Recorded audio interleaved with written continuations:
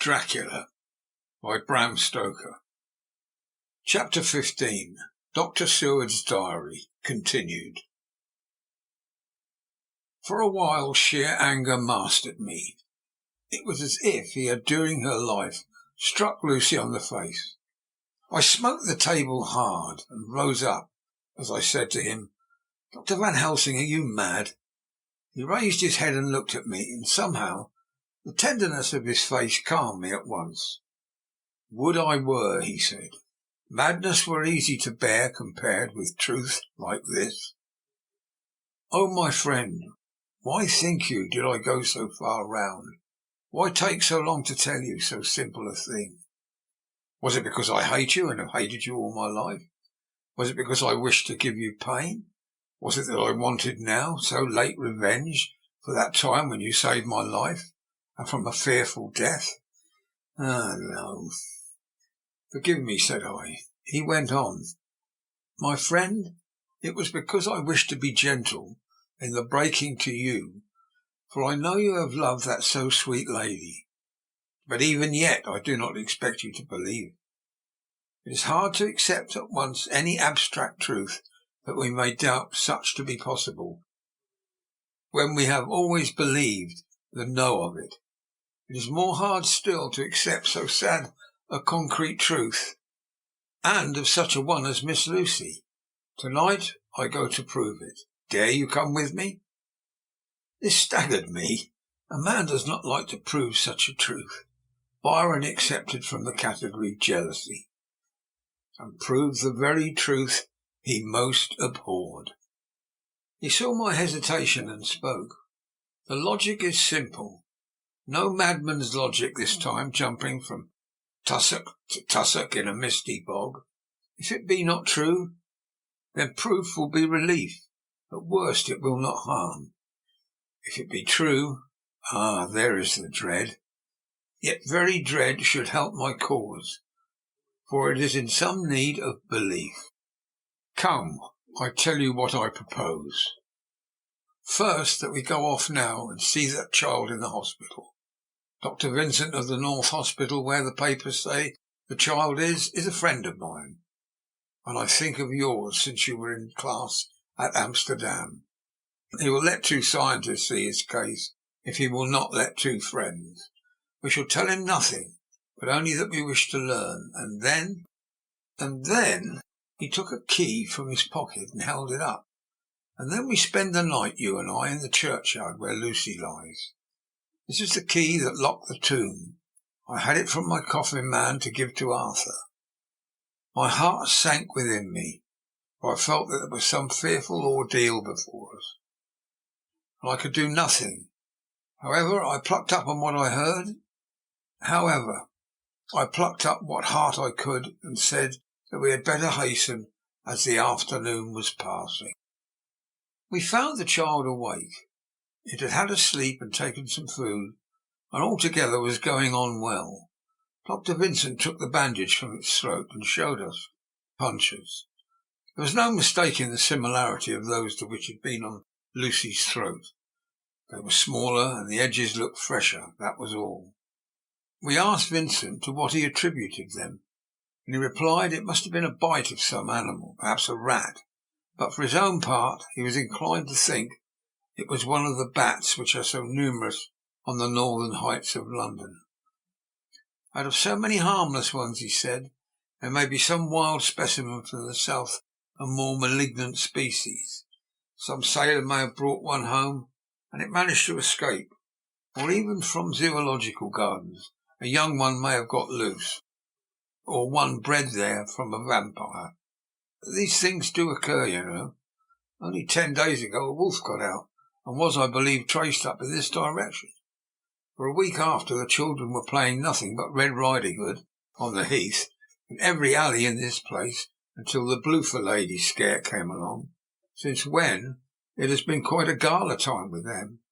Even this poor little mite, when he woke up today and asked the nurse if he might go away, when she asked him why he wanted to go, he said he wanted to play with the Bloofer lady." "I hope," said Van Helsing, "that when you are sending the child home you will caution its parents to keep strict watch over it. These fancies to stray are most dangerous. If a child were to remain another night, it would probably be fatal. But in any case, I suppose you will not let it away for some days. Certainly not. Not for a week at least. Longer if the wound is not healed. Our visit to the hospital took more time than we had reckoned on, and the sun had dipped before we came out. When Van Helsing saw how dark it was, he said, "There is no hurry. It's a little more late than I thought. Come, let us seek somewhere that we may eat, and then we shall go on our way." We dined at Jack Straw's castle, along with a little crowd of bicyclists and others who were genially noisy. About 10 o'clock we started from the inn. It was then very dark, and the scattered lamps made the darkness greater when we were once outside of their individual radius. The Professor had evidently noted the road we were to go, for he went on unhesitatingly. But as for me, I was in quite a mix-up as to locality. As we went further, we met fewer and fewer people, till at last we were somewhat surprised when we even met the patrol of horse police going along their usual suburban round. At last we reached the wall of the churchyard, which we climbed over with some little difficulty, for it was very dark and the whole place seemed so strange to us. We found the western rotund. The Professor took the key, opened the creaky door, and standing back politely, but quite unconsciously, motioned me to precede him. There was a delicious irony in the offer, in the courtliness of giving preference on such a ghastly occasion. My companion followed me quickly and cautiously, drew the door to, after carefully ascertaining that the lock was a falling and not a spring one. In the latter case we should have been in a bad plight. He then fumbled in his bag, taking out a matchbox and a piece of candle, proceeded to make a light. The tomb in the daytime, and when wreathed with fresh flowers, had looked grim and gruesome enough. But now, some days afterwards, when the flowers hung lank and dead, their whites turning to rust and their greens to browns, when the spider and the beetle had resumed their accustomed dominance, when time, discoloured stone, and dust-encrusted mortar, and rusty dank iron and tarnished brass, and clouded silver plating gave back the feeble glimmer of a candle, the effect was more miserable and sordid than could ever have been imagined. It conveyed irresistibly the idea that life, animal life, was not the only thing which could pass away. Van Helsing went about his work systematically, holding his candle so that he could read the coffin plates, and so holding it that the sperm dropped in white patches which congealed as they touched the metal. He made assurance of Lucy's coffin. After another search in his bag, he took out a turn screw. "What are you going to do?" I asked. "To open the coffin, you shall be convinced." Straight away he began taking out the screws, and finally lifted off the lid, showing the casing of lead beneath. The sight was almost too much for me. It seemed to be as much an affront to the dead as it would have been to have stripped off her clothing in her sleep whilst living. I actually took hold of his hand to stop him. He only said, "You shall see," and again fumbling in his bag took out a tiny fret saw. Striking the turn screw through the lead with a swift downward stab which made me wince, he made a small hole, which was, however, big enough to admit the point of a saw. I had expected a rush of gas from the weak old corpse. We doctors, who have had to study our dangers, have to become accustomed to such things, and I drew back towards the door. But the Professor never stopped for a moment. He sawed down a couple of feet along one side of the lead coffin, and then across and down the other side. Taking the edge off the loose flange, he bent it back towards the foot of the coffin, and holding up the candle into the aperture, motioned me to look. I drew near and looked. The coffin was empty. was certainly a surprise to me, and gave me a considerable shock. But Van Helsing was unmoved. He was now more sure than ever of his ground, and so emboldened to proceed in his task. "Are you satisfied now, friend John?" he asked. I felt all the dogged argumentativeness of my nature awake within me as I answered him. "I am satisfied that Lucy's body is not in that coffin, but that only proves one thing." "And what is that, friend John?" "That it is not there." "That's good logic," he said, "so far as it goes. But how can you account for it not being there?" "It's a body satchel," I suggested. "Some of the undertaker's people may have stolen it." I felt that I was speaking folly, and yet it was the only real cause which I could suggest. The Professor sighed. "Ah, well," he said, "we shall have more proof. Come with me." He put on the coffin lid again, gathered up all his things and placed them in the bag, blew out the light and placed the candle also in the bag. We opened the door and went out. Behind us he closed the door and locked it. He handed me the key, saying, "Will you keep it? You had better be assured." I laughed. It was not a very cheerful laugh, I'm bound to say, as I motioned him to keep it. "The key is nothing," I said. "There may be duplicates, and anyhow it's not difficult to pick a lock of that kind." He said nothing, but put the key in his pocket. Then he told me to watch at one side of the churchyard, whilst he would watch the other. I took up my place behind a yew tree, and I saw his dark figure move until the intervening headstones and trees hid it from my sight. It was a lonely vigil. Just after I had taken my place, I heard a distant clock strike 12, and in time came 1 and 2. I was chilled and unnerved, and angry with the Professor for taking me on such an errand, and with myself for coming. I was too cold, too sleepy to be keenly observant, and not sleepy enough to betray my trust, so altogether I had a dreary, miserable time. Suddenly, as I turned round, I thought I saw something like a white streak moving between 2 dark yew trees at the side of the churchyard, furthest from the tomb. At the same time, a dark mass moved from the Professor's side of the ground, and hurriedly went towards it. Then I too moved, but I had to go round headstones and railed off tombs, and I stumbled over graves. The sky was overcast, and somewhere far off an early cock crew. A little way off, beyond a line of scattered juniper trees which marked the pathway to the church, a white dim figure flitted in the direction of the tomb. The tomb itself was hidden by trees, and I could not see where the figure disappeared. I heard the rustle of actual movement where I had first seen the white figure, and coming over, found the Professor holding in his arms a tiny child. When he saw me, he held it out to me and said, "Are you satisfied now?" "No," I said, in a way that I felt was aggressive. "Did you not see the child?" "Yes, it is a child, but who brought it here? And is it wounded?" I asked. "We shall see," said the Professor, and with one impulse we took our way out of the churchyard, he carrying the sleeping child. We had got some little distance away. We went into a clump of trees and struck a match, and looked at the child's throat. It was without a scratch or a scar of any kind. "Was I right?" I asked triumphantly.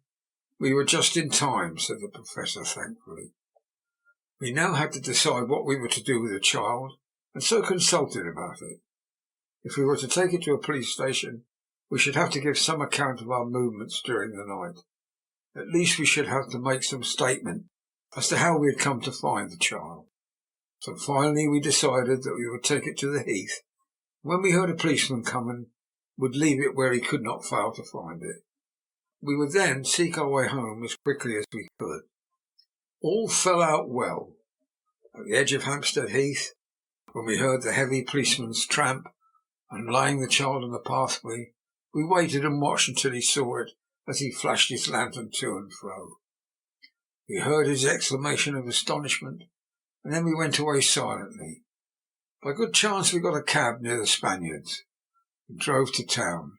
I cannot sleep, so I make this entry. but I must try to get a few hours' sleep, as Van Helsing is to call for me at noon.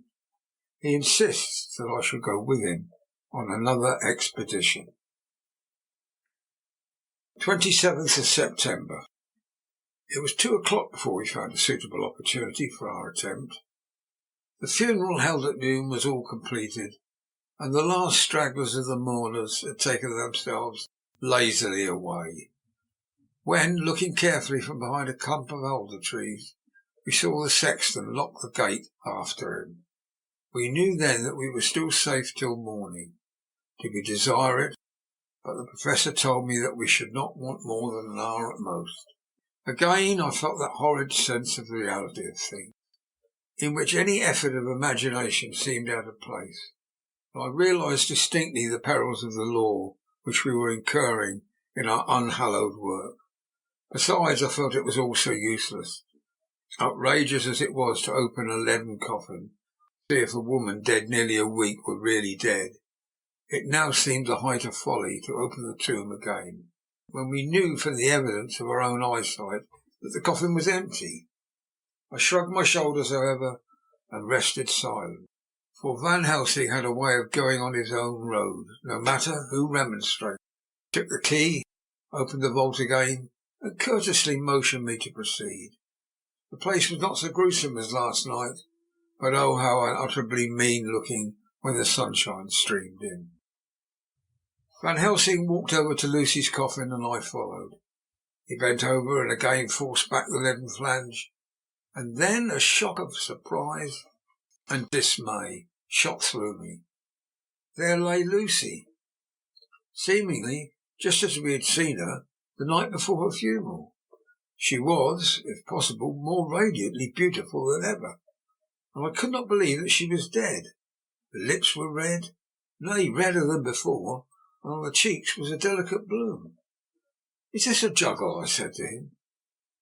"Are you convinced now?" said the Professor in response, and as he spoke he put over his hand, and in a way that made me shudder, pulled back the dead lips and showed the white teeth. "See," he went on, "see, they are even sharper than before. And with this," and he touched one of the canine teeth and that below it, "the little children can be bitten. Are you of belief now, friend John?" Once more argumentative hostility woke within me. I could not accept such an overwhelming idea as he suggested.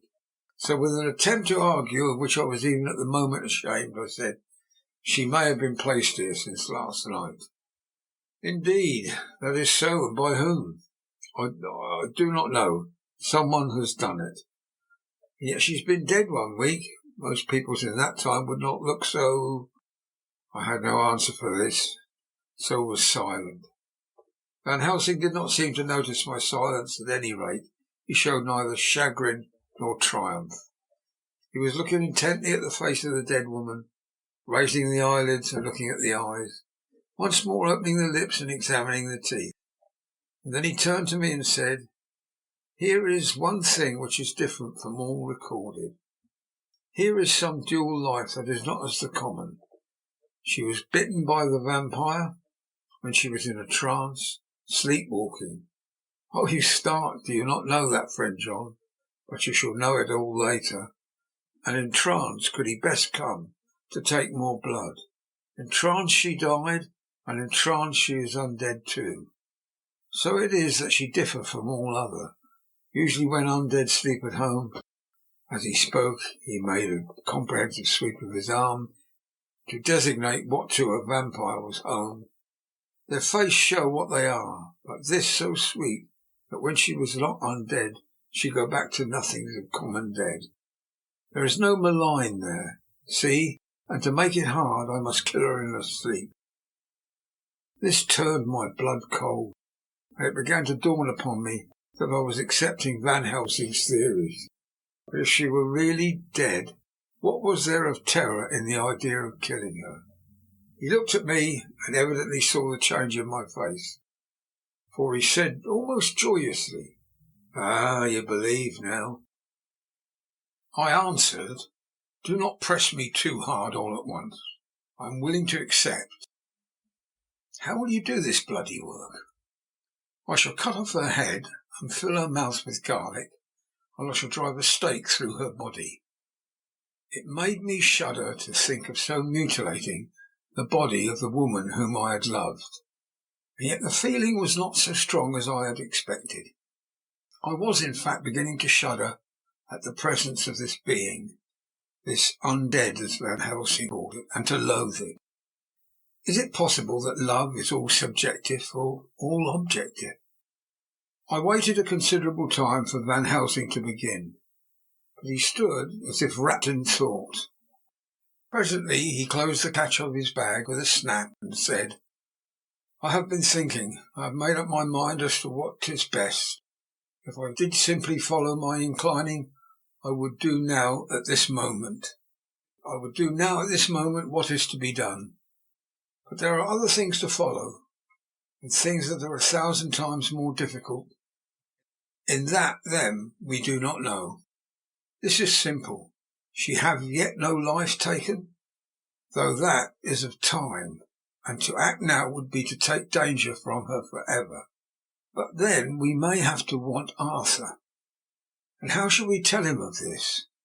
If you, who saw the wounds on Lucy's throat, and saw the wounds so similar on the child's at the hospital, if you, who saw the empty coffin last night and full today, with a woman who have not changed only to be made more rose and more beautiful in a whole week after she died, if you know of this, and know of the white figure last night that brought the child to the churchyard, and yet of your own senses you did not believe, how then can I expect Arthur, who know none of these things, to believe? He doubted me when I took him from a kiss when she was dying. I know he has forgiven me because in some mistaken idea I have done things that prevent him say good-bye as he ought. And he may think that in some more mistaken idea this woman was buried alive, and that in most mistake of all we have killed her. He will then argue that it is we, mistaken ones, that have killed her by our ideas, and so he will be much unhappy always. Yet he never can be sure, and that is the worst of all, and he will sometimes think that she he loved was buried alive, and that will paint his dreams with horrors of what she must have suffered, and again he will think that we may be right, and that his so beloved was after all an undead. No, I told him at once. Since then I learned much. Now, since I know it is all true, 100,000 times more do I know that he must pass through the bitter waters to reach the sweet. He, the poor fellow, must have 1 hour that will make the very face of heaven grow black to him. Then we can act for good all round and send in peace. My mind is made up. Let us go. You return home for tonight to your asylum, and see that all be well. As for me, I shall spend the night here in this churchyard in my own way. Tomorrow night you will come to me to the Berkeley Hotel at 10 o'clock. I shall send for Arthur to come too, and also that fine young man of America that gave his blood. Later we shall all have work to do. I come with you so far as Piccadilly, and there dine, for I must be back here before the sun sets." So we locked the tomb, and came away, and got over the wall of the churchyard, which was not much of a task, and drove back to Piccadilly. Note: left by Van Helsing in his portmanteau. Berkeley Hotel, directed to John Seward, M.D. Not delivered. 27th of September. Friend John, I write this in case anything should happen. I go alone to watch in that churchyard. It pleases me that the undead Miss Lucy shall not leave tonight, so that on the morrow night she may be more eager. Therefore I shall fix some things she like not, garlic and a crucifix, and so seal up the door of the tomb. She is young as an undead, and will heed. Moreover, these are only to prevent her coming out. They may not prevail on her wanting to get in, for then the undead is desperate, and must find the line of least resistance, whatsoever it may be. I shall be at hand all night from sunset until after the sunrise, and if there be aught that may be learned, I shall learn it, for Miss Lucy or from her. I have no fear, but to the other to whom there is, she is an undead. He now have the power to seek her tomb and find shelter. He is cunning, as I know from Mr. Jonathan, and from the way that all along he hath fooled us when he played with us for Miss Lucy's life, and we lost. And in many ways the undead are strong, have always the strength of his hand of 20 men. Even we 4 who gave our strength to Miss Lucy, it is also all to him. Beside, he can summon his wolf, but I know not what. So if it be that he come thither on this night, he shall find me, but none other shall, until it is too late. But it may be that he will not attempt the place. There is no reason why he should. His hunting ground is more full of game than the churchyard where the undead women sleep, and the one old man watch.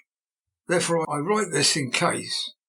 Take the papers that are with this, the diaries of Harker and the rest, and read them, and then find this great undead, and cut off his head, and burn his heart, or drive a stake through it, so that the world may rest from him.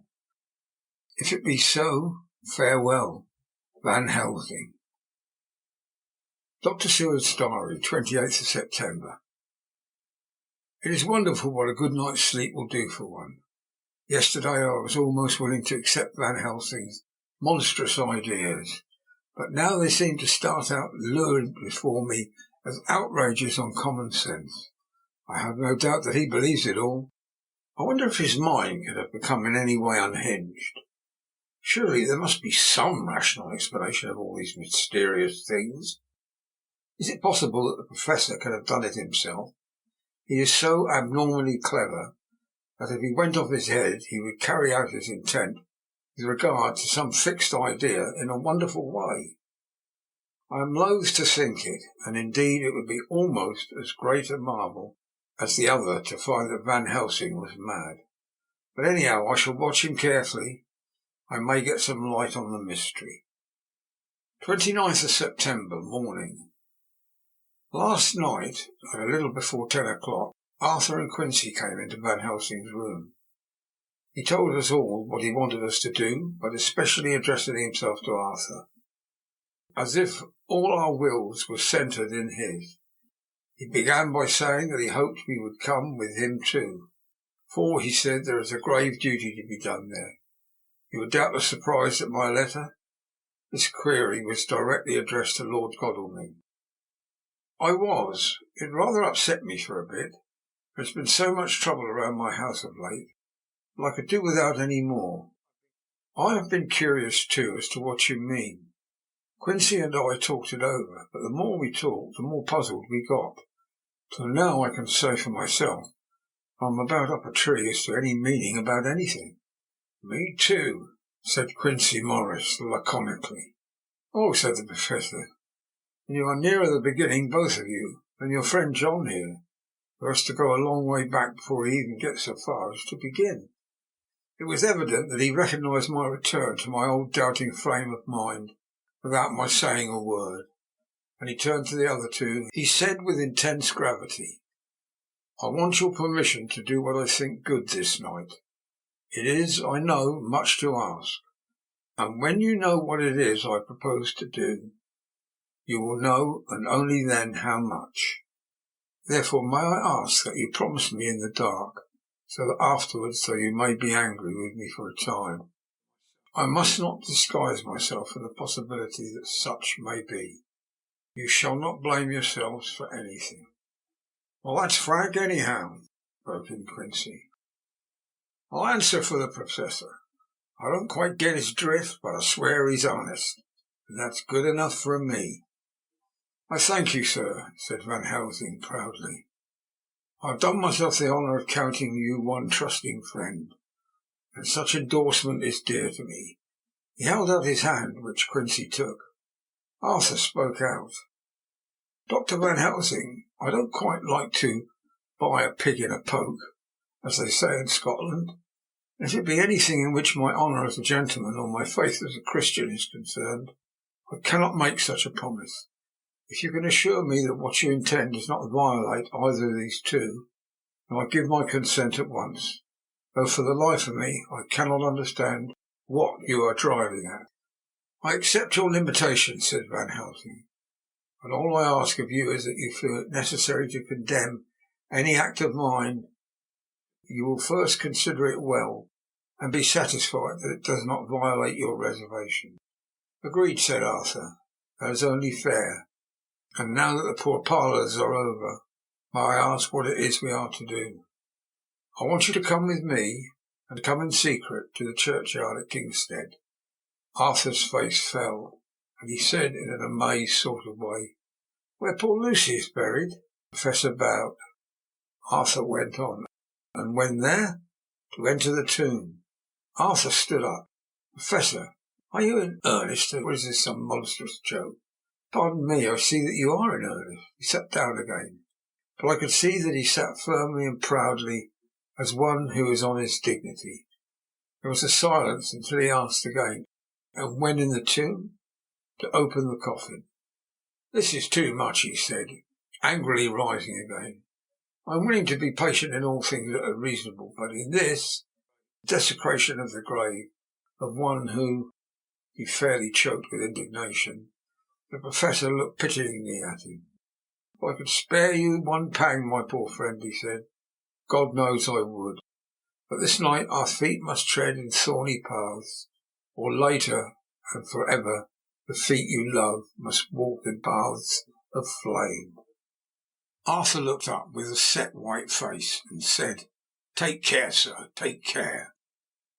Would it not be well to hear what I have to say, said Van Helsing, and then you will at least know the limit of my purpose. Shall I go on? That's fair enough, broke in Morris. After a pause, Van Helsing went on, evidently with an effort. Miss Lucy is dead, is it not so? Yes, and there can be no wrong to her. But if she be not dead— Arthur jumped to his feet. Good God, he cried, what do you mean? Has there been any mistake? Has she been buried alive? He groaned in anguish. Not even hope could soften. I did not say she was alive, my child. I did not think it. I go no further than to say she might be undead. Undead? Not alive? What do you mean? Is this all a nightmare, or what is it? There are mysteries which men can only guess at, which age by age they may solve only in part.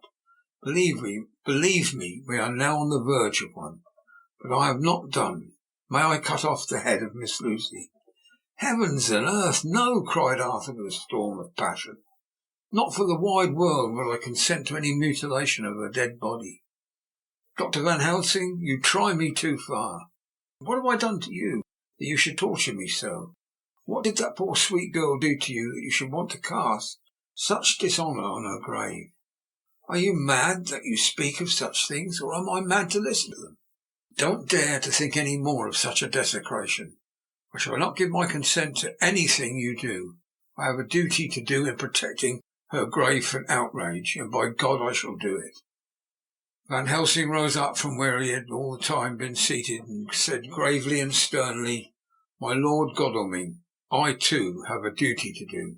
A duty to others, a duty to you, a duty to the dead, and by God I shall do it. All I ask you now is that you come with me, that you look and listen, and if when later I make the same request you do not be more eager for its fulfilment even than I am, then I shall do my duty, whatever it may seem to me, and then to follow your lordship's wishes I shall hold myself at your disposal to render an account to you, when and where you will. His voice broke a little as he went on with a voice full of pity. But I beseech you, do not go forth in anger with me in a long life of acts, which were often not pleasant to do, and which sometimes did wring my heart. I have never had so heavy a task as now.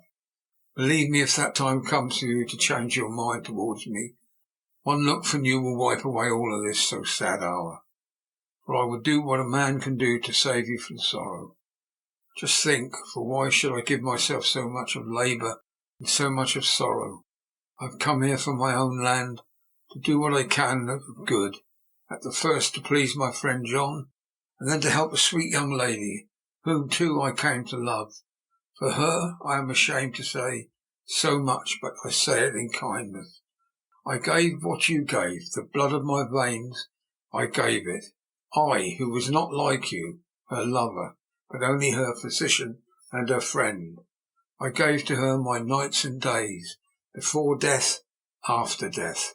And if my death can do her good even now, when she is the dead, undead, she shall have it freely.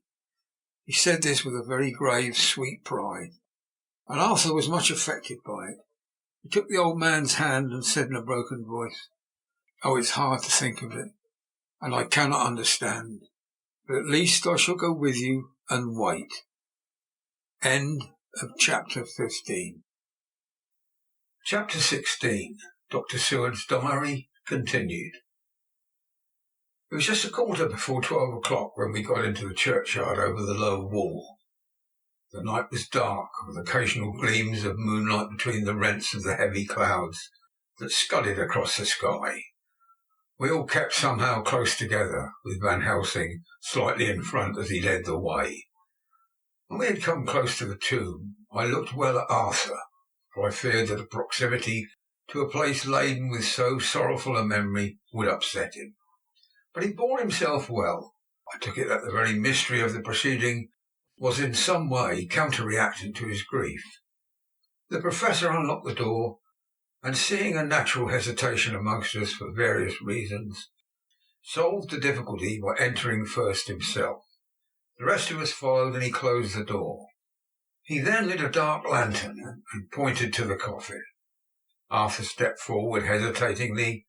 Van Helsing said to me, "You were with me here yesterday. Was the body of Miss Lucy laid in that coffin?" "It was." The Professor turned to the rest, saying, "You hear? And yet there is no one who does not believe with me." He took his screwdriver and again took off the lid of the coffin.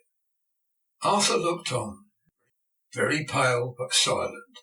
When the lid was removed, he stepped forward. He evidently did not know that there was a leaden coffin, or at any rate had not thought of it. When he saw the rent in the lead, blood rushed to his face for an instant, but as quickly fell away again, so that he remained of a ghastly whiteness. He was still silent. Van Helsing forced back the leaden flange, and we all looked in and recoiled. The coffin was empty. For nearly several minutes no one spoke a word. The silence was broken by Quincy Morris. "Professor, I answered for you. Your word is all I want. I wouldn't ask for such a thing ordinarily. I wouldn't so dishonour you as to imply a doubt, but this is a mystery that goes beyond any honour or dishonour. Is this your doing? I swear to you by all that I hold sacred that I have not removed nor touched her. What happened was this. 2 nights ago my friend Seward and I came here, with good purpose, believe me. I opened that coffin, which was then sealed up, and we found it as it is now, empty. We then waited and saw something white come through the trees. The next day we came here in daytime, and she lay there. Did she not, friend John?" "Yes." "That night we were just in time. Once more, so small a child was missing, and we find it, thank God, unharmed amongst the graves. Yesterday I came here before sundown, for at sundown the undead can move. I waited here all the night till the sun rose, but I saw nothing. It was most probable it was because I had laid over the clamps of those doors garlic, which the undead cannot bear. Last night there was no exodus, so tonight before the sundown I took away my garlic and other things. So it is we find this coffin empty. But bear with me. So far there is much that is strange. Wait you with me outside, unseen and unheard, and things much stranger are yet to be. So," here he shut the dark slide of his lantern Now to the outside. He opened the door and we filed out, he coming last and locking the door behind him. Oh, but it seemed fresh and pure in the night air after the terror of that vault. How sweet it was to see the clouds race by, and the passing gleams of the moonlight between the scudding clouds, crossing and passing like the gladness and sorrow of a man's life. How sweet it was to breathe the fresh air that had no taint of death and decay. How humanizing to see the red lighting of the sky beyond the hill, and to hear far away the muffled roar that marks the life of a great city. Each in his own way was solemn and overcome. Arthur was silent, and was, I could see, striving to grasp the purpose, the inner meaning of the mystery. I was myself tolerably patient, and half inclined again to throw aside doubt and to accept Van Helsing's conclusions. Quincy Morris was phlegmatic, in the way of a man who accepts all things, and accepts them in the spirit of cool bravery, with hazard of all he has to stake. Not being able to smoke, he cut himself a good-sized plug of tobacco and began to chew. As to Van Helsing, he was employed in a definite way. First, he took from his bag a mass of what looked like thin wafer-like biscuit, which was carefully rolled up in a white napkin. Next, he took out a double handful of some whitish stuff like dough or putty. He crumbled the wafer up fine and worked it into the mass between his hands. This he then took, and rolling it into thin strips, began to lay them into the crevices between the door and its setting in the tomb. I was somewhat puzzled at this, and being close, asked him what it was that he was doing. Arthur and Quincy drew near also, as they too were curious. He answered, "I am closing the tomb, so that the undead may not enter." "And is that stuff you have there going to do it?" asked Quincy. "Great Scott, is this a game?" "It is." "What is that which you are using?" This time the question was by Arthur. Van Helsing reverently lifted his hat as he answered, "The host. I bought it from Amsterdam. I have an indulgence." It was an answer that appalled the most sceptical of us, and we felt individually that the presence of such earnest purpose, a purpose which could thus use to him most sacred of things, it was impossible to distrust. In respectful silence we took the places assigned to us close around the tomb, but hidden from the sight of anyone approaching. I pitied the others, especially Arthur. I myself had been apprenticed by my former visits to this watching horror, and yet I, who had up to an hour ago repudiated the proofs, felt my heart sink within me. Never did tombs look so ghastly white. Never did cypress or yew or juniper so seem the embodiment of funereal gloom. Never did tree or grass wave or rustle so ominously. Never did bough creak so mysteriously, and never did the far-away howling of dogs send such a woeful presage through the night. There was a long spell of silence, a big aching void, and then from the Professor a keen "Sss." He pointed, and far down the avenue of yews we saw a white figure advance, a dim white figure which held something dark at its breast. The figure stopped, and at the moment a ray of moonlight fell upon the masses of driving clouds, and showed us in startling prominence a dark-haired woman, dressed in the cerements of the grave. We could not see the face, for it was bent down over what we saw to be a fair-haired child. There was a pause and a sharp little cry, such as a child gives in his sleep, or a dog as he lies before the fire and dreams. We were starting forward, but the Professor's warning hand, seen by us as he stood behind the yew tree, kept us back. And then, as we looked, the white figure moved forwards again. It was now enough for us to see clearly, and the moonlight still held. My own heart grew cold as ice. I could hear the gasp of Arthur as we recognised the features of Lucy Westenra. Lucy Westenra, but how changed! The sweetness was turned to amazantine, heartless cruelty, and the purity to voluptuous wantonness. Van Helsing stepped out, and obedient to his gesture, we all advanced too, the four of us ranged in a line before the door of the tomb. Van Helsing raised his lantern and drew the slide. By the concentrated light that fell on Lucy's face, we could see that the lips were crimson with fresh blood, and that the stream had trickled over her chin and stained the purity of her lawn death robe. We shuddered with horror. I could see by the tremendous light that even Van Helsing's iron nerve had failed. Arthur was next to me, and if I had not seized his arm and held him up, he would have fallen. When Lucy, I call the thing that was before us Lucy, because it bore her shape, as she drew back with an angry snarl, such as a cat gives when taken unawares, and her eyes ranged over us, Lucy's eyes in form and colour, but Lucy's eyes are unclean and full of hellfire, instead of the pure, gentle orbs we knew. At that moment the remnant of my love passed into hate and loathing. Had she then to be killed, I could have done it with savage delight. As she looked, her eyes blazed with unholy light, and the face became wreathed with a voluptuous smile. Oh God, how it made me shudder to see it with a careless motion. She flung to the ground, as callous as a devil, the child that up to now she had clutched strenuously to her breast, growling over it as a dog growls over a bone. The child gave a sharp cry and lay there moaning. There was a cold-heartedness in the act, which wrung a groan from Arthur. When she advanced to him with outstretched arms and a wanton smile, he fell back and hid his face in his hands. Still she advanced, however, and with a languorous, voluptuous grace said, "Come to me, Arthur. Leave these others and come to me. My arms are hungry for you. Come, and we can rest together. Come, my husband, come."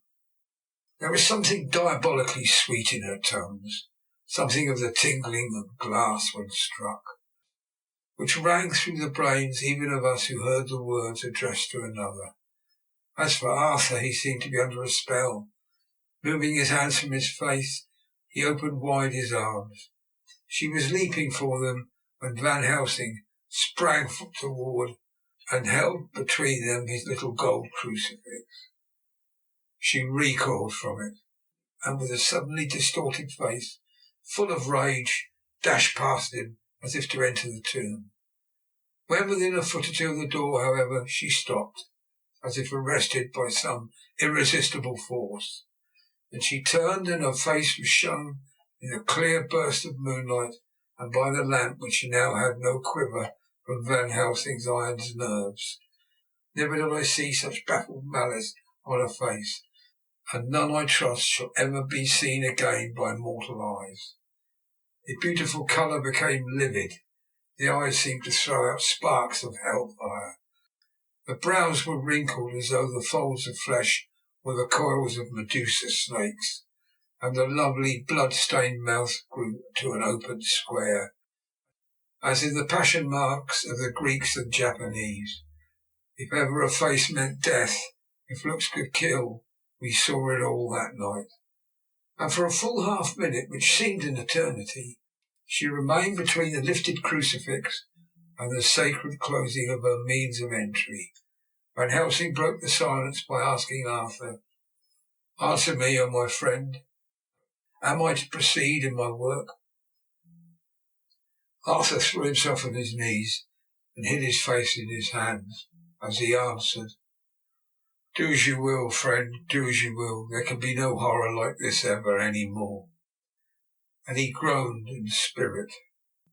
Quincy and I simultaneously moved towards him and took his arms. We could hear the click of the closing lantern as Van Helsing held it down. Coming close to the tomb, he began to remove from the chinks some of the sacred emblem which he had placed there. We all looked on in horrified amazement as we saw, when he stood back, the woman, with a corporeal body as real at that moment as our own, passed through the interstice where scarce a knife blade could have gone. We all felt a glad sense of relief when we saw the Professor calmly restoring the strings of putty to the edges of the door. When this was done, he lifted the child and said, "Come now, my friends, we can do no more till tomorrow. There is a funeral at noon, so here we shall all come before long after that. The friends of the dead will all be gone by 2, and when the sexton lock the gate, we shall remain. There is more to do, but not like this of tonight. As for this little one, he is not much harm, and by tomorrow night he shall be well. We shall leave him where the police will find him, as on the other night, and then go home." Coming close to Arthur, he said, "My friend Arthur, you have had a sore trial, but after, when you look back, you will see how it was necessary. You are now in the bitter waters, my child. By this time tomorrow you will, please God, have passed them, and have drunk of the sweet waters. So do not mourn over much. Till then, I shall not ask you to forgive me." Arthur and Quincy came home with me, and we tried to cheer each other up along the way.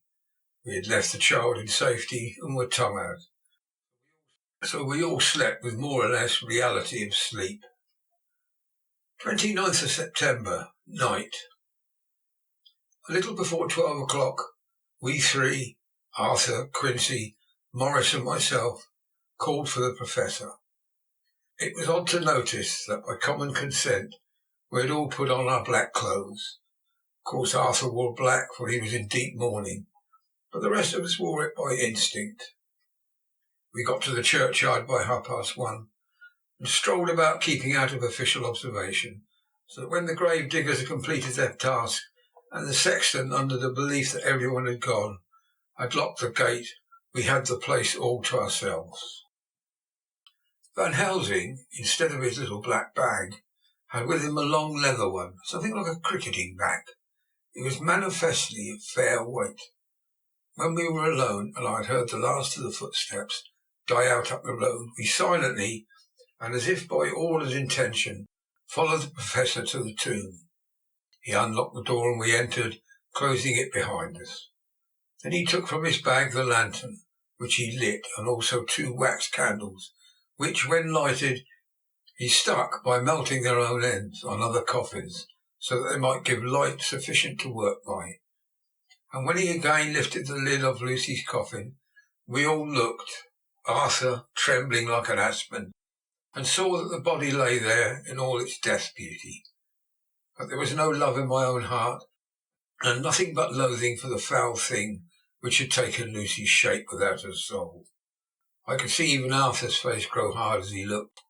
Presently he said to Van Helsing, "Is this really Lucy's body, or only a demon in her shape?" "It is her body, and yet not it. But wait a while, and you will see her as she was and is." She seemed like a nightmare of Lucy as she lay there, the pointed teeth, the blood-stained, voluptuous mouth, which made one shudder to see, the whole carnal and unspiritual appearance seeming like a devilish mockery of Lucy's sweet purity. Van Helsing, with his usual methodicalness, began taking the various contents from his bag and placing them ready for use. First he took out a soldering iron and some plumbing solder, and then a small oil lamp which gave out, when lit in the corner of the tomb, gas which burned at a fierce heat with a blue flame, and then his operating knives which he placed at hand, and at last a round wooden stake, some 2½ or 3 inches thick and about 3 feet long. One of it was hardened by charring in the fire, and was sharpened to a fine point. With this stake came a heavy hammer, such as in households is used in the coal cellar for breaking up the lumps. To me, a doctor's preparations for work of any kind are stimulating and bracing, but the effect of these things on both Arthur and Quincy was to cause them a sort of consternation. They both, however, kept their courage and remained silent and quiet. When it was all ready, Van Helsing said, "Before we do anything, let me tell you this. It is out of the law and experience of the ancients and of all those who have studied the powers of the undead, when they become such. There comes with the charge the curse of immortality. They cannot die, but must go on age after age, adding new victims and multiplying the evils of the world, for all that die from the preying of the undead becomes themselves undead, and prey on their kind, and so the circle goes on ever widening, like as the ripples from a stone thrown in the water.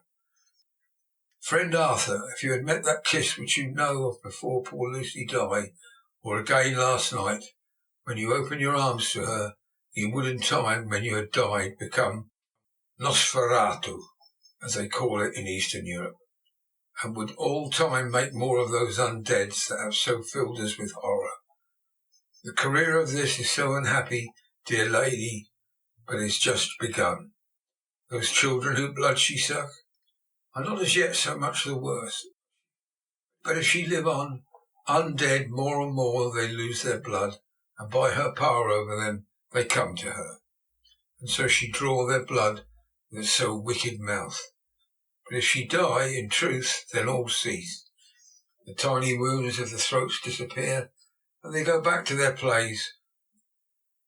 But the most blessed of all, and is now undead to be made to rest as a true dead, then the soul of the poor lady whom we love shall again be free, instead of working wickedness by night and growing more debased in the assimilating of it by day. She shall take her place with the other angels, so that, my friend, she will be a blessed hand for her that shall strike the blow that sets her free. To this I am willing, but is there none amongst you who has a better right? Will it be no joy to think of hereafter the silence of the night, when sleep is not? It was my hand that sent her to the stars. It was the hand of him that loved her best, the hand that all she would have herself chosen, had it been to her to choose. Tell me, if there be such a one amongst us. We all looked at Arthur. He saw too what we all did, the infinite kindness which suggested that his should be the hand which would restore Lucy to us as a holy and not an unholy memory.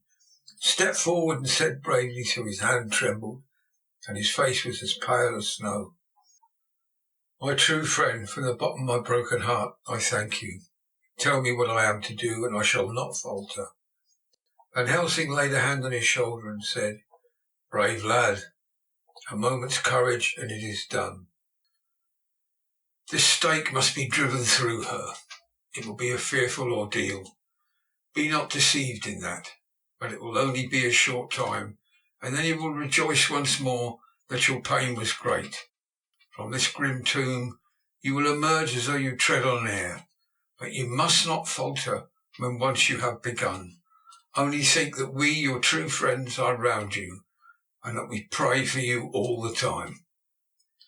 "Go on," said Arthur hoarsely. "Tell me what I am to do." "Take this stake in your left hand, ready to place the point over the heart, and the hammer in your right, and then when we begin our prayer for the dead, I shall read him. I have here the book, and the others shall follow. Strike in God's name, so that all may be well with the dead that we love, and the undead pass away." Arthur took the stake and the hammer, and when once his mind was set on action, his hands never trembled or even quivered. Van Helsing opened his missal and began to read, and Quincy and I followed as well as we could. Arthur placed the point over the heart, and as I looked I could see its dint in the white flesh. Then he struck with all his might. The thing in the coffin writhed, and a hideous blood-curdling screech came from the open red lips. The body shook and quivered and twisted in wild contortion. The sharp white teeth champed together till the lips were cut and the mouth was smeared with a crimson foam. But Arthur never faltered. He looked like a figure of Thor as his untrembling arm rose and fell, driving deeper and deeper the mercy-bearing stake, whilst the blood from the pierced heart welled and spurted up around it. His face was set, and high duty seemed to shine through it. The sight of it gave us courage, so that our voices seemed to ring through the little vault. And then the writhing and quivering of the body became less. The teeth seemed to champ, and the face to quiver. Finally it lay still. A terrible task was over. The hammer fell from Arthur's hand. He reeled and would have fallen had we not caught him. The great drops of sweat sprang from his forehead, and his breath came in broken gasps. It had indeed been an awful strain on him, and he had not been forced to his task by more than human considerations. He could never have gone through with it. For a few minutes we were so taken up with him we did not look towards the coffin. When we did, however, a murmur of startled surprise ran from one of the other to us. We gazed so eagerly that Arthur rose, for he had been seated on the ground, and came and looked too.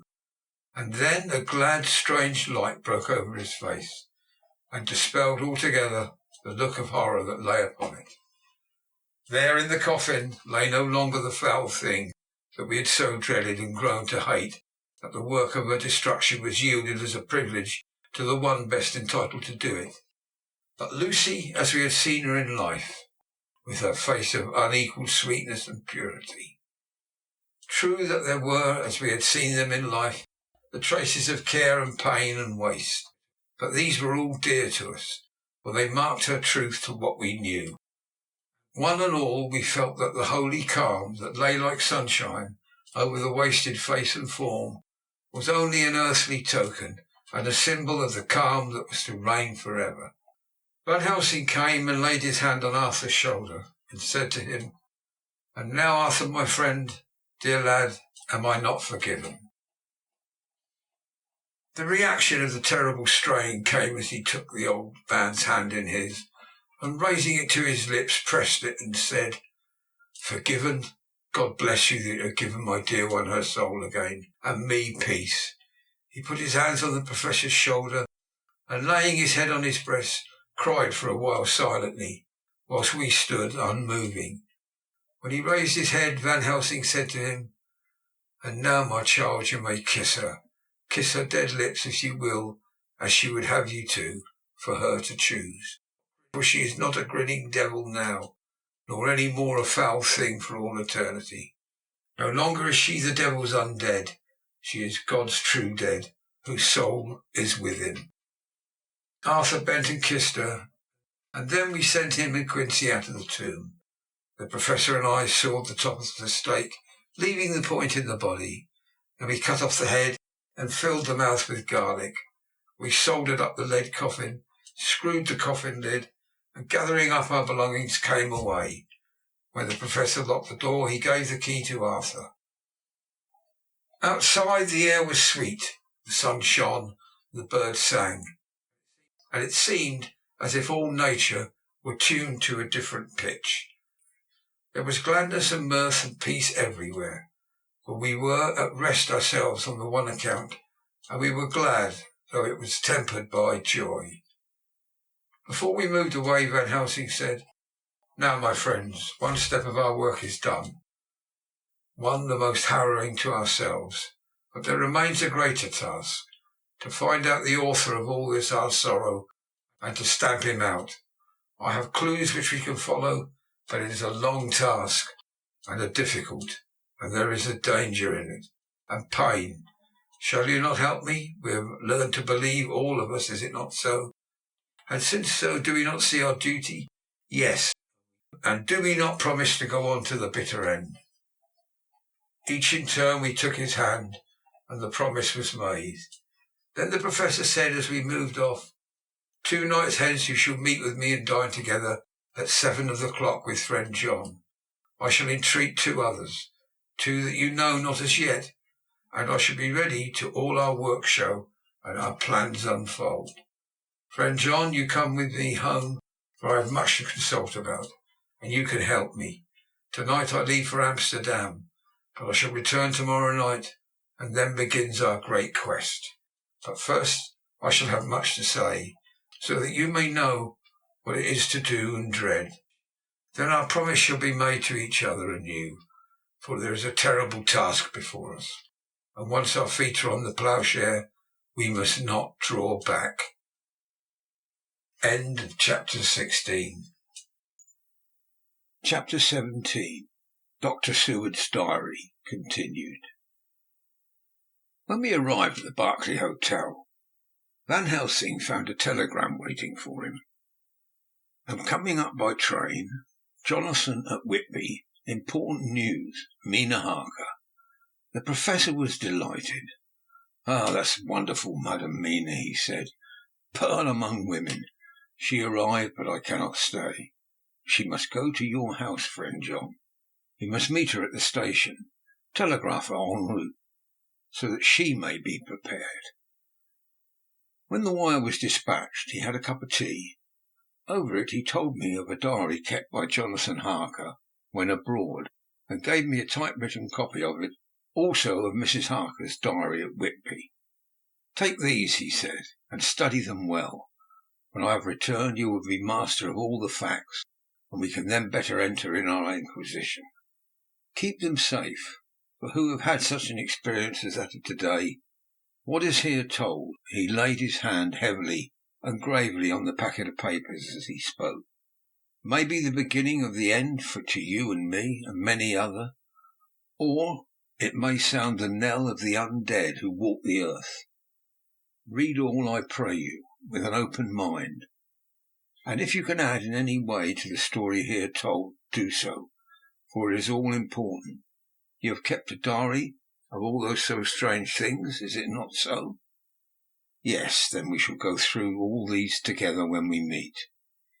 He then made ready for his departure, and shortly after drove off to Liverpool Street. I took my way to Paddington, where I arrived about 15 minutes before the train came in. The crowd melted away after the bustling fashion common to arrival platforms. I was beginning to feel uneasy lest I might miss my guest, when a sweet-faced, dainty-looking girl stepped up to me, and after a quick glance said, "Dr. Seward, is it not?" "And you are Mrs. Harker," I answered at once, whereupon she held out her hand. "I knew you from the description of poor dear Lucy, but—" She stopped suddenly, and a quick blush overspread her face. The blush rose to my own cheeks, somehow set us both at ease, for it was a tacit answer to her own. I got her luggage, which included a typewriter, and we took the Underground to Fenchurch Street, after I had sent a wire to my housekeeper to have a sitting-room and bedroom prepared at once for Mrs. Harker. In due time we arrived. She knew, of course, that the place was a lunatic asylum, but I could see that she was unable to repress a shudder when we entered. She told me that if she might, she would come presently to my study, as she had much to say. So here I am, finishing my entry in my phonograph diary whilst I await her.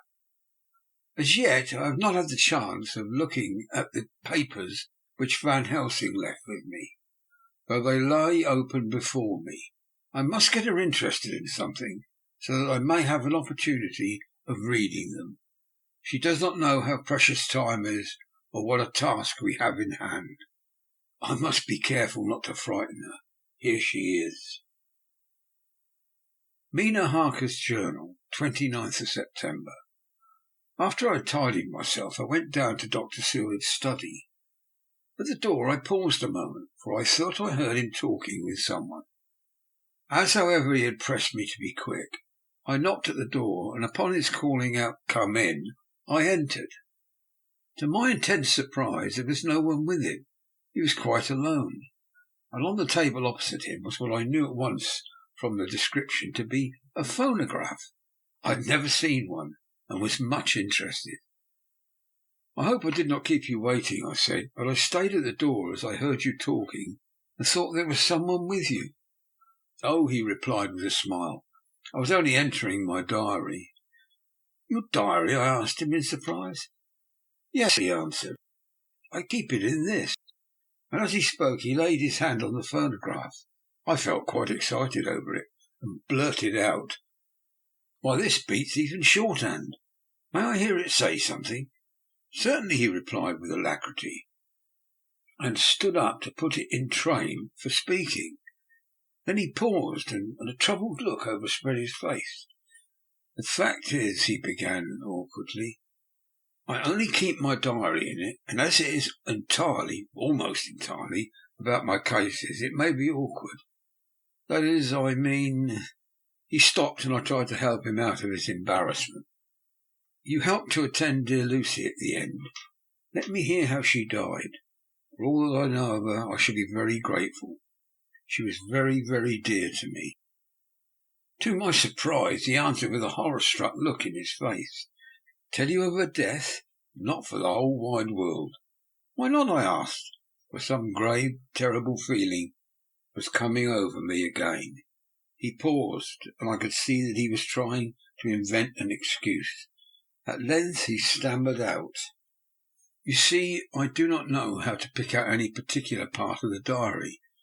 Even while he was speaking, an idea dawned upon him, and he said with unconscious simplicity, in a different voice, and with the naivete of a child, "That's quite true, upon my honest Indian." I could not but smile, at which he grimaced. "Though I gave myself away that time," he said. "But do you know that although I have kept the diary for months past, it never once struck me how I was going to find any particular part of it, in case I wanted to look it up." By this time my mind was made up that the diary of the doctor who attended Lucy might have something to add to the sum of our knowledge of that terrible being, and I said boldly, "Then, Dr. Seward, you had better let me copy it out for you on my typewriter."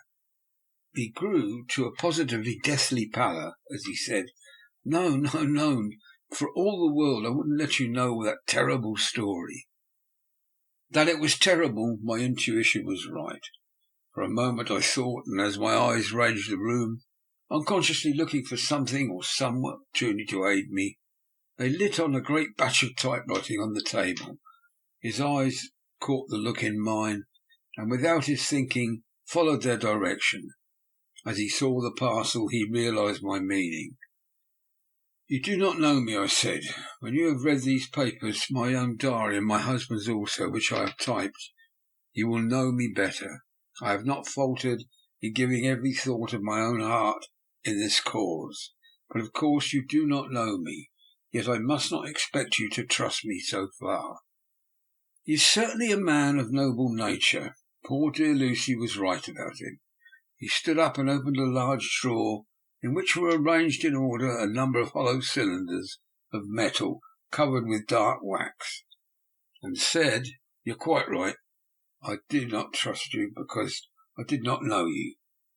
But I know you now, and let me say that I should have known you long ago. I knew that Lucy told you of me.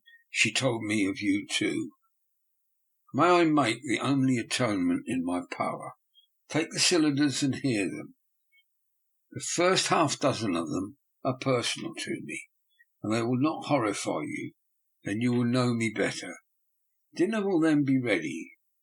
In the meantime I shall read over some of these documents, and we shall be better able to understand certain things." He carried the phonograph himself up to my sitting room and adjusted it for me.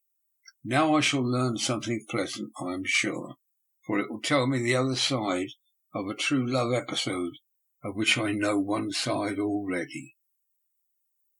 Dr. Seward's Diary, 29th of September. I was so absorbed in that wonderful diary of Jonathan Harker and that other of his wife that I let the time run on without thinking. Mrs. Harker was knocked down when the maid came to announce dinner, so I said, "She's possibly tired. Let dinner wait an hour," and I went on with my work. I had just finished Mrs. Harker's diary, and she came in. She looked sweetly pretty, but very sad, and her eyes were flushed with crying. This somehow moved me much. Of late I have had the cause for tears, God knows, but the relief of them was denied me, and now the sight of those sweet eyes, brightened with recent tears, went straight to my heart. So I said as gently as I possibly could, "I greatly fear I have distressed you." "Oh no, not distressed me," she replied, "but I have been more touched than I can say by your grief. That is a wonderful machine, but it is cruelly true. It told me in its very tones the anguish of your heart. It was like a soul crying out to Almighty God. No one must hear them spoken ever again. See, I have tried to be useful. I have copied out the words on my typewriter, and none other need now hear your heart beat as I did. No one need ever know, shall ever know, I said in a low voice. She laid a hand on mine and said very gravely, "Ah, but they must." "Must? But why?" I asked. "Because it is part of the terrible story, part of poor dear Lucy's death and all that led to it. Because in the struggle which we have before us to rid the earth of this terrible monster, we must have all the knowledge and all the help we can get. I think that the cylinders which you gave me contained more than you intended me to know. But I can see that there are in your records many lights to this dark mystery. You will let me help, will you not? I know all up to a certain point, and I see already, though your diary only took me to the 7th of September, how poor Lucy was beset, and how her terrible doom was being wrought out. Jonathan and I have been working day and night since Professor Van Helsing saw us. He has gone to Whitby to get more information, and he will be here tomorrow to help us.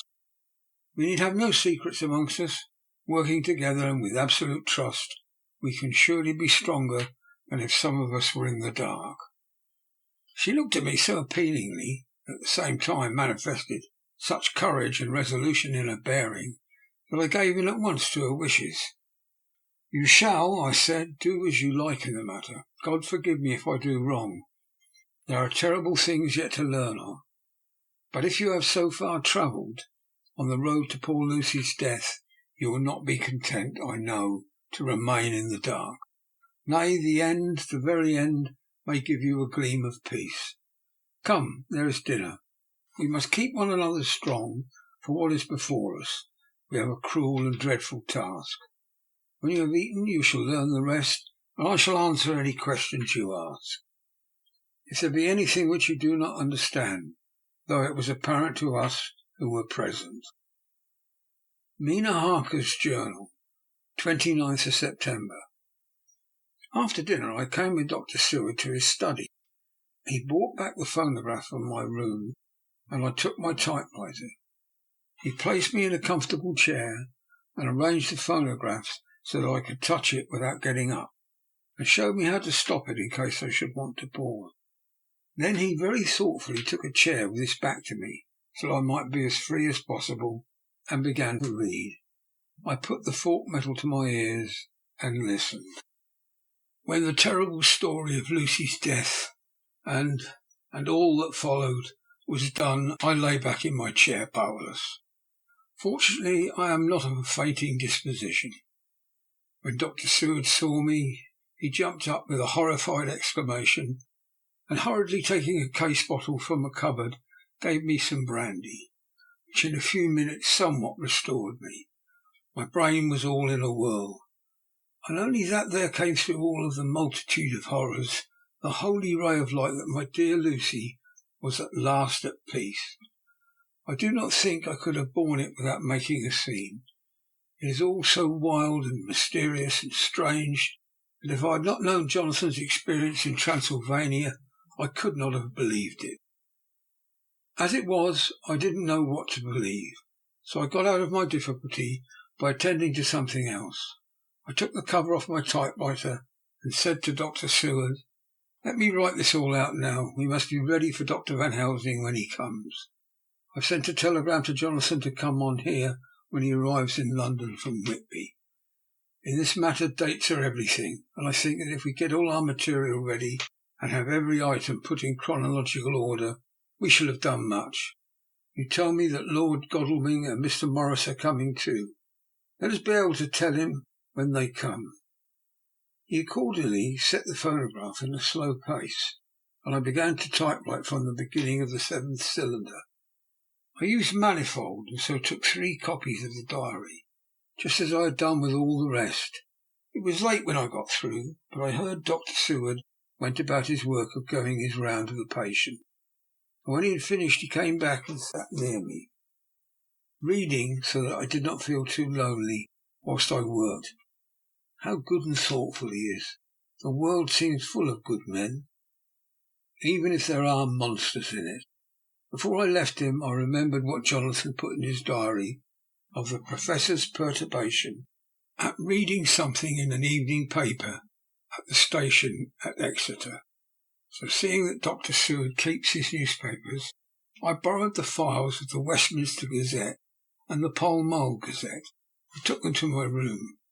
I remember how much the Daily Graph and the Whitby Gazette, of which I had made cuttings, helped us to understand the terrible events at Whitby when Count Dracula landed. So I shall look through the evening papers since then. Perhaps we shall get some new light. I'm not sleepy, and the work will help to keep me quiet. Dr. Seward's diary, 30th of September. Mr. Harker arrived at 9 o'clock. He got his wife's wire just before starting. He is uncommonly clever, if one can judge from his face, and full of energy.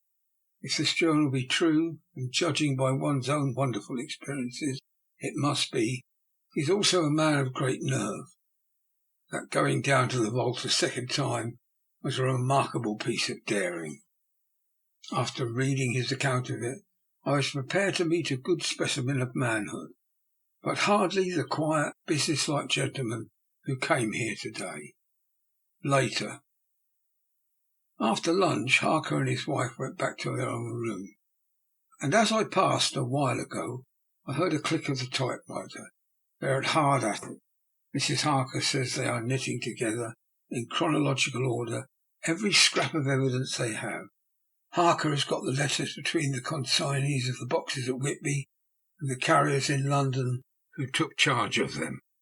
He is now reading his wife's typescript of my diary. I wonder what they will make out of it. Here it is. Strange that it never struck me that the very next house might be the Count's hiding place. Goodness knows that we had enough clues from the conduct of the patient Renfield. The bundle of letters relating to the purchase of the house were with the typescript. Oh, if we had only had them earlier, we might have saved poor Lucy. Stop, that way madness lies. Harker has gone back and is again collating his material. He says that by dinner time they will be able to show a whole connected narrative. He thinks that in the meantime I should see Renfield, as hitherto he has been a sort of index to the coming and going of the Count. I hardly see this yet, but when I get to the dates I suppose I shall. What a good thing that Mrs. Harker can put my cylinders into type. We never could have found the dates otherwise. I found Renfield sitting placidly in his room, with his hands folded, smiling benignly. At the moment he seemed as sane as anyone I ever saw. I sat down and talked on a lot of subjects, all of which he treated naturally.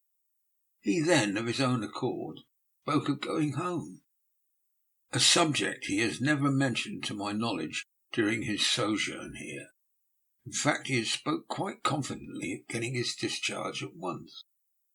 I believe that had I not had the chat with Harker, and read the letters and the dates of his outbursts, I should have been prepared to sign for him after a brief time of observation. As it is, I'm darkly suspicious. All those outbreaks were in some way linked with the proximity of the Count. What, then, does this absolute content mean? Can it be that his instinct is satisfied as to the vampire's ultimate triumph? Stay, he is himself the Sulphagus, and in his wild ravings outside the chapel door of the deserted house, he always spoke of Master. This all seems confirmation of our idea. However, after a while I came away. My friend is just a little too sane at present to make it safe to probe him too deep with questions. He might begin to think, and then... So I went away. I mistrust these quiet moods of his. So I have given the attendant a hint to look closely after him, and to have a strait waistcoat ready in case of need. Jonathan Harker's Journal, September the 29th, in a train to London. When I received Mr. Billington's courteous message that he would give me any information in his power, I thought it best to go down to Whitby and make on the spot such inquiries as I wanted. It was now my object to trace that horrid cargo of the Count's to its place in London. Later we may be able to deal with it. Billington's junior, a nice lad, met me at the station and brought me to his father's house, where they decided that I must stay the night. They are hospitable, with true Yorkshire hospitality. Give a guest everything, and leave him free to do as he likes. They all knew that I was busy, and that my stay was short, and Mr. Billington had already in his office all the papers concerning the consignment of boxes. It gave me almost a turn to see again one of the letters which I had seen on the Count's table before I knew of his diabolical plan. Everything had been carefully thought out and done systematically with precision. He seemed to have been prepared for every obstacle which might be placed by accident in the way of his intentions being carried out. To use an Americanism, he had taken no chances, and the absolute accuracy with which his instructions were fulfilled was simply the logical result of his care. I saw the invoice and took note of it. 50 cases of common earth to be used for experimental purposes. Also the copy of a letter to Carter Patterson, and their reply. Of both of these I got copies. This was all the information Mr. Billington could give me, so I went down to the port and saw the coastguards, the customs officers, the harbour master. They all had something to say in the way of the strange entry of the ship, which is already taking its place in local tradition. But no one could add to the simple description, 50 cases of common earth. I then saw the station master, who had kindly put me in communication with the men who had actually received the boxes. Their tally was exact with the list. They had nothing to add except that the boxes were men and mortal heavy, and that the shifting of them was dry work. One of them added that it was hard lines, that there wasn't any gentleman, such like yourself, squire, to show some sort of appreciation of their efforts in liquid form. And another put in a rider that the thirst then generated was such that even the time which had elapsed had not completely allayed it. Needless to add, I took care before leaving to lift forever and adequately this source of reproach. 30th of September. The station master was good enough to give me a line to his old companion, the station master at King's Cross, so that when I arrived there in the morning, I was able to ask him about the arrival of the boxes. He, too, put me at once in communication with the proper officials, and I saw that their tally was correct with the original invoice. The opportunities of acquiring an abnormal thirst had been here limited.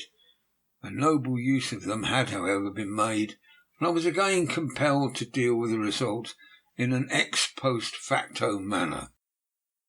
From thence I went on to Carter Patterson's central office, where I met with the utmost courtesy.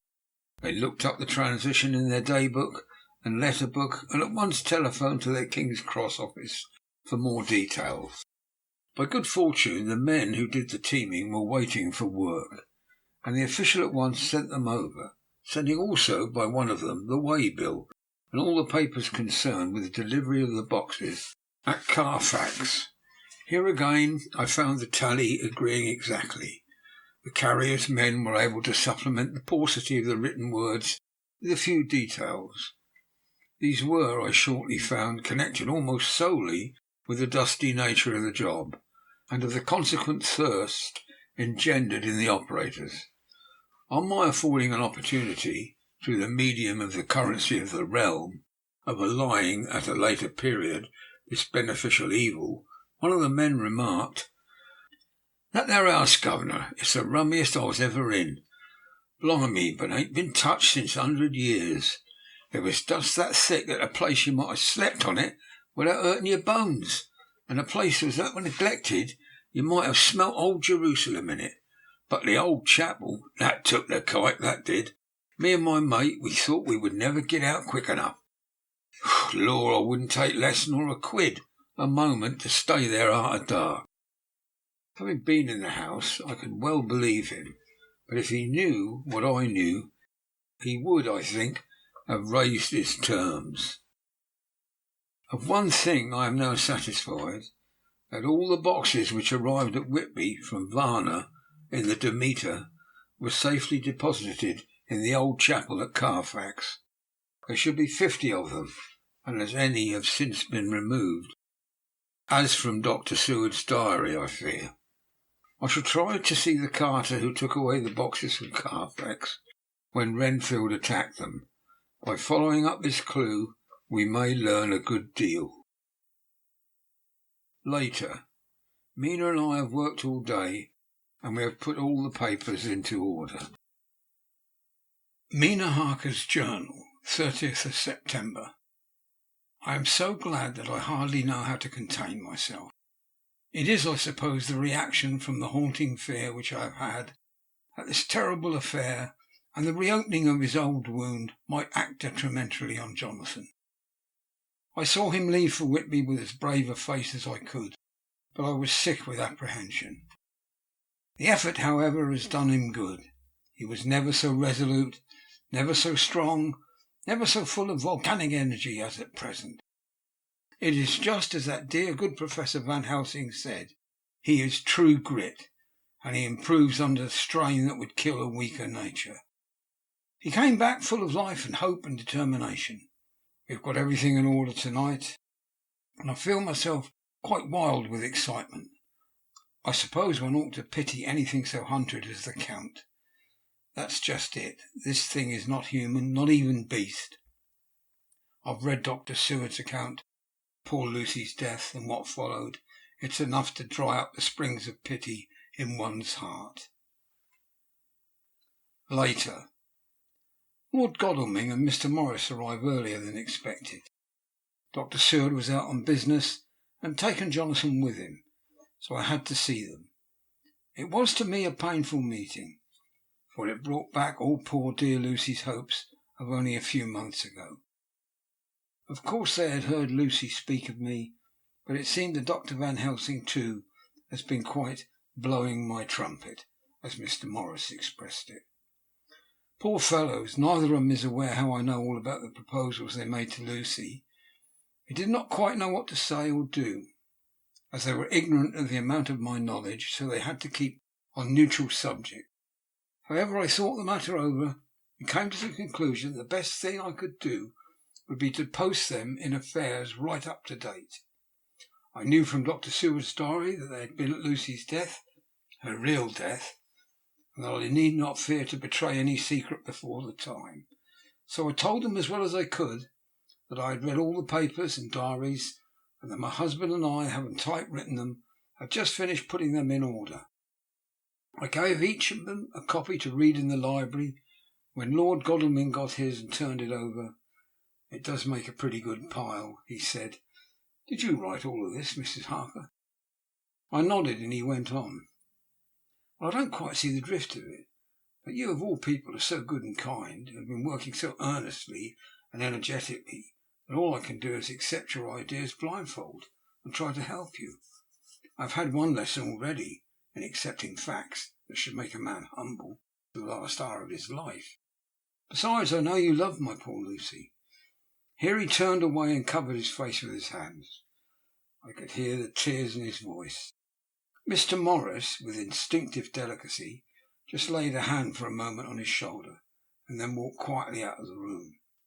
I suppose there is something in a woman's nature that makes a man free to break down before her, and express his feelings on the tender or emotional side without feeling it derogatory to his manhood.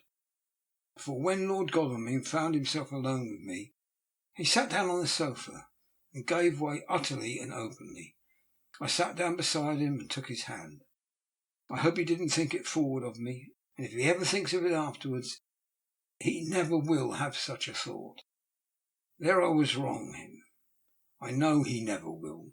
He is too true a gentleman.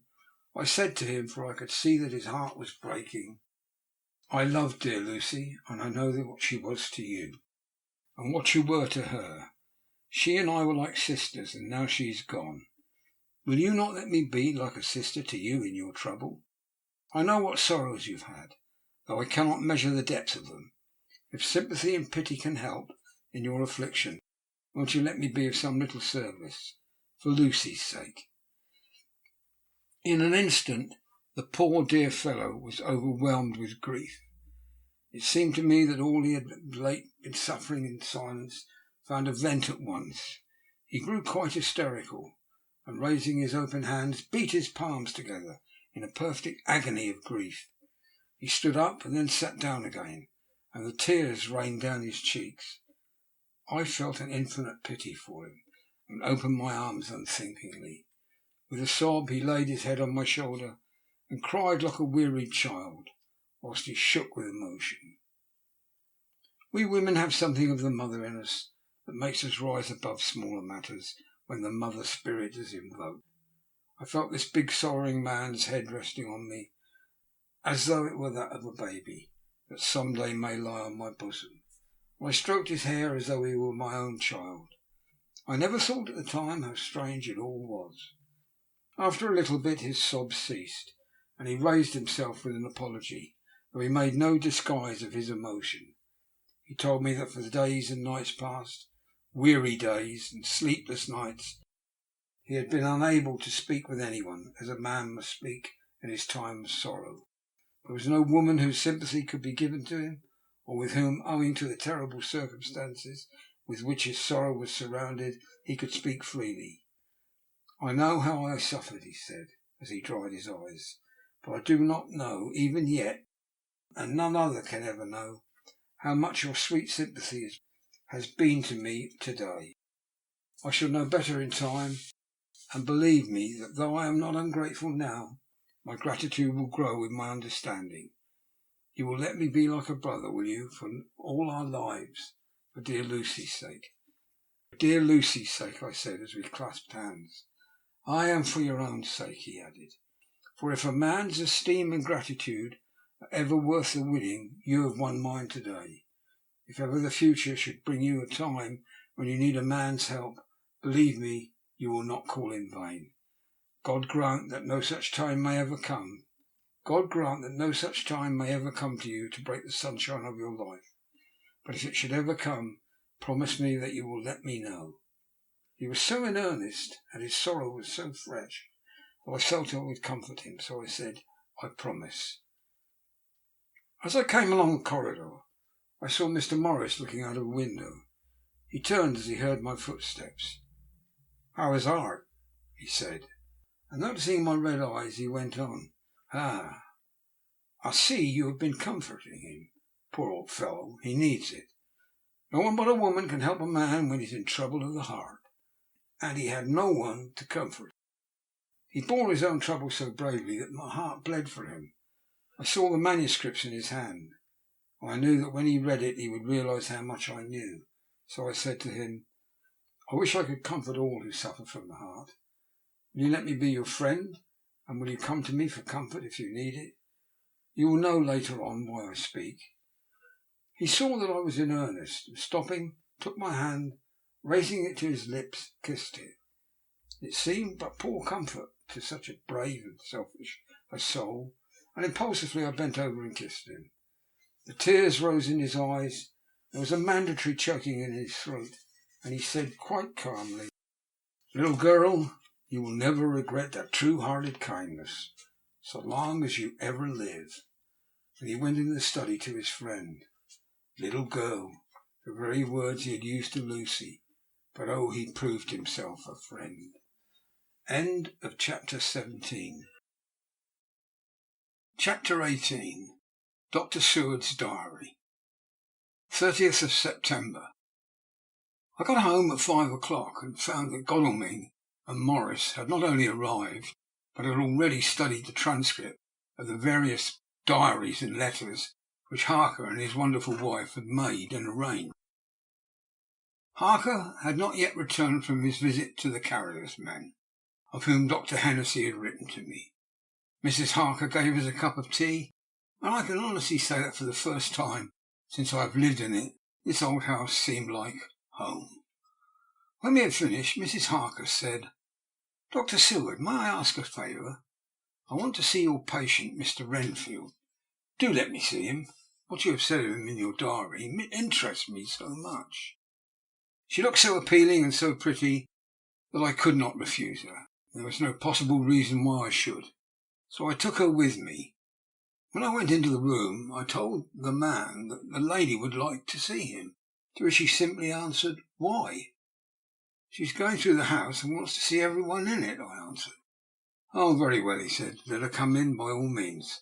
Just wait a minute till I tidy up the place." His method of tidying was peculiar. He simply swallowed all the flies and spiders in the boxes before I could stop him. It was quite evident that he feared or was jealous of some interference. When he had got through his disgusting task, he said cheerfully, "Let the lady come in," and sat down on the edge of his bed with his head down, but his eyelids raised so that he could see her as she entered. For a moment I thought that he might have some homicidal intent. I remember how quiet he had been before he attacked me in my own study, and I took care to stand where I could seize him at once if he attempted to make a spring at her. She came into the room with an easy gracefulness which would at once command the respect of any lunatic, for easiness is one of the qualities mad people most respect. "Good evening, Mr. Renfield," said she. She walked over to him, smiling pleasantly, and held out her hand. "You see, I know you, for Dr. Seward has told me of you." He made no immediate reply, but eyed her all over intently with a set frown on his face. This look gave way to one of wonder, which merged in doubt. Then, to my intense astonishment, he said, "You're not the girl the doctor wanted to marry, are you? You can't be, you know, for she's dead." Mrs. Harker smiled sweetly as she replied, "Oh no, I have a husband of my own, to whom I was married before I ever saw Dr. Seward, or he me. I am Mrs. Harker." "Then what are you doing here?" "My husband and I are staying on a visit with Dr. Seward." "Then don't stay." "But why not?" I thought that this style of conversation might not be pleasant to Mrs. Harker any more than it was to me, so I joined in. "How did you know I wanted to marry anyone?" His reply was simply contemptuous, given in a pause in which he turned his eyes from Mrs. Harker to me, instantly turning them back again. "What an asinine question!" "I don't see that at all, Mr. Renfield," said Mrs. Harker at once, championing me. He replied to her with as much courtesy and respect as he had shown contempt to me. "You will of course understand, Mrs. Harker, that when a man is so loved and honoured as our host is, everything regarding him is of interest in our little community. Dr. Seward is loved not only by his household and his friends, but even by his patients, who, being some of them hardly in a mental equilibrium, are apt to distort causes and effects. Since I myself have been an inmate of a lunatic asylum, I cannot but notice that the sophistic tendencies of some of its inmates lean towards the errors of non causa and ignoratio elenchi. I positively opened my eyes at this new development. Here was my own pet lunatic, the most pronounced of his type that I ever met with, talking elemental philosophy and with the manner of a polished gentleman. I wonder if it was Mrs. Harker's presence which had touched some chord in his memory, if this new phase was spontaneous, or in any way due to her unconscious influence. She must have some rare gift of power. We continued to talk for some time, and seeing that he was seemingly quite reasonable, she ventured, looking at me questioningly as she began, to lead him to his favourite topic. I was again astonished, for he addressed himself to the question with the impartiality of the completest sanity. He even took himself as an example when he mentioned certain things. "Why, I myself am an instance of a man who had a strange belief. Indeed, it was no wonder that my friends were alarmed and insisted on my being put under control. I used to fancy that life was a positive and perpetual entity, and that by consuming a multitude of live things, no matter how low in the scale of creation, one might indefinitely prolong life. At times I held the belief so strongly that I actually tried to take human life. The doctor here will bear me out. On that one occasion I tried to kill him, for the purpose of strengthening my vital powers by the assimilation with my own body of his life through the medium of his blood, relying, of course, upon the scriptural phrase, "For the blood is the life," though indeed the vendor of a certain nostrum has vulgarised the truism to the very point of contempt. Isn't that true, Doctor? I nodded assent, for I was so amazed that I hardly knew what to either think or say. It was hard to imagine that I had seen him eat up his spiders and flies not 5 minutes before. Looking at my watch, I saw that I should go to the station to meet Van Helsing, so I told Mrs. Harker that it was time to leave. She came at once, after saying pleasantly to Mr. Renfield, "Good-bye. I hope I may see you often, under auspices pleasanter to yourself." To which, to my astonishment, he replied, "Good-bye, my dear. I pray God I may never see your sweet face again. May he bless and keep you." When I went to the station to meet Van Helsing, I left the boys behind me. Poor Art seemed more cheerful than he had been since Lucy first took ill, and Quincy is more like his own bright self than he has been for many a long day. Van Helsing stepped from the carriage with the eager nimbleness of a boy. He saw me at once and rushed to me, saying, "Ah, friend John, how goes all?" "Well, so I've been busy, for I come here to stay if need be. All affairs are settled with me, and I have much to tell." "Madam Mina is with you?" "Yes."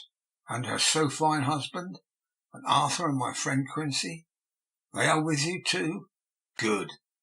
As I drove to the house, I told him what had passed, and how my own diary had come to be of some use through Mrs. Harker's suggestion. At which the Professor interrupted me. "Ah, that wonderful Madam Mina! She has a man's brain. A brain that a man should have were he much gifted, and a woman's heart. The good God fashioned her for a purpose, believe me, when he made that so good combination. Friend John, up to now fortune has made that woman of help to us. After tonight she must not have to do with this so terrible affair. Is it not good that she run a risk so great? We men are determined, nay, we are not pledged, to destroy this monster, but it is no part for a woman. Even if she be not harmed, her heart may fail her in so much and so many horrors, and hereafter she may suffer, both in waking from her nerves and in sleep from her dreams. Besides, she's a young woman and not so long married. There may be other things to think of some time, if not now. You tell me she has wrote all, and she must consult with us, but tomorrow she say good-bye to this work, and we go alone." I agreed heartily with him, and I told him what we had found in his absence, that the house which Dracula had bought was the very next one to my own. He was amazed, and great concern seemed to come on him. Oh, that we had known it before, he said, for then we might have reached him in time to save poor Lucy. However, the milk that is spilt cries not out afterwards, as you say. We shall not think of that, go on our way to the end. Then he fell into a silence that lasted till we entered my own gateway. Before we went to prepare for dinner, he said to Mrs. Harker, "I am told, Madam Mina, by my friend John, that you and your husband have put up in exact order all things that have been, up to this moment." "Not up to this moment, Professor," she said impulsively, "but up to this morning." "But why not up to now? We have seen hitherto how good light and all the things have been made. We have told our secrets, and yet no one who has told is the worse for it." Mrs. Harker began to blush, and taking a paper from her pocket, she said, "Dr. Van Helsing, will you read this, and tell me if it must go in? It is my record of to-day. I, too, have seen the need of putting down at present everything, however trivial. But there is little in this except what is personal. Must it go in?" The Professor read it over gravely and handed it back, saying, "It need not go in if you do not wish it, but I pray that it may. It can but make your husband love you the more, and all of us, your friends, more honour to you, as well as more esteem and love. She took it back with another blush and a bright smile. And so now, up to this very hour, all the records we have are complete and in order. The Professor took away one copy to study after dinner before our meeting, which is fixed for 9 o'clock. The rest of us have already read everything, so when we meet in the study we shall be informed as to facts and can arrange our plan of battle with this terrible and mysterious enemy. Mina Harker's Journal, 30th of September. When we met in Dr. Seward's study 2 hours after the dinner, which had been at 6 o'clock, we unconsciously formed a sort of board or committee. Professor Van Helsing took the head of the table, to which Dr. Seward motioned him as he came into the room. He made me sit next to him on his right and asked me to act as secretary. Jonathan sat next to me. Opposite us were Lord Godalming, Dr. Seward and Mr. Morris, Lord Godalming being next to the Professor and Dr. Seward in the centre. The Professor said, I may, I suppose, take it that we're all acquainted with the facts that are in these papers. We all expressed assent, and he went on. And I think it good that I tell you something of the kind of enemy with which we have to deal. I shall then make known to you something of the history of this man, which has been ascertained for me, so we can then discuss how we shall act and can take our measure according. There are such beings as vampires. Some of us have the evidence that they exist, even had we not the proof of our own unhappy experience. The teachings and the records of the past give proof enough for sane people.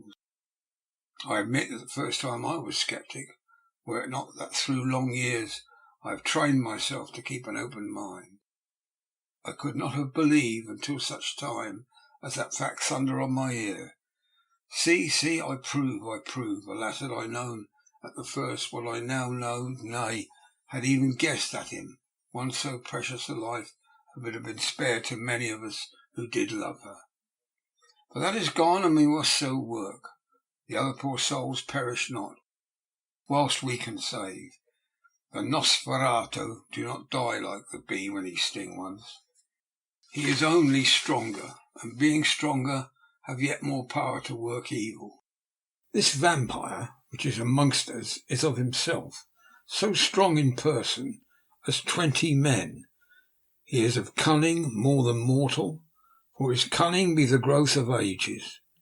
He have still the age of necromancy, which is, as his etymology imply, the divination by the dead, and all the dead that he can come nigh are for him to command. He is brute, and more than brute, he is devil in callous, and the heart of him is not. He can within limitations appear at will, where and when and in any of the forms that are to him. He can with his range direct the elements, the storm, the fog, the thunder. He can command the meaner things, the rat, the owl and the bat, the moth and the fox and the wolf. He can grow and become small. He can at times vanish and become unknown. How then are we to begin our strike to destroy him? How shall we find his where? And having found it, how can we destroy? My friends, this is much. It is a terrible task that we undertake, and there may be consequences to make the brave shudder. For if we fail in this our fight, he must surely win. And then where end we? Life is nothings. I heed him not. But to fail here is not mere life or death.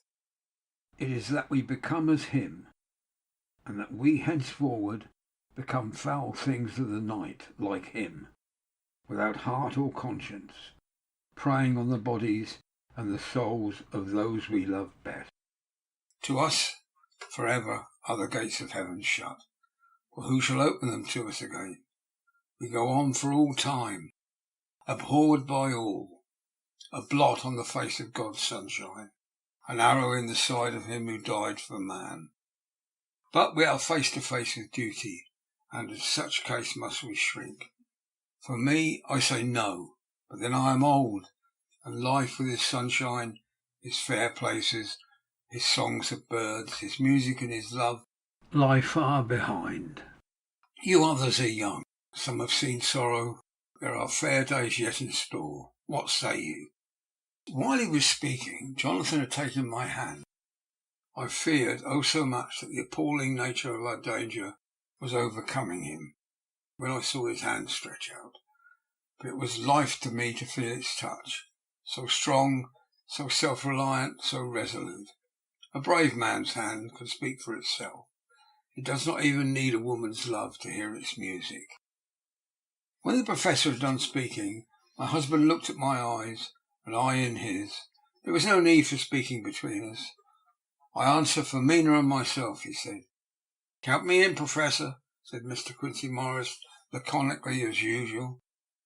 I am with you, said Lord Godalming, for Lucy's sake, if for no other reason.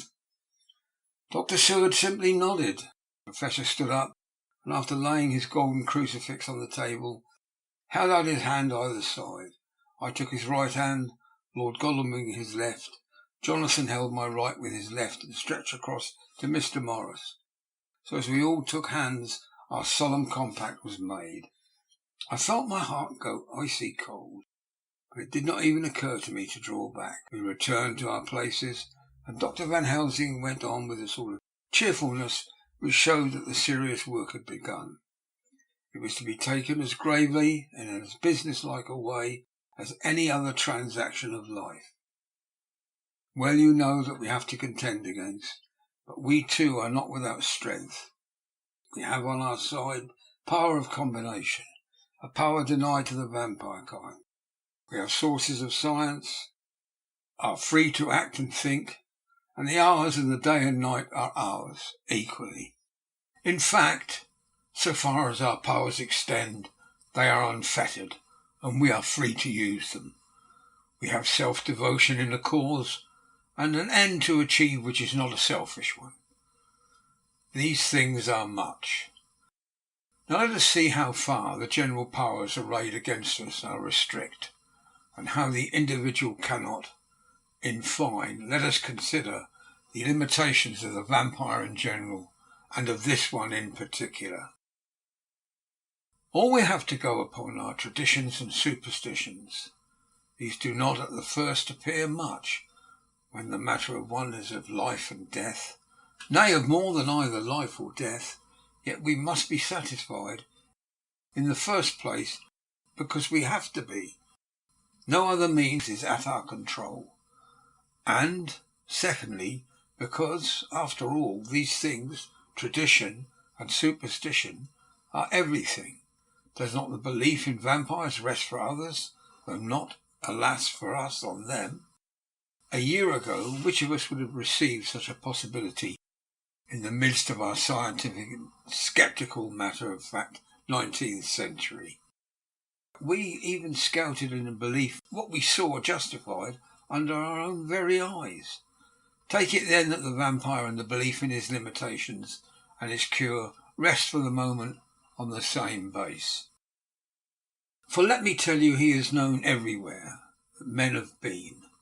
In old Greece, in old Rome, he flourished in Germany, all over, in France, in India, even in the Chenoncetis, and in China. So far from us in all ways. There even is he, and the peoples fear at him this day. He hath followed the wake of the berserker Icelander, the devil-begotten Hun, the Slav, the Saxon, the Magyar. So far, then, we have all we may act upon, and let me tell you that very much of the beliefs are justified by what we have seen in our own so unhappy experience. The vampire lives on, and cannot die by mere passing of the time. He can flourish when that he can fatten on the blood of the living. Even more, we have seen amongst us that he can grow younger, that his vital faculties grow strenuous, and seem as though they have refreshed themselves when his special pabulum is plenty. But he cannot flourish without this diet, and he eat not as others. Even friend Jonathan, who lived with him for weeks, did never see him to eat, never. He throws no shadow, he make in the mirror no reflect, as again Jonathan observed. He has the strength of many of his hand, witness again Jonathan here, when he shut the door against the wolves. and when he help him from the diligence too. He can transform himself into a wolf, as we gather from the ship arrival in Whitby, when he tear open the dog. He can be as a bat, as Madam Mina saw him on the window at Whitby, and as friend John saw him fly from this so near house, and as my friend Quincy saw him at the window of Miss Lucy. He can come in mist which he create. That noble ship's captain proved him of this. But, from what we know, the distance he can make this mist is limited, and can only be round himself. He come on moonlit rays as elemental dust, as again Jonathan saw those sisters in the castle of Dracula. He become so small, we ourselves saw Miss Lucy, ere she was at peace, slip through a hairbreadth space at the tomb door. He can, when once he find his way, come out from anything or into anything, no matter how close it be bound, or even fused up with fire. Solder, you call it. He can see in the dark, no small power this, in a world which one is half shut from the light. But hear me through. He can do all these things, yet he is not free. Nay, he is even more prisoner than the slave of the galley, than the madman in his cell. He cannot go where he lists. He who is not of nature has yet to obey some of nature's laws. Why, we know not. He may not enter anywhere at the first, unless there be someone of the household who bid him to come, though afterwards he can come and go as he please. His power ceases, as does that of all evil things, at the coming of the day. Only at certain times can he have limited freedom, if he be not at the place where he is bound. Can only change himself at noon, or at exact sunrise or sunset. These things we are told, and in this record of ours we have proof by inference. Thus, whereas he can do as well as he will within his limit, when he have his earthly home, his coffin home, his hell home, the place unhallowed, as we saw when he went to the grave of the suicide in Whitby, still at other time he can only change when the time come. It is said, too, that he can only pass running water at the slack or the flood of the tide. Then there are things which so afflict him that he has no power, as the garlic that we know of. And as for the things sacred, as this symbol, my crucifix, that was amongst us even now, when we resolve to them, he is nothing. But in their presence he take his place far off and silent with respect. There are others too which I shall tell you of, lest in our seeking we may need them. The branch of a wild rose on his coffin, keep him that he move not from it. A sacred bullet fired into the coffin, kill him so that he can be true dead. And as for the stake through him, we know already of its peace, or the cut off of the head that give us rest. We have seen it with our eyes. Thus, when we find the habitation of this man that was, we can confine him to his coffin and destroy him. If we obey what we know that he is clever. I have asked my friend Amelius of Budapest University to make his record, and from all means that are, he tell me of what he has been. He must indeed have been that Volvo Dracula who won his name against the Turk over the great river on the very frontier of Turkey land. If it be so, then he was no common man, for in that time, and for centuries after, he was spoken of as the cleverest and the most cunning, as well as the bravest of the sons of the land beyond the forest. That mighty brain and that iron resolution went with him to his grave, and even now are arrayed against us. The Draculas were, says Arminius, a great and noble race. Now and again there were scions who were held by their covials to have dealings with the evil one. They learned his secrets in the Schlomance, among the mountains over Lake Hermannstadt, where the devil claims the 10th scholar as his due, in the records of such words as Stragotia, witch, Ordog, and Poco, Satan and hell. And in one manuscript this very Dracula is spoken of as a vampire, which we all understand too well. There have been from the loins of this very one great man and good woman, and their graves made sacred the earth, where alone this foulness can dwell. For it is not the least of its terrors that this evil thing is rooted deep in all good. In the soil, barren of holy memories, it cannot rest. Whilst they were talking, Mr. Morris was looking steadily at the window, and he now got up quietly and went out of the room. There was a little pause, and then the Professor went on. And now we must settle what we do. We have here much data, and we must proceed to lay out our campaign. We know from the inquiry of Jonathan that from the castle to Whitby came 50 boxes of earth, all of which were delivered at Carfax. We also know that at least some of these boxes have been removed, and it seems to me that our first step should be to ascertain whether all the rest remain in the house, beyond that wall where we look today, or whether any more have been removed. If the latter, we must trace. Here we were interrupted in a very startling way. Outside of the house came the sound of a pistol shot. The glass of the window was shattered with a bullet, which, ricocheting from the top of the embrasure, struck the far wall of the room. I am afraid I am at heart a coward, for I shrieked out. The men all jumped to their feet. Lord Godalming flew over to the window and threw up the sash. As he did so, we heard Mr. Morris's voice without. "Sorry, I fear I've alarmed you. I shall come in and tell you about it." A minute later he came in and said, "That was an idiotic thing for me to do, and I ask your pardon, Mrs. Harker, most sincerely. I fear I must have frightened you terribly. But the fact is, whilst the Professor was talking, there came a big bat and sat on the window-sill. Got such a horror of the damned brutes from recent events, I cannot stand them, and I went out to have a shot, as I have been doing late of evenings whenever I have seen one. You used to laugh at me for it then, Art." "Did you hit it?" asked Dr. Van Helsing. "I don't know. I fancy not, for it flew away into the wood." Without saying any more, he took his seat, and the Professor began to resume his statement.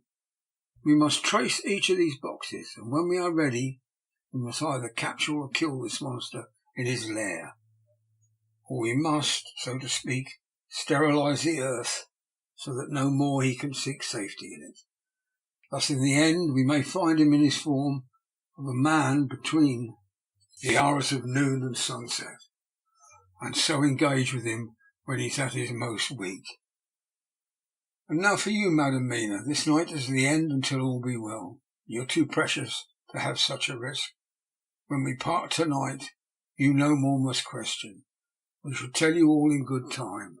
We are men and able to bear, but you must be our star and our hope, and we shall act all the more free that you are not in the danger, such as we are."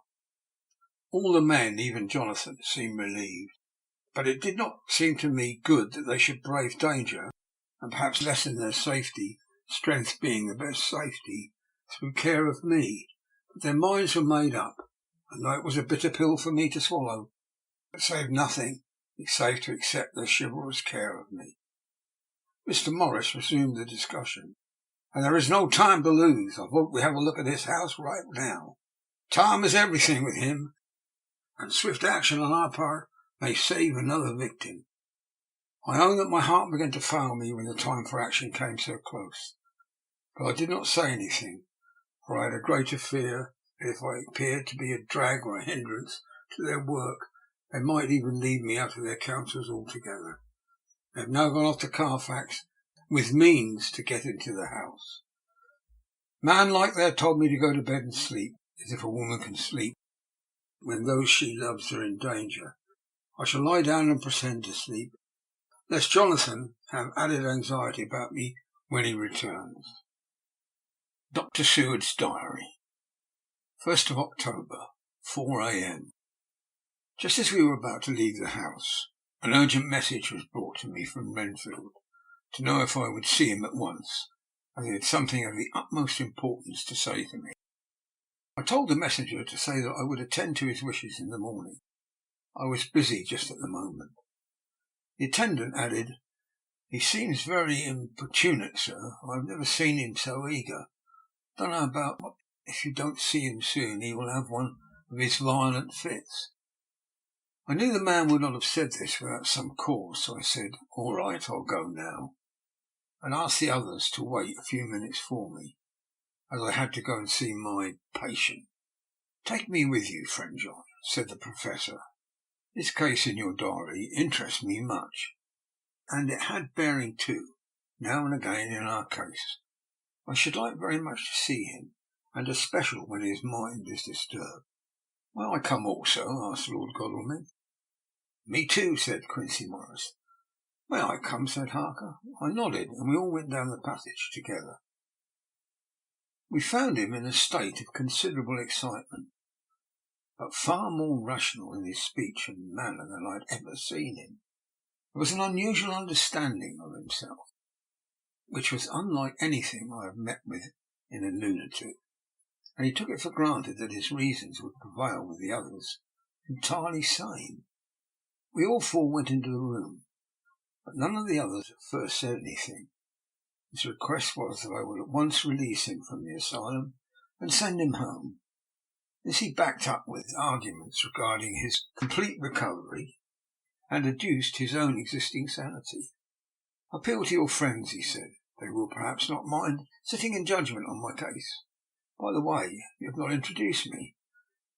I was so much astonished at the oddness of introducing a madman in an asylum did not strike me at the moment, and besides, there was a certain dignity in the man's manner, so much of the habit of equality, that I at once made the introduction.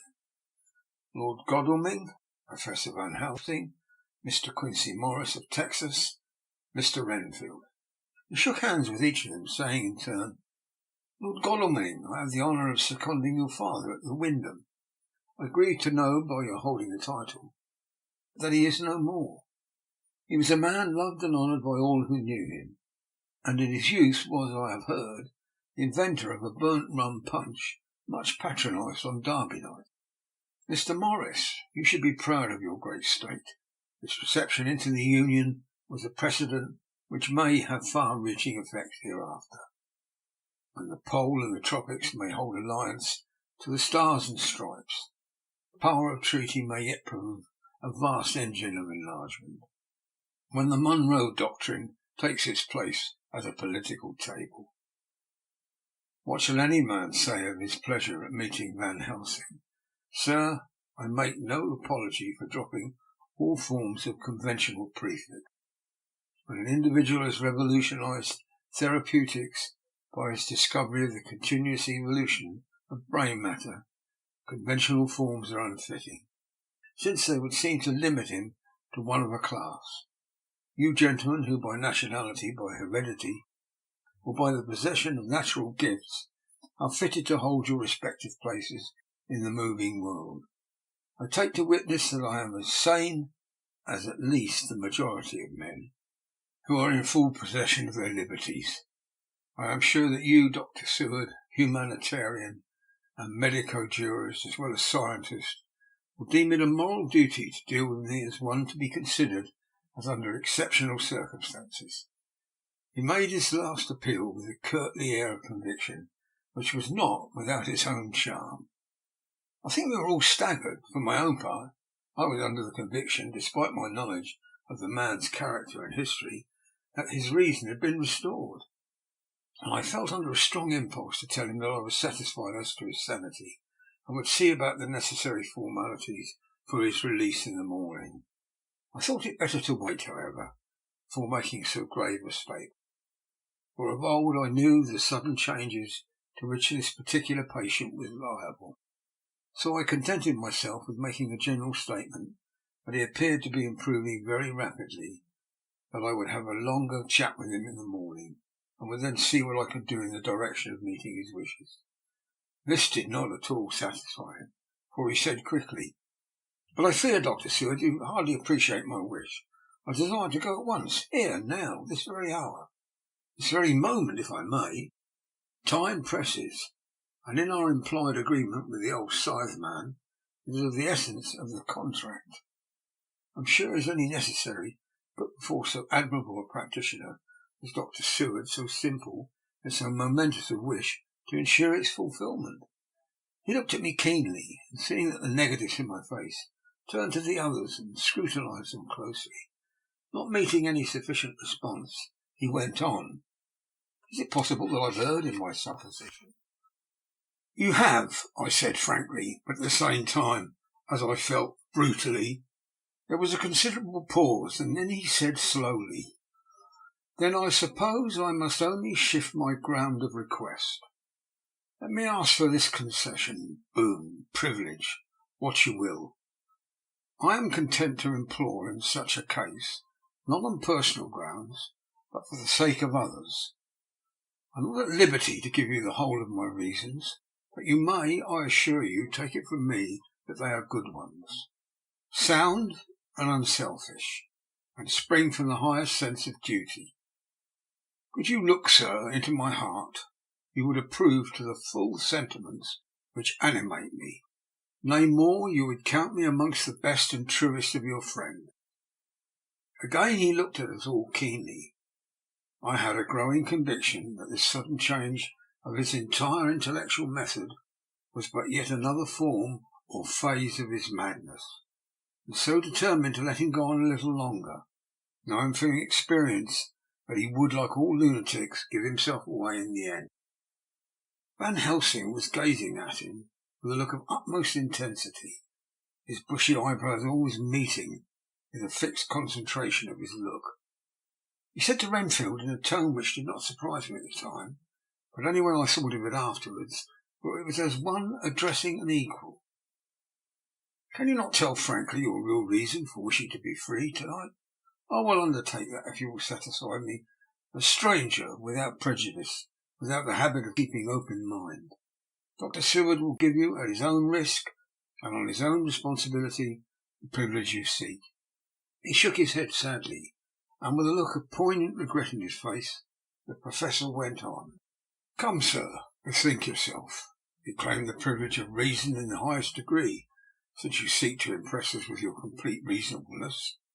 You do this, whose sanity we have reason to doubt, since you are not yet released from medical treatment for this very defect.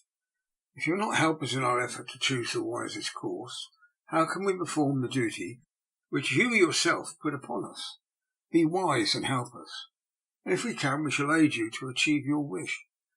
He shook his head as he said, Dr. Van Helsing, I have nothing to say. Your argument is complete, and if I were free to speak, I should not hesitate a moment. But I am not my own master in the matter. I can only ask you to trust me. If I am refused, the responsibility does not rest with me. I thought it was now time to end the scene, which was becoming too comically grave. So I went towards the door, simply saying, Come, my friends, we have work to do. Good night. As, however, I got near the door, a new change came over the patient. He moved towards me so quickly that for the moment I feared that he was about to make another homicidal attack. My fears, however, were groundless, for he held up his two hands imploringly and made his petition in a moving manner. As he saw that the very excess of his emotion was mitigating against him by restoring us more to our old relations, he became still more demonstrative. I glanced at Van Helsing and saw my conviction reflected in his eyes. So I became a little more fixed in my manner, if not more stern, and motioned to him that his efforts were unavailing. I had previously seen something of the same constantly growing excitement in him when he had to make some request of which at the time he had thought much. Such, for instance, when he wanted a cat, and I was prepared to see the collapse into the same sullen acquiescence on this occasion. My expectation was not realized, for when he found that his appeal would not be successful, he got into quite a frantic condition. He threw himself on his knees, held up his hands, wringing them in plaintive supplication, poured forth a torrent of entreaty, with the tears rolling down his cheeks, and his whole face and form expressive of the deepest emotion. Oh, let me entreat you, Dr. Seward, oh, let me implore you to let me out of this house at once. Send me away, how you will and where you will, and send keepers with me, with whips and chains. Let them take me in a strait waistcoat, manacle and leg iron, even to a jail, but let me get out of this. You don't know what you do by keeping me here. I'm speaking from the depths of my heart, of my very soul. You don't know to whom you wrong, or how, and I may not tell. Woe is me, I may not tell. By you all hold sacred, you all hold dear, by your love that is lost, by your hope that lives. For the sake of the Almighty, take me out of this and save my soul from guilt. Can't you hear me, man? Can't you understand? You never learned. Don't you know that I am sane and earnest now? And I'm no lunatic in a mad fit, but a sane man fighting for his soul. Oh, hear me, let me go, let me go, let me go. I thought the longer this went on, the wilder he would get, and so would bring on a fit. So I took him by the hand and raised him up. Come, I said sternly, no more of this. We've had quite enough already. Get to your bed and try to behave more discreetly. He suddenly stopped and looked at me intensely for several moments, and then without a word he rose and, moving over, sat down on the side of the bed. The collapse had come, as on former occasions, just as I had expected. When I was leaving the room, the last of our party, he said to me in a well-bred voice, "You will, I trust, Dr. Seward, do me the justice to bear in mind later that I did what I could to convince you tonight." End of chapter 18. Chapter 19. Jonathan Harker's Journal. 1st of October, 5 a.m. I went with the party to the search with an easy mind, for I think I never saw Mina so absolutely strong and well. I'm so glad that she consented to hold back and let us men do the work. Somehow it was a dread to me that she was in this fearful business at all. But now that her work is done, and that it is due to her energy, brains and foresight, that the whole story is put together in such a way that every point tells, she may well feel that her part is finished, and that she can henceforth leave the rest to us. We were, I think, a little upset by the scene with Mr. Renfield. When we came away from his room we were silent till we got back to the study. Then Mr. Morris said to Dr. Seward, "Say, Jack, if that man wasn't attempting a bluff, he's about the sanest lunatic I ever saw. I'm not sure, but I believe that he had some serious purpose, and if he had it, it was pretty rough on him not to get a chance." Lord Godalming and I were silent, but Dr. Van Helsing added, "Friend John, you know more of lunatics than I do, and I'm glad of it, for I fear that if it had been me to decide, I would, before that last hysterical outburst, have given him free. But we live and learn, and in our present task we must take no chance. As my friend Quincy would say, all is best as they are." Dr. Seward seemed to answer them both in a dreamy kind of way. "I don't know but that I agree with you. If that man had been an ordinary lunatic, I would have taken my chance of trusting him. But he seems so mixed up with the Count in an indexy kind of way that I'm afraid of doing anything wrong by helping his fads. I can't forget how he prayed, with almost equal fervour, for a cat, and then tried to tear my throat out with his teeth. Besides, he called the Count Lord and Master, and he may want to get out to help him in some diabolical way. The horrid thing is the wolves and the rats and his own kind to help, so I suppose he isn't above trying to use a respectable lunatic. He certainly seemed to be in earnest, though. I only hope we have done what is best. These things, in conjunction with the wild work we have in hand, help to unnerve a man." The Professor stepped over and, laying his hand on his shoulder, said in his grave, kindly way, "Friend John, have no fear. We are trying to do our duty in a very sad and terrible case. We can only do as we deem best. What else have we to hope for, except the pity of the good God?" Lord Godalming had slipped away for a few minutes, but now he returned. He held up a little silver whistle as he remarked, "That old place may be full of rats, and if so, I've got an antidote on call." Having passed the wall, we took our way into the house, taking care to keep in the shadows of the trees on the lawn when the moonlight shone out. When we got to the porch, the Professor opened his bag and took out a lot of things which he laid on the step, sorting them into 4 little groups, evidently one for each. Then he spoke. "My friends, we are going into a terrible danger, and we need the arms of many kinds. Our enemy is not merely spiritual. Remember that he has the strength of 20 men. And though our necks and our windpipes are of the common kind, and therefore breakable or crushable, his are not amenable to mere strength. A stronger man, or body of men more strong in all of him, can at certain times hold him, but they cannot hurt him as we can be hurt by him. We must therefore guard ourselves from his touch. Keep this near your heart." As he spoke, he lifted a little silver crucifix and held it out to me, I being nearest to him. "Put these flowers round your neck," and he handed me a wreath of withered garlic blossoms. For other enemies more mundane, this revolver and this knife, and for aid in all, these so small electric lamps which you can fasten to your breast, and for all and above and all the last, this which we must not desecrate needless.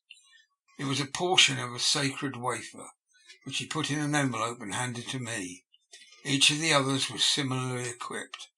"Now," he said, "friend John, where are the skeleton keys? So that we can open the door, we need not break house by the window, as before at Miss Lucy's." Dr. Seward tried 1 or 2 skeleton keys, his mechanical dexterity as a surgeon standing him in good stead. Presently he got one to suit.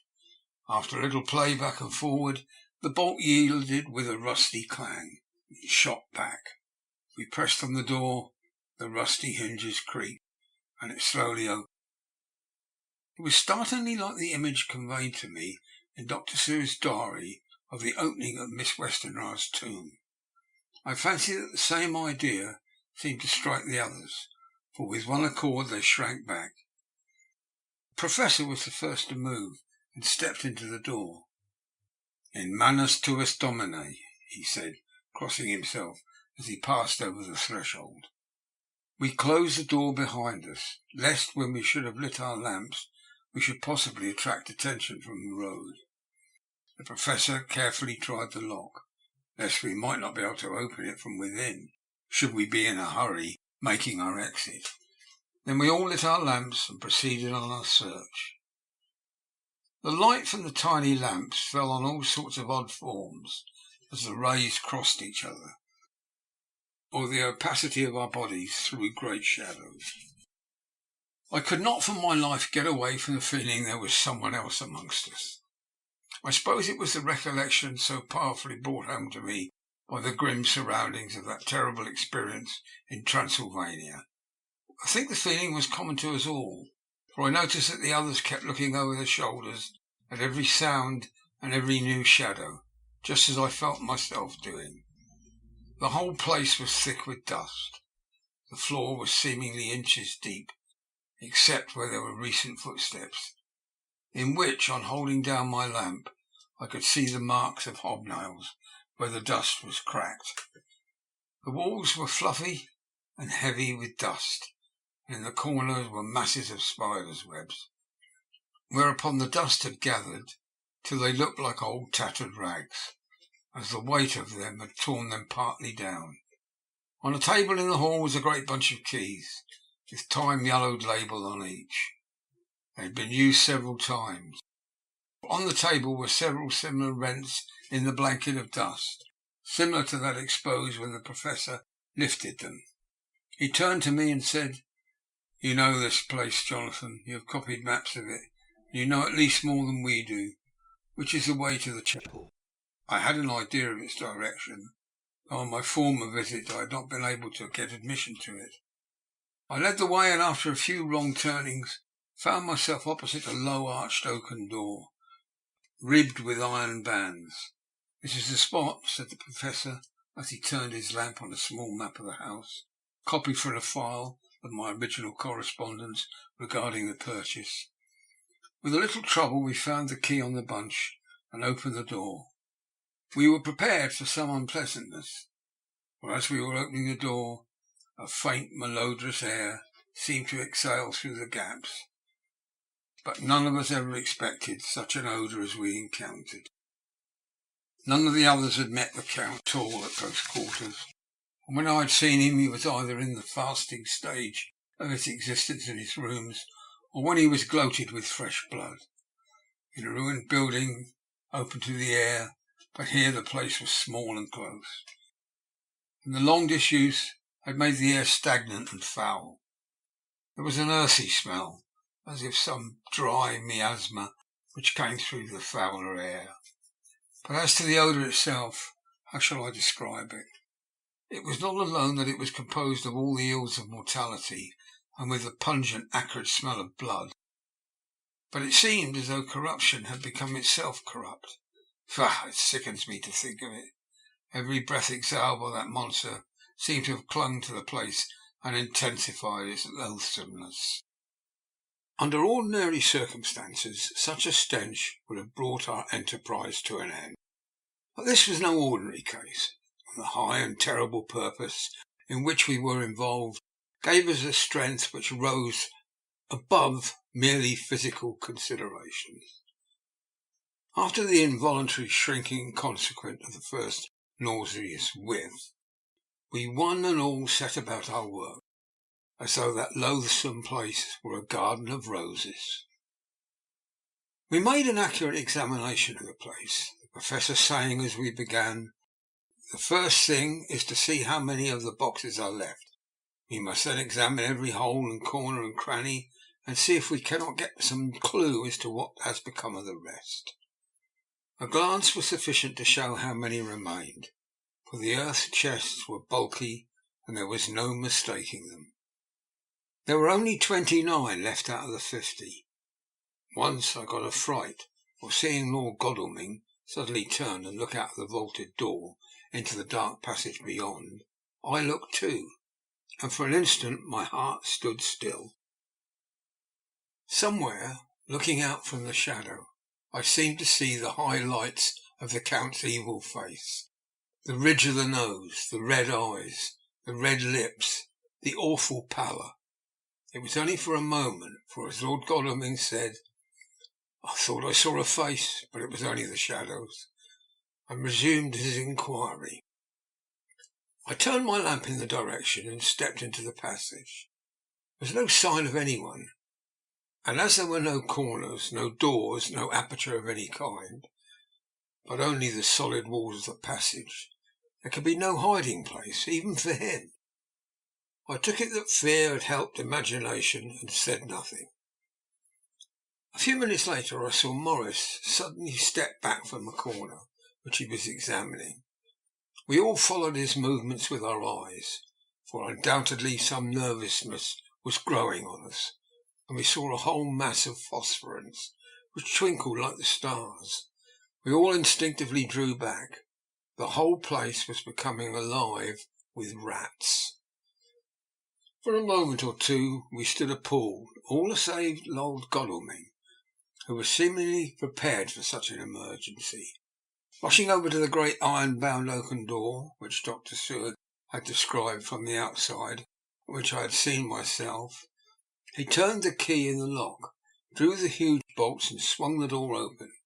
Then, taking out his little silver whistle from his pocket, he blew a low, shrill call. It was answered from behind Dr. Seward's house by the yelping of dogs, and after about a minute 3 terriers came dashing around the corner of the house. Unconsciously we had all moved towards the door, and as we moved I noticed that the dust had been much disturbed. The boxes which had been taken out had been brought this way, but even in the minute that had elapsed the number of rats had vastly increased. They seemed to swarm over the place all at once, till the lamplight shining on their moving dark bodies and glittering baleful eyes made the place look like a bank of earth set with fireflies. The dogs dashed on, but at the threshold suddenly stopped and snarled, and then, simultaneously lifting their noses, began to howl in the most lugubrious fashion. The rats were multiplying in thousands, and we moved out. Lord Godalming lifted one of the dogs and, carrying him in, placed him on the floor. The instant his feet touched the ground, he seemed to recover his courage, and rushed at his natural enemies. They fled before him so fast that before he had shaken the life out of a score, the other dogs, who had now been lifted in the same manner, had but small prey ere the whole mass had vanished. With their going, it seemed as if some evil presence had departed, for the dogs frisked about and barked merrily as they made sudden darts at their prostrate foes, turning them over and over and tossed them into the air with vicious shakes. We all seemed to find our spirits rise, whether it was the purifying of the deadly atmosphere by the opening of the chapel door, or the relief which we experienced by finding ourselves in the open, I know not. But most certainly the shadow of dread seemed to slip from us like a robe, and the occasion of our coming lost something of its grim significance, though we did not slacken a whit in our resolution. We closed the outer door and barred and locked it, and bringing the dogs with us, began our search of the house.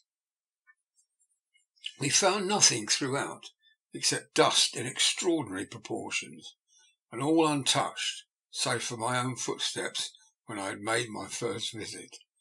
Never once did the dogs exhibit any symptom of uneasiness, and even when we returned to the chapel, they frisked about as though they had been rabbit hunting in a summer wood. The morning was quickening in the east, and when we emerged from the front, Dr. Van Helsing had taken the key of the hall door from the bunch, locked the door in orthodox fashion, putting the key into his pocket when he had done. "So far," he said, "our night has been eminently successful. No harm has come to us, such as I feared might be, and yet we have ascertained how many boxes are missing. More than all, I do rejoice that this, our first and perhaps our most difficult and dangerous step, has been accomplished without the bringing thereinto of our most sweet Madam Mina, or troubling her waking or sleeping thoughts with sights and sounds and smells of horror which she might never forget. One lesson, too, we have learned, if it be allowable to argue a particularity, that the brute beasts which are to the Count's command are yet themselves not amenable to his spirit power. For look, the rats that would have come to his call, just as from his castle top he summoned the wolves to your going and to that poor mother's cry, though they come to him, they run pell-mell from the little dogs of my friend Arthur. We have other matters before us, other dangers, other fears, and that monster, he has not used his power over the brute world for only the last time tonight. So be it that he has gone elsewhere. Good. It has given us an opportunity to cry check in some ways in this chess game, which we play for the sake of human souls. Now let us go home. The dawn is close at hand, and we have reason to be content with our first night's work. It may be ordained that we have many nights and days to follow, if full of peril, but we must go on, and from no danger shall we shrink. The house was silent when we got back, save for some poor creature who was screaming away in one of the distant wards, and a low moaning sound from Renfield's room. The poor wretch was doubtless torturing himself, after the manner of the insane, with needless thoughts of pain. I came tiptoe into our own room, and found Mina asleep, breathing so softly that I had to put my ear down to hear it. She looks paler than usual. I hope the meeting tonight has not upset her. I am truly thankful she is to be left out of our future work, and even of our deliberations. It is too great a strain for a woman to bear. I did not think so at first, but I know better now. Therefore I am glad that it is settled. There may be things which would frighten her to hear, and yet to conceal them from her might be worse than to tell her, if once she suspected that there was any concealment. Henceforth our work is to be a sealed book to her, till at least such times as we can tell her that all is finished, and the earth free from a monster of the nether world. I dare say it will be difficult to begin to keep silence after such confidence as ours, but I must be resolute, and tomorrow I shall keep dark over tonight's doings, and to refuse to speak of anything that has happened. I rest on the sofa so as not to disturb her. 1st of October, later. I suppose it was natural that we should all have overslept ourselves, for the day was a busy one, and the night had no rest at all. Even Mina must have felt its exhaustion. Although I slept till the sun was high, I was awake before her, and had to call 2 or 3 times before she awoke. Indeed, she was so sound asleep that for a few seconds she did not recognise me, but looked at me with a sort of blank terror, as one looks who has been waked out of a bad dream. She complained a little of being tired, and I let her rest till later in the day. We now know of 21 boxes having been removed, and if it be that several were taken in any of these removals, we may be able to trace them all. Such will, of course, immensely simplify our labour, and the sooner the matter is attended to, the better. I shall look up Thomas Snelling today. Dr. Seward's Diary, 1st of October. It was towards noon when I was awakened by the Professor walking into my room. He was more jolly and cheerful than usual, and it is quite evident that last night's work has helped to take some of the brooding weight off his mind. After going over the adventure of the night, he suddenly said, "Your patient interests me much. May it be that with you I visit him this morning, or if that you are too occupied, I can go alone, if it may be. It is a new experience to me to find a lunatic who talked philosophy and reasoned so sound. I had some work to do which pressed, so I told him that if he would go alone, I would be glad, as then I should not have to keep him waiting. So I called an attendant and gave him the necessary instructions. Before the Professor left the room, I cautioned him against getting any false impression from my patient. I want him to talk of himself, and of his delusion as to the consuming live things. He said to Madam Mina, as I see in your diary of yesterday, that he had once had such a belief. Why do you smile, friend John? Excuse me, I said, but the answer is here. I laid my hand on the typewritten matter.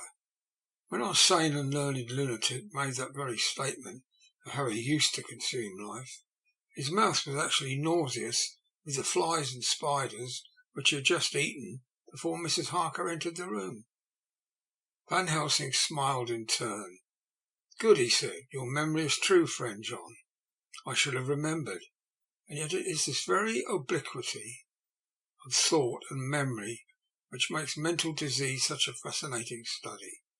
Perhaps I may gain more knowledge out of the folly of this madman than I shall from the teaching of the most wise. Who knows? I went on with my work, and before long was through. That in hand it seemed that time had been very short indeed. But there was Van Helsing back in the study. Do I interrupt? He asked politely as he stood at the door. Not at all, I answered. Come in, my work is finished and I am free. I can go with you now if you like. It is needless, I have seen him. Well, I fear that he does not appraise me at much. Our interview was short. When I entered his room, he was sitting on a stool in the centre, with his elbows on his knees, and his face was the picture of sullen discontent. I spoke to him as cheerfully as I could, and with such a measure of respect as I could assume. He made no reply whatever. Don't you know me? I asked. His answer was not reassuring. I know you well enough. You are the old fool Van Helsing. I wish you would take yourself and your idiotic brain theories somewhere else. Damn all thick-headed Dutchmen. Not a word more would he say, but sat in his implacable sullenness, as indifferent to me as though I had not been in the room at all. Thus departed for this time my chance of much learning from this so clever lunatic. So shall I go, if I may, and cheer myself up with a few happy words for that sweet soul, Madam Mina. Friend John, it does rejoice me unspeakable that she is no more to be pained, no more to be worried with our terrible things. Though we shall miss her help, it is better so. I agree with you with all my heart, I answered earnestly, for I did not want him to weaken in this matter. Mrs. Harker is best out of it. Things are quite bad enough for us, all men of the world, and who have been in many tight places in our time. But this is no place for a woman, and if she has remained in touch with the affair, it would in time infallibly have wrecked her. So Van Helsing has gone to confer with Mrs. Harker, and Harker, Quincy and Art are all out following up the clues as to the earth boxes. I shall finish my round of work and we shall meet tonight. Mina Harker's Journal, 1st of October. It is strange for me to be kept in the dark as I am today, after Jonathan's full confidence for so many years, to see him manifestly avoid certain matters, and those the most vital of all. This morning I slept late after the fatigues of yesterday, and though Jonathan was late too, he was earlier.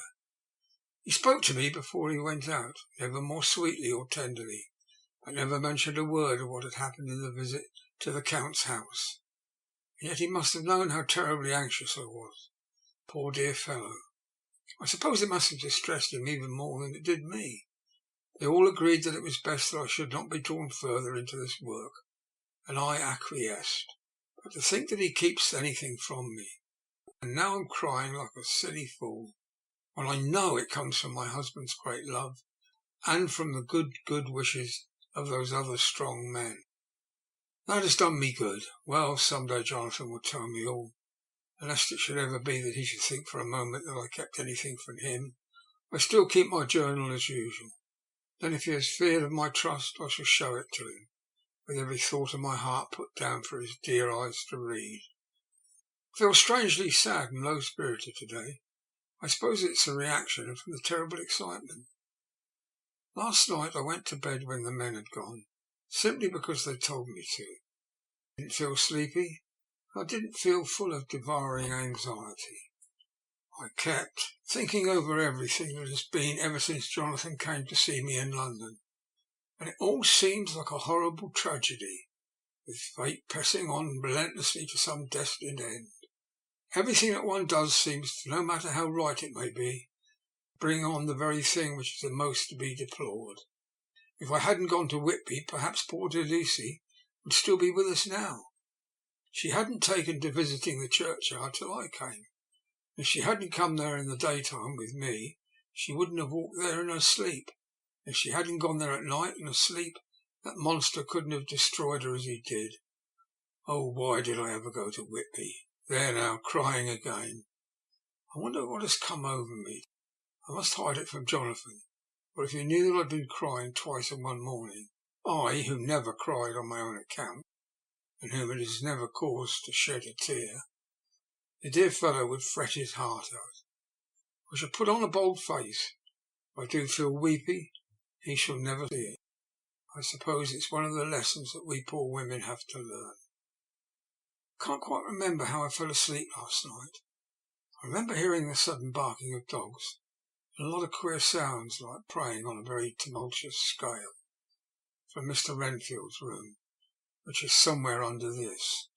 And there was silence over everything, silence so profound that it startled me. I got up and looked out of the window. All was dark and silent, the black shadows thrown by the moonlight seeming full of a silent mystery of their own. Not a thing seemed to be stirring, but all to be grim and fixed as death or fate, so that in a thin streak of white mist that crept with almost imperceptible slowness across the grass towards the house seemed to have a sentience and a vitality of its own. I think that the digression of my thoughts must have done me good, for when I got back to bed I found a lethargy creeping over me. I lay a while, but could not quite sleep, so I got up and looked out of the window again. The mist was spreading. I was now close up to the house, so that I could see it lying thick against the wall, as though it was stealing up to the windows. The poor man was more loud than ever, and though I could not distinguish a word he said, I could in some way recognise his tones, some passionate entreaty on his part. Then there was the sound of a struggle, and I knew that the attendants were dealing with him. I was so frightened that I crept into bed and pulled the clothes up over my head, putting my fingers in my ears. I was not then a bit sleepy, at least so I thought, but I must have fallen asleep, for except dreams, I didn't remember anything until morning when Jonathan woke me. I think that it took me an effort and a little time to realise where I was, and that it was Jonathan who was bending over me. My dream was very peculiar. It was almost typical of the way that waking thoughts become merged in or continued in dreams. I lay a while, but could not quite sleep, so I got out and looked out of the window again. The mist was spreading, and was now close up to the house, so that I could see it lying thick against the wall, as though it was stealing up to the windows. The poor man was more loud than ever, and though I could not distinguish a word he said, I could in some way recognise his tones, some passionate entreaty on his part. Then there was the sound of a struggle, and I knew that the attendants were dealing with him. I was so frightened that I crept into bed and pulled the clothes over my head, putting my fingers in my ears. I was not then a bit sleepy, at least so I thought, but I must have fallen asleep, except for dreams. I do not remember anything until the morning when Jonathan woke me. I think that it took me an effort and quite a little time to realise where I was, and that it was Jonathan who was bending over me. My dream was very peculiar, almost typical of the way that waking thoughts become merged in or continued in dreams. I thought that I was asleep and waiting for Jonathan to come back. I was very anxious about him, and I was powerless to act. My feet and my hands, my brain were weighted so that nothing could proceed at the usual pace, and so I slept uneasily and thought. Then it began to dawn upon me that the air was heavy and dank and cold. I put back the clothes from my face, and found to my surprise that all was dim around. The gaslight which I had left lit for Jonathan, but turned down, came only like a tiny red spark through the fog, which had evidently grown thicker and poured into the room.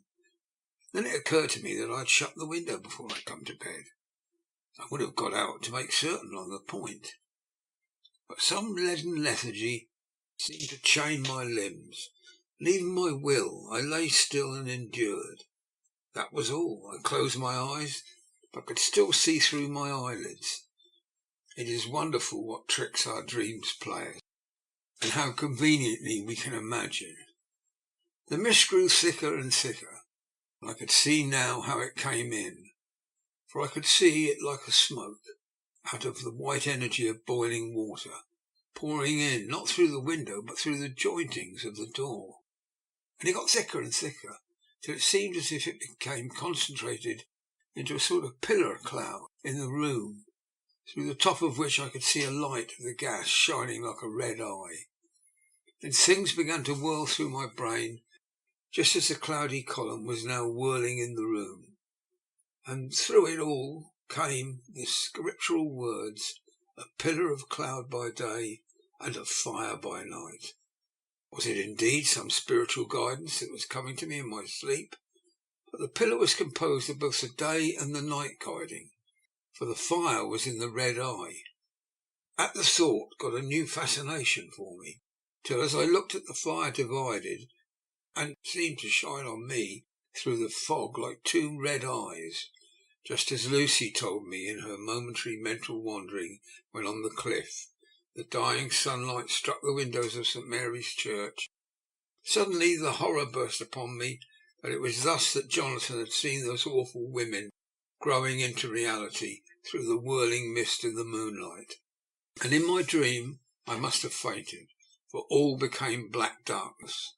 The last conscious effort which imagination made was to show me a livid white face bending over me out of the mist. I must be careful of such dreams, for they would unseat one's reason if there were too much of them. I would get Dr. Van Helsing or Dr. Seward to prescribe something for me, which would make me sleep, only that I fear to alarm them. Such a dream at the present time would become woven into their fears for me. Tonight I shall strive hard to sleep naturally. If I do not, I shall tomorrow night get them to give me a dose of chloral. That cannot hurt me for once, and it will give me a good night's sleep. Last night tired me more than if I had not slept at all. 2nd of October, 10 p.m. Last night I slept, but did not dream. I must have slept soundly, for I was not waked by Jonathan coming to bed. The sleep had not refreshed me, for today I feel terribly weak and spiritless. I spent all yesterday trying to read or lying down dozing. In the afternoon, Mr. Renfield asked if he might see me. Poor man, he was very gentle, and when I came away he kissed my hand and bade God bless me. Some way it affected me much. I am crying when I think of him. This is a new weakness of which I must be careful.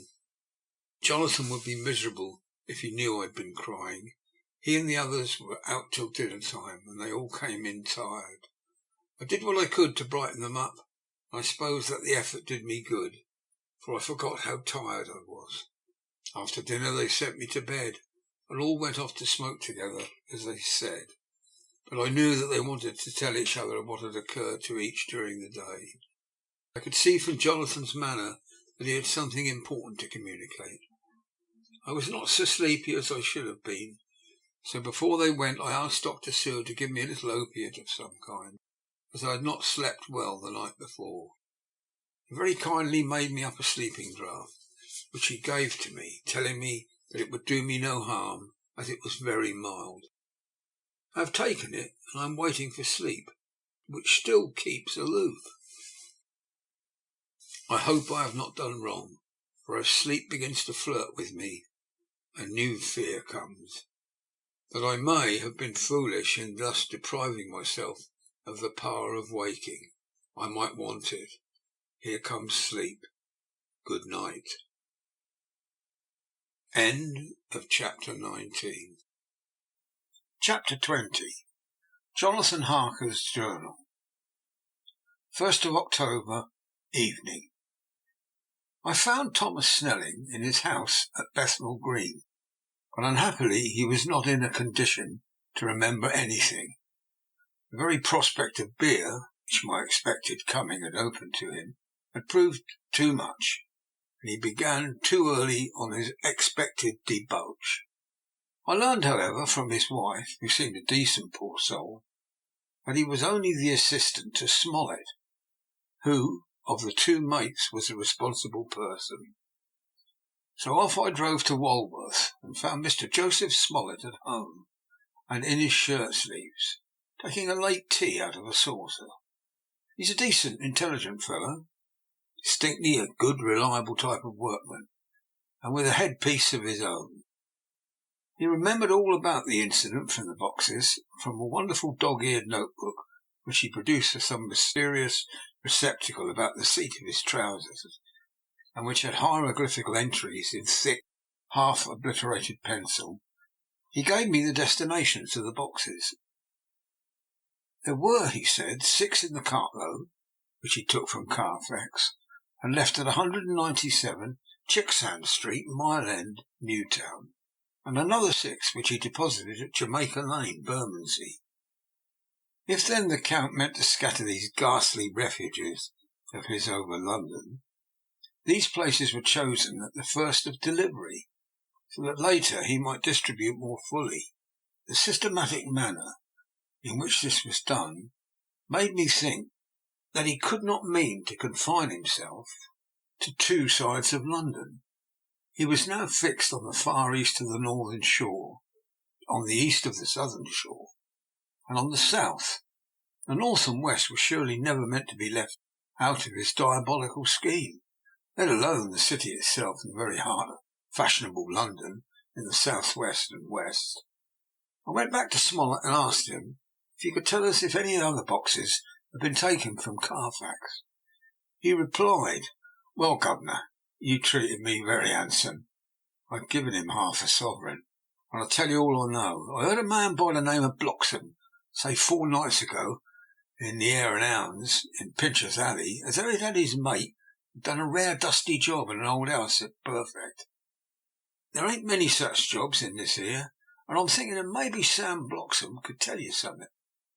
I asked him if he could tell me where to find him. I told him that if he could get me the address it would be worth another half-sovereign to him. So he gulped down the rest of his tea and stood up, saying that he was going to begin the search then and there. At the door he stopped and said, "Look here, governor, there ain't no sense in me keeping you here. I may find Sam soon, or I mayn't. But anyway, he ain't like to be in a way to tell you much tonight. Sam is a rare one, and when he starts on the booze, you can give me an envelope with a stamp on it and put your address on it. I'll find out where Sam is to be found and post it to you tonight. Maybe you won't catch him, but for Sam gets off main early.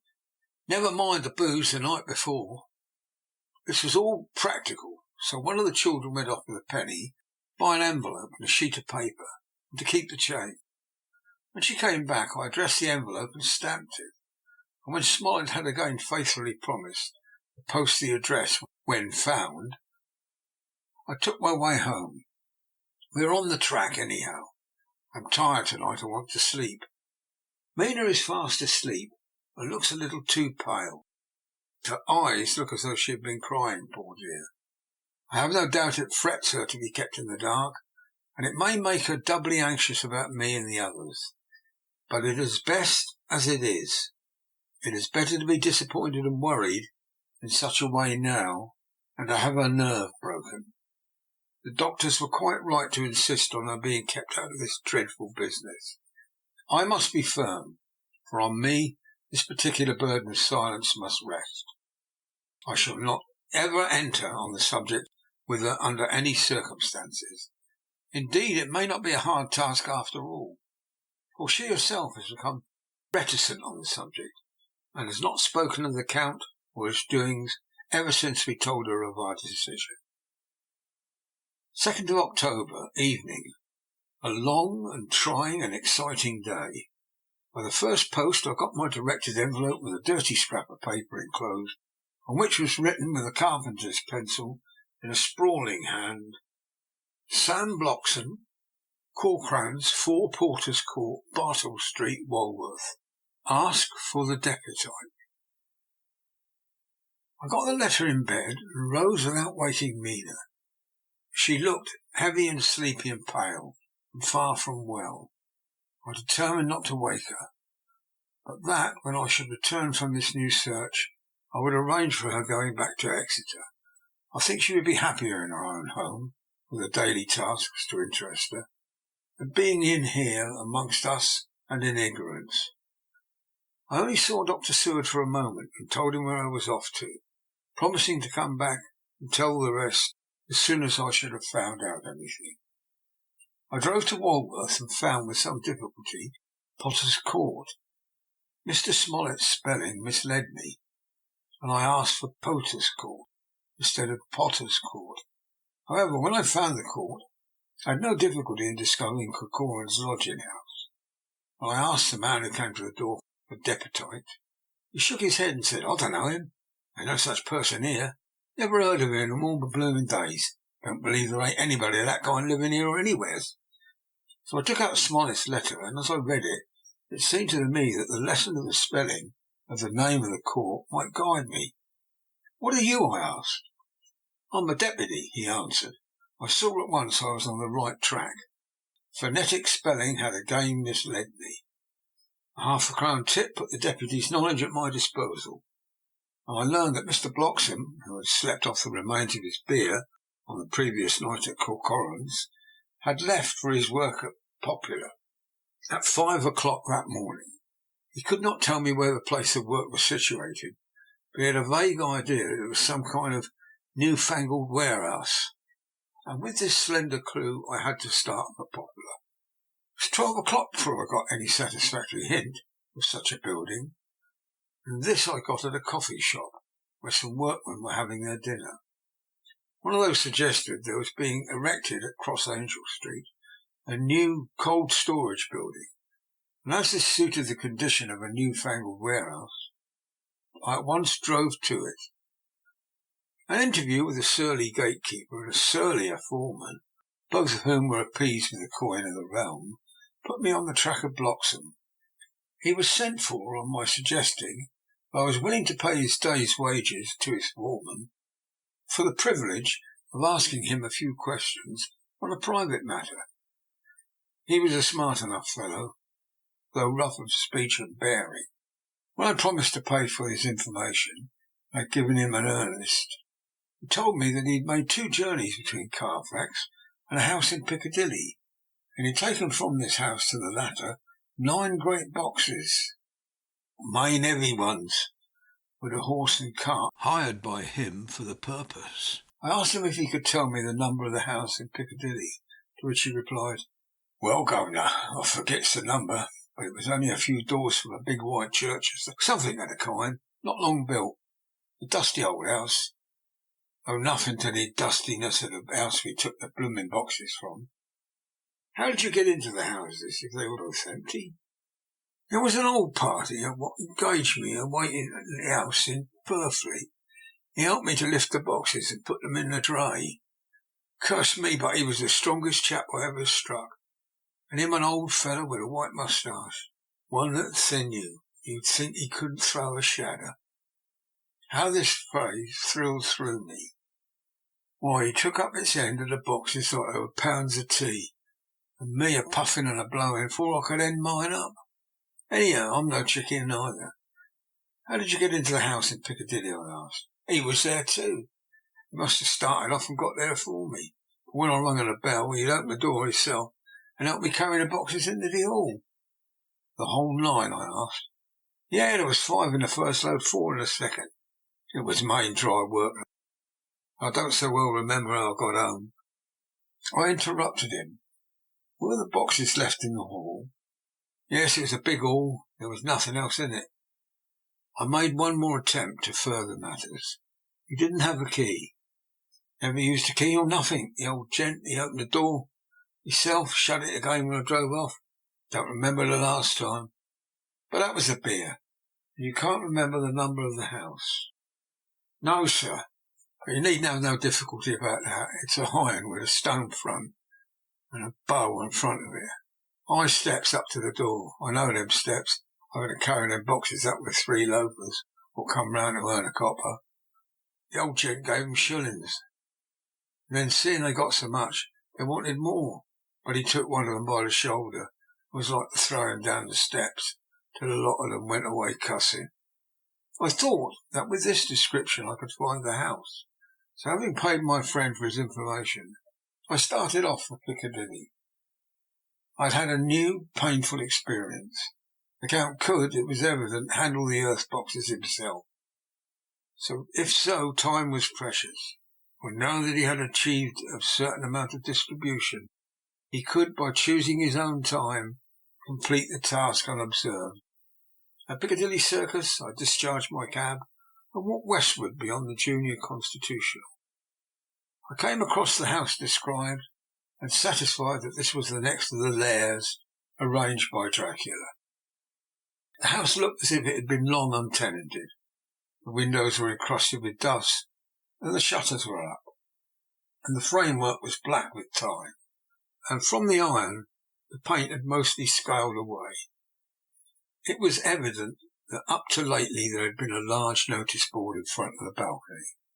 It had, however, been roughly torn away, the uprights which had supported it still remaining.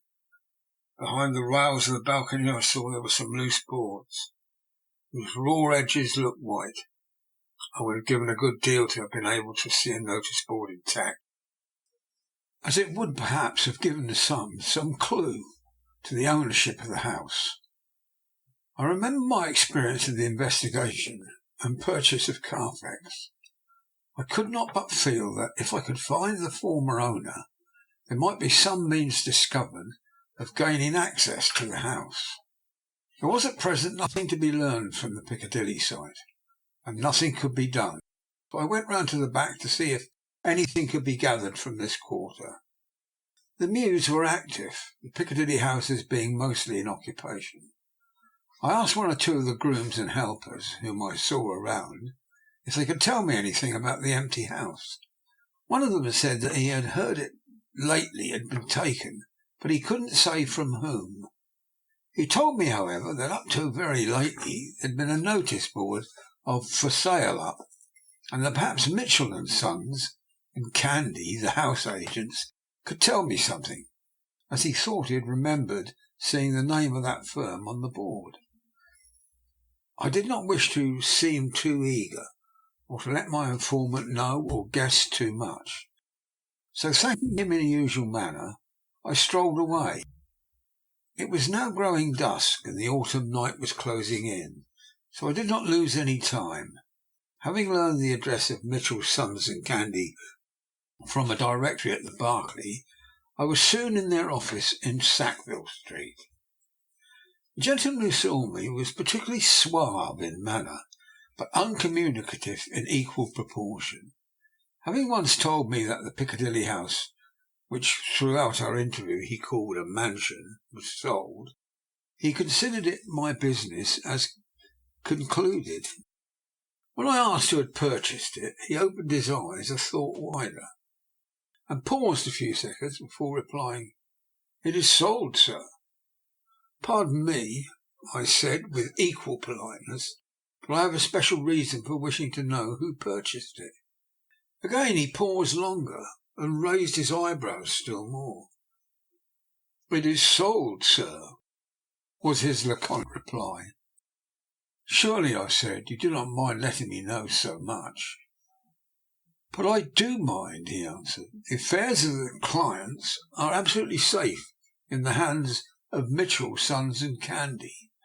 This was manifestly a prig of the first water. There was no use arguing with him. I thought I'd best meet him on his own ground, so I said, "Your clients, sir, are happy in having so resolute a guardian of their confidence. I am myself a professional man." Here I handed him my card. "In this instance I am not prompted by curiosity. I act on the part of Lord Godalming, who wishes to know something of the property which was, he understood, lately for sale." These words put a different complexion on affairs. He said, "I would like to oblige you if I could, Mr. Harker, and especially I would like to oblige his lordship. We once carried out a small matter of renting some chambers for him, when he was the Honourable Arthur Holmwood. If you will let me have his lordship's address, I will consult the house on the subject, and will, in any case, communicate with his lordship by to-night's post. It will be a pleasure, if we can so far deviate from our rules as to give the required information to his lordship." I wanted to secure a friend, and not to make an enemy, so I thanked him, gave the address at Dr. Seward's, and came away. It was now dark, and I was tired and hungry. I got a cup of tea at the Aerated Bread Company, and came down to Purfleet by the next train. I found all the others at home. Mina was looking tired and pale, but she made a gallant effort to be bright and cheerful. It wrung my heart to think that I had to keep anything from her, and so cause her inquietude. Thank God this would be the last night of her looking on at our conferences, and feeling the sting of our not showing confidence. It took all my courage to hold to the wise resolution of keeping her out of our grim task. She seemed somehow more reconciled, or else the very subject seems to have become repugnant to her. For when any accidental allusion is made, she actually shudders. I am glad we made our resolution in time, as with such a feeling as this, our growing knowledge would be torture to her. I could not tell the others of the day's discovery till we were alone. So after dinner, followed by a little music to save appearances, even amongst ourselves, I took Mina to her room and left her to go to bed. The dear girl was more affectionate with me than ever, and clung to me as though she would detain me. But there was much to be talked of, and I came away. Thank God, the ceasing of telling things has made no difference between us. When I came down again, I found the others all gathered round the fire in the study. In the train I had written my diary so far, and simply read it off to them as the best means of letting them get abreast of my own information. When I had finished, Van Helsing said, "This has been a great day's work, friend Jonathan. Doubtless we are on the track of the missing boxes. If we find them all in that house, then our work is near the end." But if there is some missing, we must search until we find them. Then we shall make our final coup, and hunt the wretch to his real death." We all sat silent. All at once Mr. Morris spoke. "Say, how are we going to get into that house?" "We got into the other," answered Lord Godalming quickly. "Yeah, but Art, this is different. We broke house at Carfax, but we had night and a walled park to protect us. Be a mighty different thing to commit burglary in Piccadilly, either by day or night. I confess I don't know how we're going to get in, unless that agency duck can find us a key of some sort. Maybe we shall know when you get his letter in the morning." Lord Godalming's brows contracted, and he stood up and walked about the room. By and by he stopped and said, turning from one to the other of us, "Quincy's head is level. The burglary business is getting serious. We got off once all right, but we now have a rare job on hand, unless we can find the Count's key basket. As nothing could well be done before morning, as it would be at least advised to wait until Lord Godalming should hear from Mitchell's, we decided not to take any active step before breakfast. For a good while we sat and smoked, discussing the matter in its various lights and bearings. I took the opportunity of bringing this diary right up to the moment. I am very sleepy and shall go to bed. Just a line. Mina sleeps soundly, and her breathing is regular. Her forehead is puckered into little wrinkles, as though she thinks even in her sleep. She is still too pale, but does not look so haggard as she did this morning. Tomorrow will, I hope, mend all this. She will be herself at home in Exeter. Oh, but I am sleepy. Dr. Seward's Diary, 1st of October. I am puzzled afresh about Renfield. His moods change so rapidly that I find it difficult to keep touch of them. And as they always mean something more than his own well-being, they form a more than interesting study. This morning, when I went to see him after his repulse of Van Helsing, his manner was that of a man commanding destiny. He was, in fact, commanding destiny subjectively. He did not really care for any of the things of mere earth.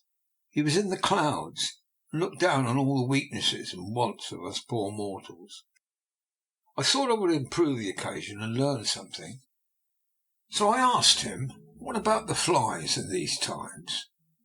He smiled on me in quite a superior sort of a way. Such a smile as would have come the face of Malvolio as he answered me. The fly, my dear sir, has one striking feature.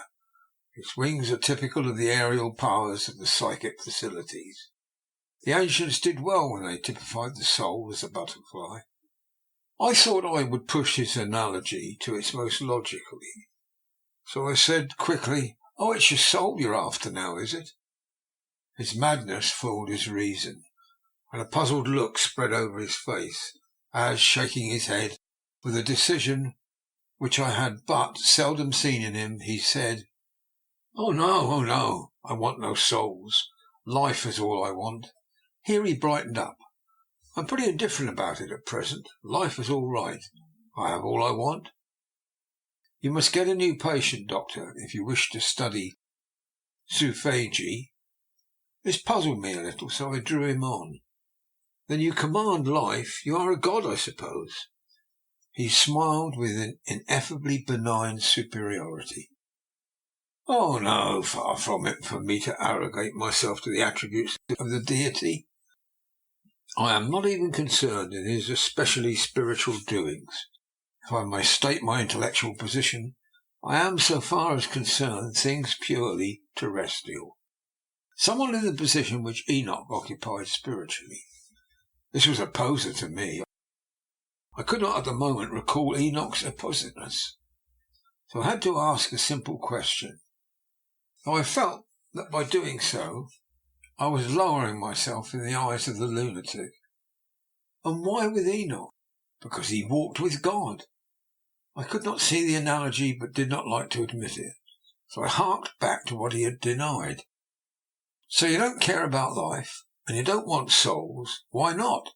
I put my question quickly and somewhat sternly, on purpose to disconcert him.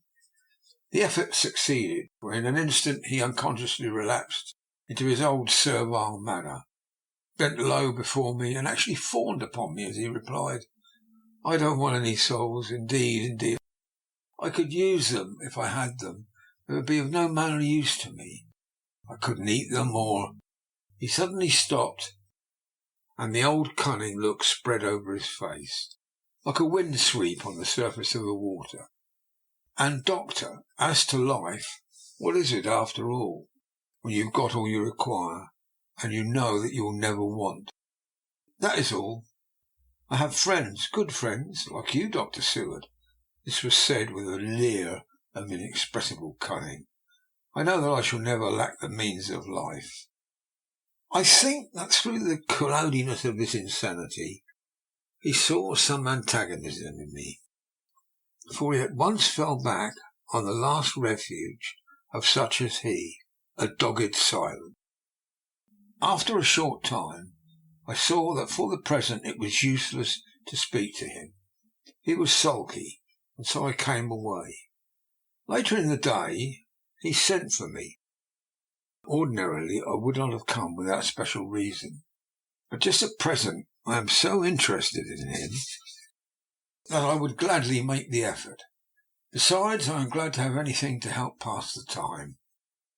Harker is out following up clues. So are Lord Godalming and Quincy. Van Helsing sits in my study, poring over the record prepared by the Harkers. He seems to think that by accurate knowledge of all details he will light upon some clue. He does not wish to be disturbed in the work without cause. I would have taken him with me to see the patient, only I thought that after his last repulse he might not care to go again. There was also another reason. Renfield might not speak so freely before a third person as when he and I were alone. I found him sitting out in the middle of the floor on his stool, a pose which is generally indicative of some mental energy on his part. When I came in, he said at once, as though the question had been waiting on his lips, "What about souls?" It was evident that my surmise had been correct. Unconscious cerebration was doing its work, even with the lunatic. I determined to have the matter out. "What about them yourself?" I asked.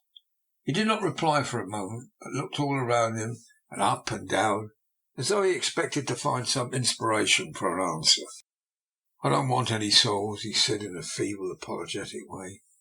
The matter seemed to be preying on his mind, so I determined to use it to be cruel and only he be kind.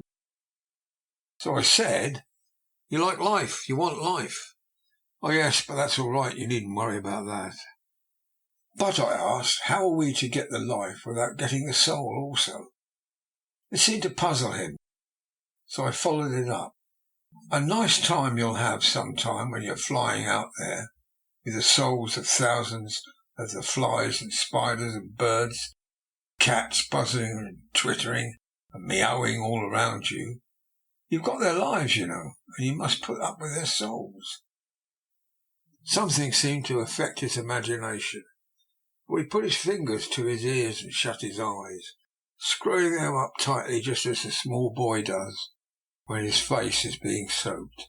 There was something pathetic in it that touched me. It also gave me a lesson, for it seemed that before me was a child, only a child, though the features were worn and the stubble on the jaws was white.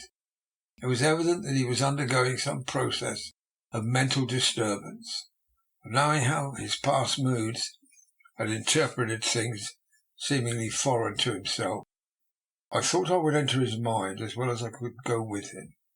The first step was to restore confidence. So I asked him, speaking pretty loud so that he would hear me through his closed ears, "Would you like some sugar to get your flies round again?" He seemed to wake up all at once and shook his head. With a laugh he replied, "The flies are poor things after all." After a pause he added, "But I don't want their souls buzzing round me all the same." "Or spiders?" I went on. "Blow spiders. What's the use of spiders? There isn't anything in them to eat. Or," He stopped suddenly as though reminded of a forbidden topic.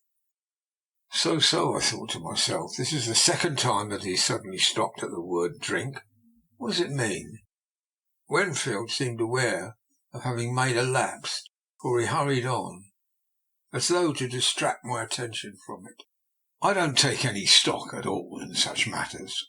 Rats and mice and such small deer, as Shakespeare has it, chicken feed of the larder they might be called. I'm past all that sort of nonsense. You might try as well ask a man to eat molecules with a pair of chopsticks as to try to interest me about the lesser carnivora, when I know of what is before me. I see, I said. You want big things that you can make your teeth meet in. How would you like to breakfast on elephant? What ridiculous nonsense you are talking. He was getting too wide awake, so I thought I would press him hard. I wonder, I said reflectively, what an elephant's soul is like. The effect I desired was obtained, for he at once fell from his high horse and became a child again. I don't want an elephant's soul, or any soul at all, he said. For a few moments he sat despondently. Suddenly he jumped to his feet, with his eyes blazing, and all the signs of intense cerebral excitement. To hell with you and your souls, he shouted. Why do you plague me about souls? Haven't I got enough to worry and pain and distract me already without thinking of souls? He looked so hostile that I thought he was in for another homicidal fit, so I blew my whistle. The instant, however, that I did so, he became calm and said apologetically, Forgive me, Doctor, I forgot myself. You do not need any help. I am so worried in my mind, and I am apt to be irritable. If you only knew the problem I have to face, and that I am working out, you would pity and tolerate and pardon me. Pray do not put me in a strait waistcoat. I want to think, and I cannot think freely when my body is confined. I'm sure you will understand. He had evidently self-control, so when the attendants came, I told them not to mind, and they withdrew. Renfield watched them go when the door was closed, and he said with considerable dignity and sweetness, Dr. Seward, you've been very considerate towards me. Believe me that I am very, very grateful to you. I thought it well to leave him in this mood, and so I came away. There is certainly something to ponder over in this man's state. Several points seem to make what the American interviewer calls a story, if one could only get them in proper order. Here they are. Will not mention drinking. Fears the thought of being burdened with the soul of anything. Has no dread of wanting life in the future. Despite the meaner forms of life altogether, he dreads being haunted by their souls. Logically, all these things point to one way. He has assurance of some kind that he will acquire some higher life. He dreads the consequence, the burden of the soul, and it is a human life he looks to, and the assurance. Merciful God, the Count has been to him. Is there some new scheme of terror afoot? Later, I went after my round to Van Helsing and told him my suspicion. He grew very grave, and after thinking the matter over for a while, asked me to take him to Renfield. I did so. As we came to the door, we heard the lunatic within singing gaily, as he used to in the time which now seems long ago. When we entered, we saw with amazement that he had spread out his sugar as of old. The flies, lethargic with the autumn, were beginning to buzz in the room. We tried to make him talk on the subject of our previous conversation, but he would not attend. He went on with his singing, just as though we had not been present. He had got a scrap of paper and was folding it into a notebook. We had to come away as ignorant as when we went in. His is a curious case indeed. We must watch him tonight. Letter. Mitchell and Sons and Candy to Lord Godalming, 1st of October. My Lord, we are at all times only too happy to meet your wishes. We beg with regard to the desire of your lordship expressed by Mr. Harker on your behalf, to supply the following information concerning the sale and purchase of number 347 Piccadilly.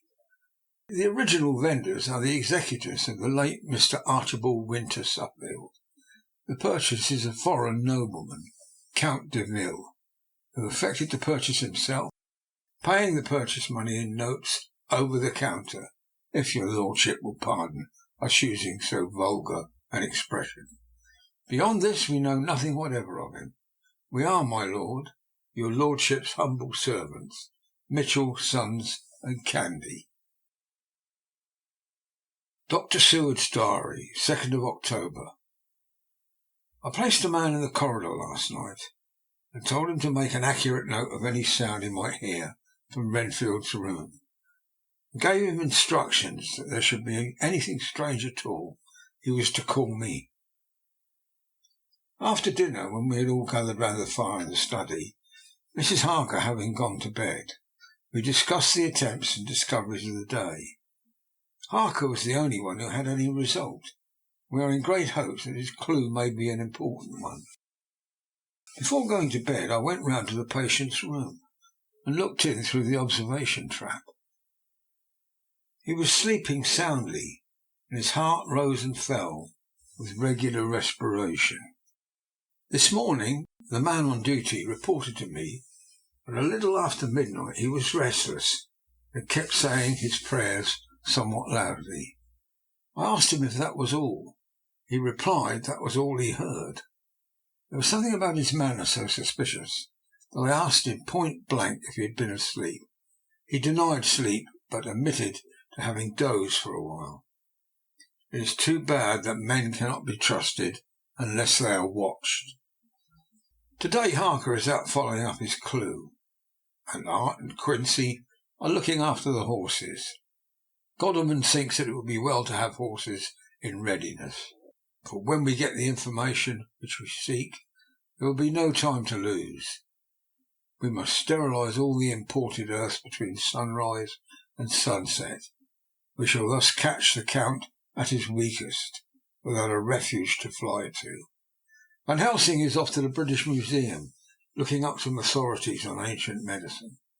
The old physicians took account of such things which their followers do not accept, and the Professor is searching for witch and demon cures which may be useful to us later. I sometimes think we must all be mad, and that we shall wait to sanity in strait waistcoats. Later. We have met again. You seem at last to be on the track, and our work tomorrow may be the beginning of the end. I wonder if Renfield's quiet has anything to do with this.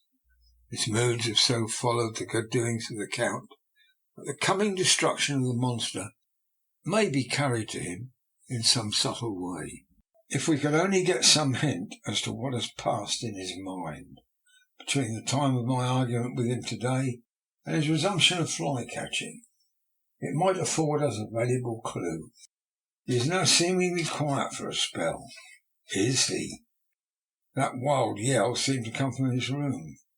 The attendant came bursting into my room and told me that Renfield had somehow met with some accident. He had heard him yell and went to him and found him lying on his face on the floor, all covered with blood. I must go at once. End of Chapter 20. Chapter 21. Dr. Seward's Diary, 3rd of October. Let me put down with exactness all that happened as well as I can remember it since I last made an entry. Not a detail that I can recall must be forgotten. In all calmness I must proceed. When I came into Renfield's room, I found him lying on the floor on his left side in a glittering pool of blood. When I went to move him, it became at once apparent that he had received some terrible injuries. There seemed none of that unity of purpose between the parts of the body which marks even lethargic sanity. As the face was exposed, I could see that it was horribly bruised, as though it had been beaten against the floor. Indeed, it was from the face wounds that the pool of blood originated. The attendant, who was kneeling beside the body, said to me as we turned him over, "I think, sir, his back is broken. See, both his right arm and leg and the whole side of his face are paralysed." How such a thing could have happened puzzled the attendant beyond measure. He seemed quite bewildered. His brows were gathered in as he said, "I can't understand the two things. He could mark his face like that by beating his own head on the floor. I saw a young woman do it once at the Eversfield Asylum before anyone could lay hands on her.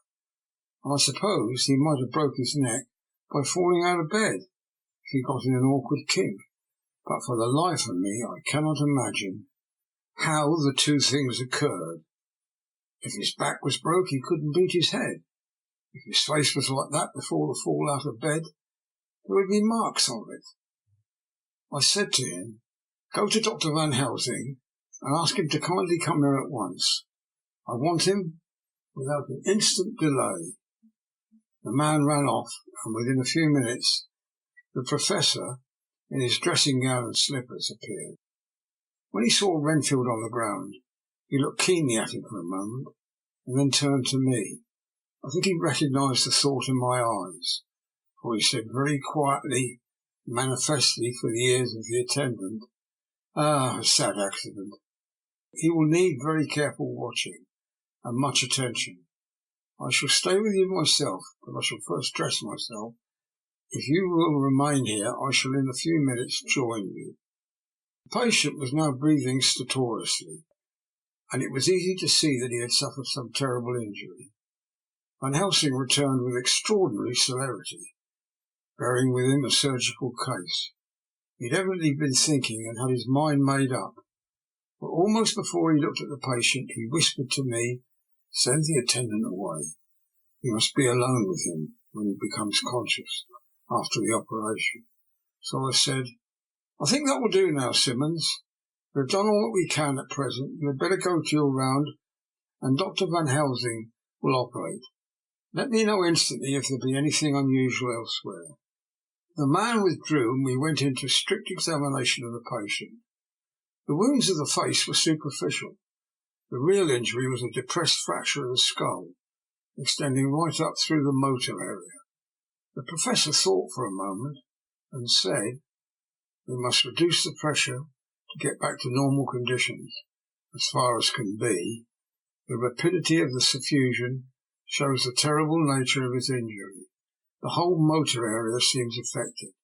The suffusion of the brain will increase quickly, so we must trepine it at once, or it may be too late." As he was speaking, there was a soft tapping at the door, and I went over and opened it, and found in the corridor without Arthur and Quincy, in pyjamas and slippers. The former spoke. "I heard your man call up Dr. Van Helsing to tell him of an accident, so I woke Quincy, or rather called for him, as he was not asleep. Things are moving too quickly and too strangely for sound sleep for any of us these times. I've been thinking that tomorrow night we'll not see things as they have been. We have to look back and forward a little more than we have done. May we come in?" I nodded and held the door open till they had entered. Then I closed it again. When Quincy saw the attitude and state of the patient, and noted the horrible pool on the floor, he said softly, "My God, what's happened to him, poor devil?" I told him briefly, and added that we expected he would recover consciousness after the operation, for a short time at all events. He went at once and sat down on the edge of the bed with Godalming beside him. We all watched in patience. "We shall wait," said Van Helsing, "just long enough to fix the best spot for trefining, so that we may most quickly and perfectly remove the blood clot, for it is evident that the hemorrhage is increasing." The minutes during which we waited passed with fearful slowness. I had a horrible sinking feeling in my heart, and from Van Helsing's face I gathered that he felt some fear or apprehension as to what was to come. I dreaded the words that Renfield might speak.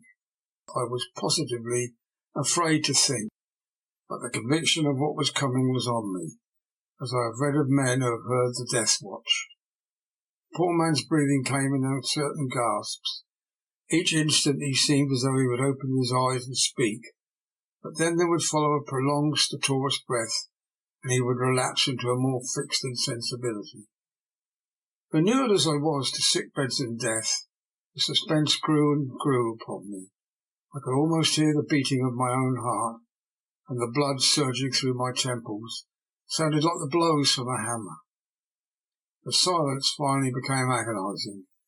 I looked at my companions, one after another, and saw from their flushed faces and damp brows that they were enduring equal torture. There was a nervous suspense over us all, as though overhead some dread bell would peal out powerfully when we should least expect it. At last there came a time when it was evident that the patient was sinking fast. He might die at any moment.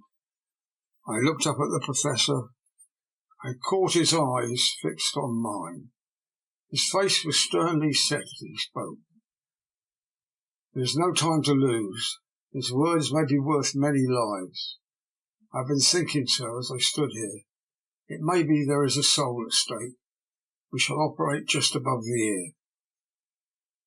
Without another word he made the operation. For a few moments the breathing continued to be stertorous, and then there came a breath so prolonged that it seemed as though it would tear open his chest. Suddenly his eyes opened and became fixed in a wild, helpless stare. This was continued for a few moments, then it softened into a glad surprise, and from the lips came a sigh of relief. He moved convulsively. As he did so, said, "I'll be quiet, Doctor. Tell them to take off the strait waistcoat. I have had a terrible dream. It has left me so weak that I cannot move. What's wrong with my face? It feels all swollen and it smarts dreadfully." He tried to turn his head, but even with the effort his eyes seemed to grow glassy, so I gently put it back. Then Van Helsing said in a quiet, grave tone, "Tell us your dream, Mr. Renfield." As he heard the voice, his face brightened through its mutilation, and he said, "That is Dr. Van Helsing. How good it is for you to be here. Give me some water. My lips are dry. I shall try to tell you. I dreamed—" He stopped and seemed fainting. I yelled quietly to Quincy, "The brandy. It's in my study. Quick." He flew and returned with a glass, the decanter of brandy and a carafe of water. We moistened the parched lips, and the patient quickly revived. It seemed, however, that his poor injured brain had been working in the interval, and when he was quite conscious he looked at me piercingly with an agonized confusion which I shall never forget, and said, "I must not deceive myself. It was no dream, but all a grim reality." And his eyes moved round the room, and they caught sight of the two figures sitting patiently on the end of the bed.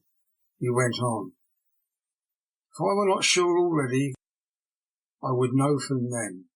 For an instant his eyes closed, not with pain or sleep, but voluntarily, as though he was bringing all his faculties to bear.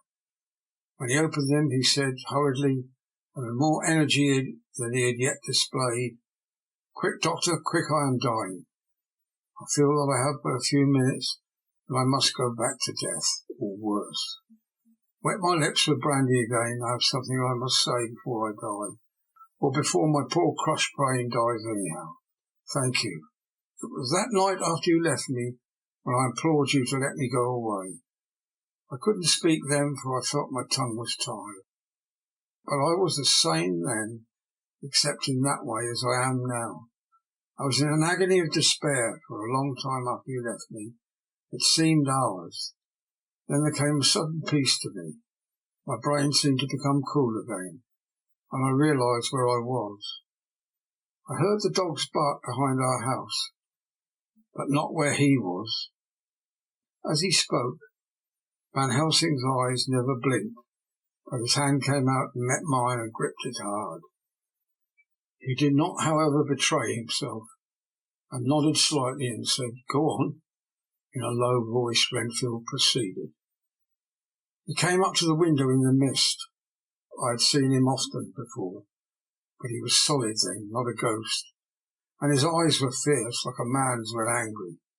He was laughing with his red mouth.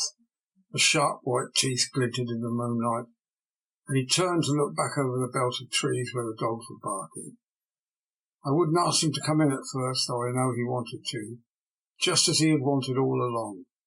Then he began promising me things, not in words, but by doing them. He was interrupted by a word from the Professor. How? By making them happen just as he used to send in the flies when the sun was shining. The great big fat ones with steel and sapphire on their wings, and big moths in the night with skull and crossbones on their backs. Van Helsing nodded to him as he whispered to me unconsciously. The Acherontia, Atotropus of the Sphinges, what you call the death's head moth. The patient went on without stopping. Then he began to whisper, rats, rats, rats. Hundreds, thousands, millions of them, and every one alive, and dogs to eat them. Cats too, all lives, all red blood, with years of life in it. Not merely buzzing flies. I laughed at him, for I wanted to see what he could do. Then the dogs howled away beyond the dark trees in his house. He beckoned me to the window, and I got up and looked out, and he raised his hands, and seemed to call out without using any words. A dark mass spread over the grass, coming like the shape of a flame of fire. And then he moved in the mist to the right and left, and I could see that there were thousands of rats, with their eyes blazing red, like his, only smaller. He held up his hand, and they all stopped. And I thought he seemed to be saying, all these lives I will give to you, I and many more, and greater throughout countless ages, if you will fall down and worship me. And then a red cloud like the colour of blood seemed to close over my eyes, and before I knew what I was doing, I found myself opening the sash, saying to him, come in, Lord and Master. The rats were all gone. He slid into the room through the sash, but it was only an inch wide, just as the moon herself has often come in through the tiniest crack, and stood before me in all her size and splendour. His voice was weaker, so I moistened his lips with the brandy again, and he continued. But it seemed as though his memory had gone on working in the interval, for his story was further advanced. I was about to call him back to the point, but Van Helsing whispered to me, let him go on, do not interrupt him. He cannot go back, and maybe could not proceed at all, once he had lost the thread of his thought. He proceeded. All day long I waited to hear from him, but he did not send me anything, not even a blowfly. And when the moon got up, I was pretty angry with him. When he slid in through the window, though it was shut, and did not even knock, I got mad with him. He sneered at me, and his white face looked out of the mist with his red eyes gleaming, and he went on as though he owned the whole place, and I was no one. He didn't even smell the same as he went by me. I couldn't hold him. I thought that somehow Mrs. Harker had come into the room. The two men sitting on the bed stood up and came over, standing behind him so that he could not see them, but where they could hear better. They were both silent. But the Professor started and quivered. His face, however, grew grimmer and sterner still. Renfield went on, without noticing. When Mrs. Harker came in to see me this afternoon, she wasn't the same. It was like tea after the teapot had been watered. Here we all moved, but no one said a word, and he went on. I didn't know that she was still here till she spoke, and she didn't look the same. I don't care for pale people. I like them with lots of blood in them, and hers had all seemed to have run out. I didn't think of it at the time, but when she went away I began to think, and it made me mad to know that he'd been taking the life out of her. I could feel that the rest quivered as I did, but we remained otherwise still. So when he came tonight, I was ready for him.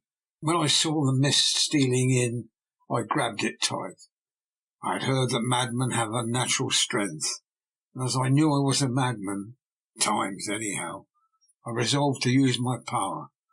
I and he felt it too, for he had to come out of the mist to struggle with me. I held tight, and I thought I was going to win, for I didn't mean him to take any more of her life. till I saw his eyes. They burned into me, and my strength became like water. He slipped through it, and when I tried to cling to him, he raised me up and flung me down. There was a red cloud before me, and a noise like thunder, and the mist seemed to steal away under the door. His voice was becoming fainter, and his breath more stertorous. Van Helsing stood up instinctively. "We know the worst now," he said. "He is here, and we know his purpose. It may not be too late. Let us be armed the same as we were the other night, but lose no time. There is not an instant to spare." There was no need to put our fear, nay, our convictions into words. We shared them in common. We all hurried and took from our rooms the same things we had when we entered the Count's house. The Professor had his ready, and as we met in the corridor, he pointed to them significantly, and he said, "They shall never leave me. They shall not till this unhappy business is over. Be wise also, my friends. This is no common enemy that we deal with. Alas, alas, that dear Madam Mina should suffer." He stopped. His voice was breaking, and I do not know if rage or terror predominated in my own heart. Outside the Harkers' door we paused. Martin Quincy held back, and the latter said, "Shall we disturb her?" "We must," said Van Helsing grimly. "If the door be locked, I shall break it in." "May it not frighten her terribly? It is unusual to break into a lady's room." Van Helsing said solemnly, "You are always right, but this is life and death. All chambers are alike to the doctor, and even were they not, they are all as one to me tonight. Friend John, when I turn the handle, if the door does not open, you put your shoulder down and shove, and you too, my friends, now." He turned the handle as he spoke, but the door did not yield. We threw ourselves against it with a crash, and it burst open. We almost fell headlong into the room. The Professor did actually fall, and I saw him as he gathered himself up from hands and knees. What I saw appalled me. I felt my hair rise like bristles on the back of my neck, and my heart seemed to stand still. The moonlight was so bright that through the thick yellow blind the room was light enough to see. On the bed beside the window lay Jonathan Harker, his face flushed and breathing heavily as though in a stupor. Kneeling on the near edge of the bed facing towards was the white-clad figure of his wife. By her side stood a tall, thin man, clad in black.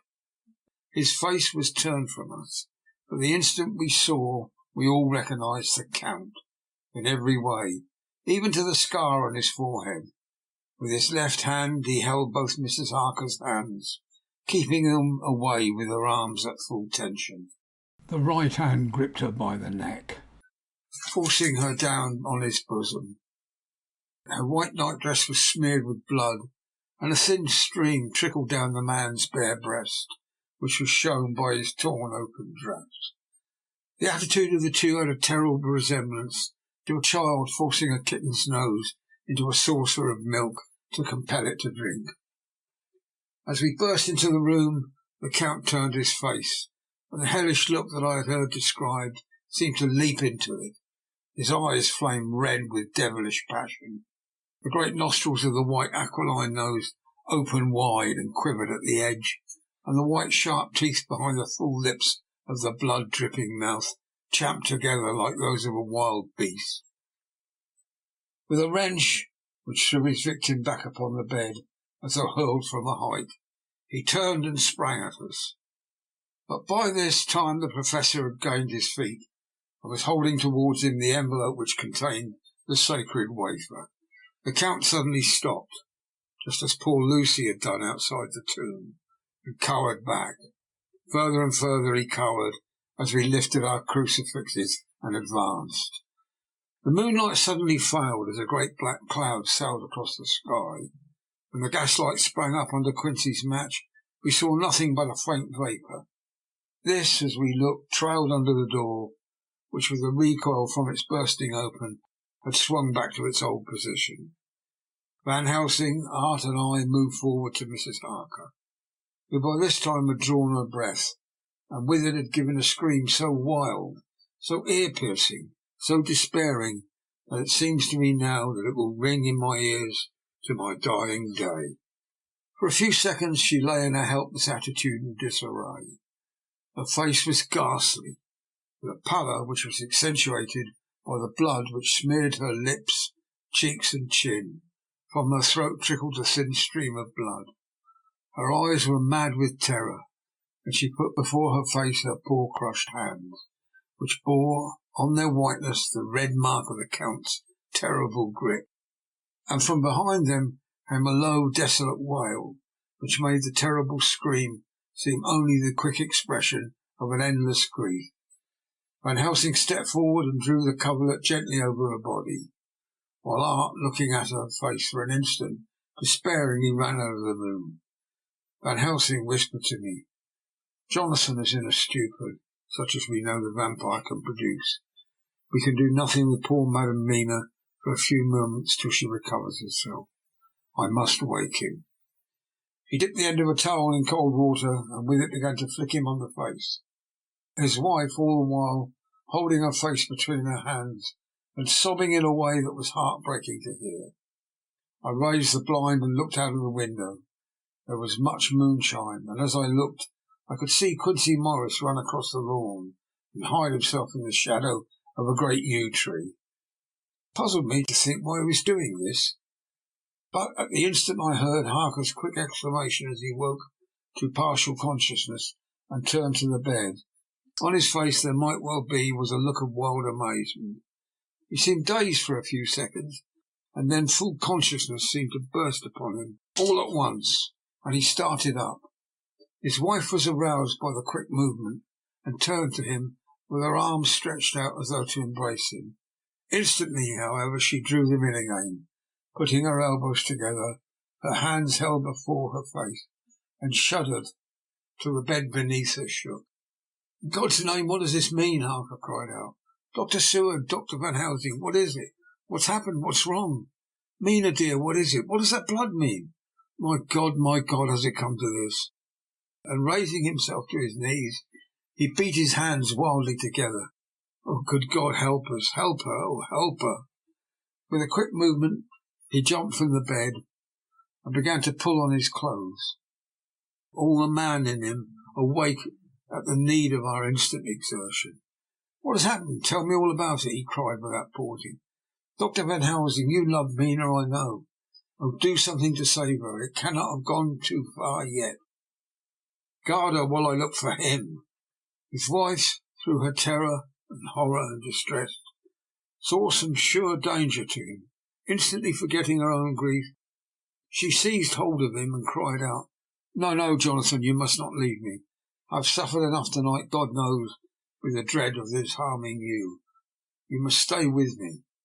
Stay with these friends who will watch over you." Her expression became frantic as she spoke, and he, yielding to her, she pulled him down, sitting on the bed, and clung to him fiercely. The Professor held up his little golden crucifix and said with wonderful calmness, "Do not fear, my dear, we are here, and whilst this is close to you, no foul thing can approach. You are safe for tonight, and we must be calm and take counsel together." She shuddered and was silent, holding down the head on her husband's breast. When she raised it, his white night-robe was stained with blood where her lips had touched, and where the thin open wound in her neck had sent forth drops. The instant she saw it, she drew back with a low wail and whispered amongst choking sobs, "Unclean, unclean! I must touch him or kiss him no more. Oh, that it should be that it is I who am now his worst enemy, and whom he may have most cause to fear." To this he spoke out resolutely. "Nonsense, Mina. It is a shame for me to hear such a word. I would not hear it of you, and shall not hear it from you. May God judge me by my deserts, and punish me with more bitter suffering than even this hour, if by any act or will of mine anything has ever come between us."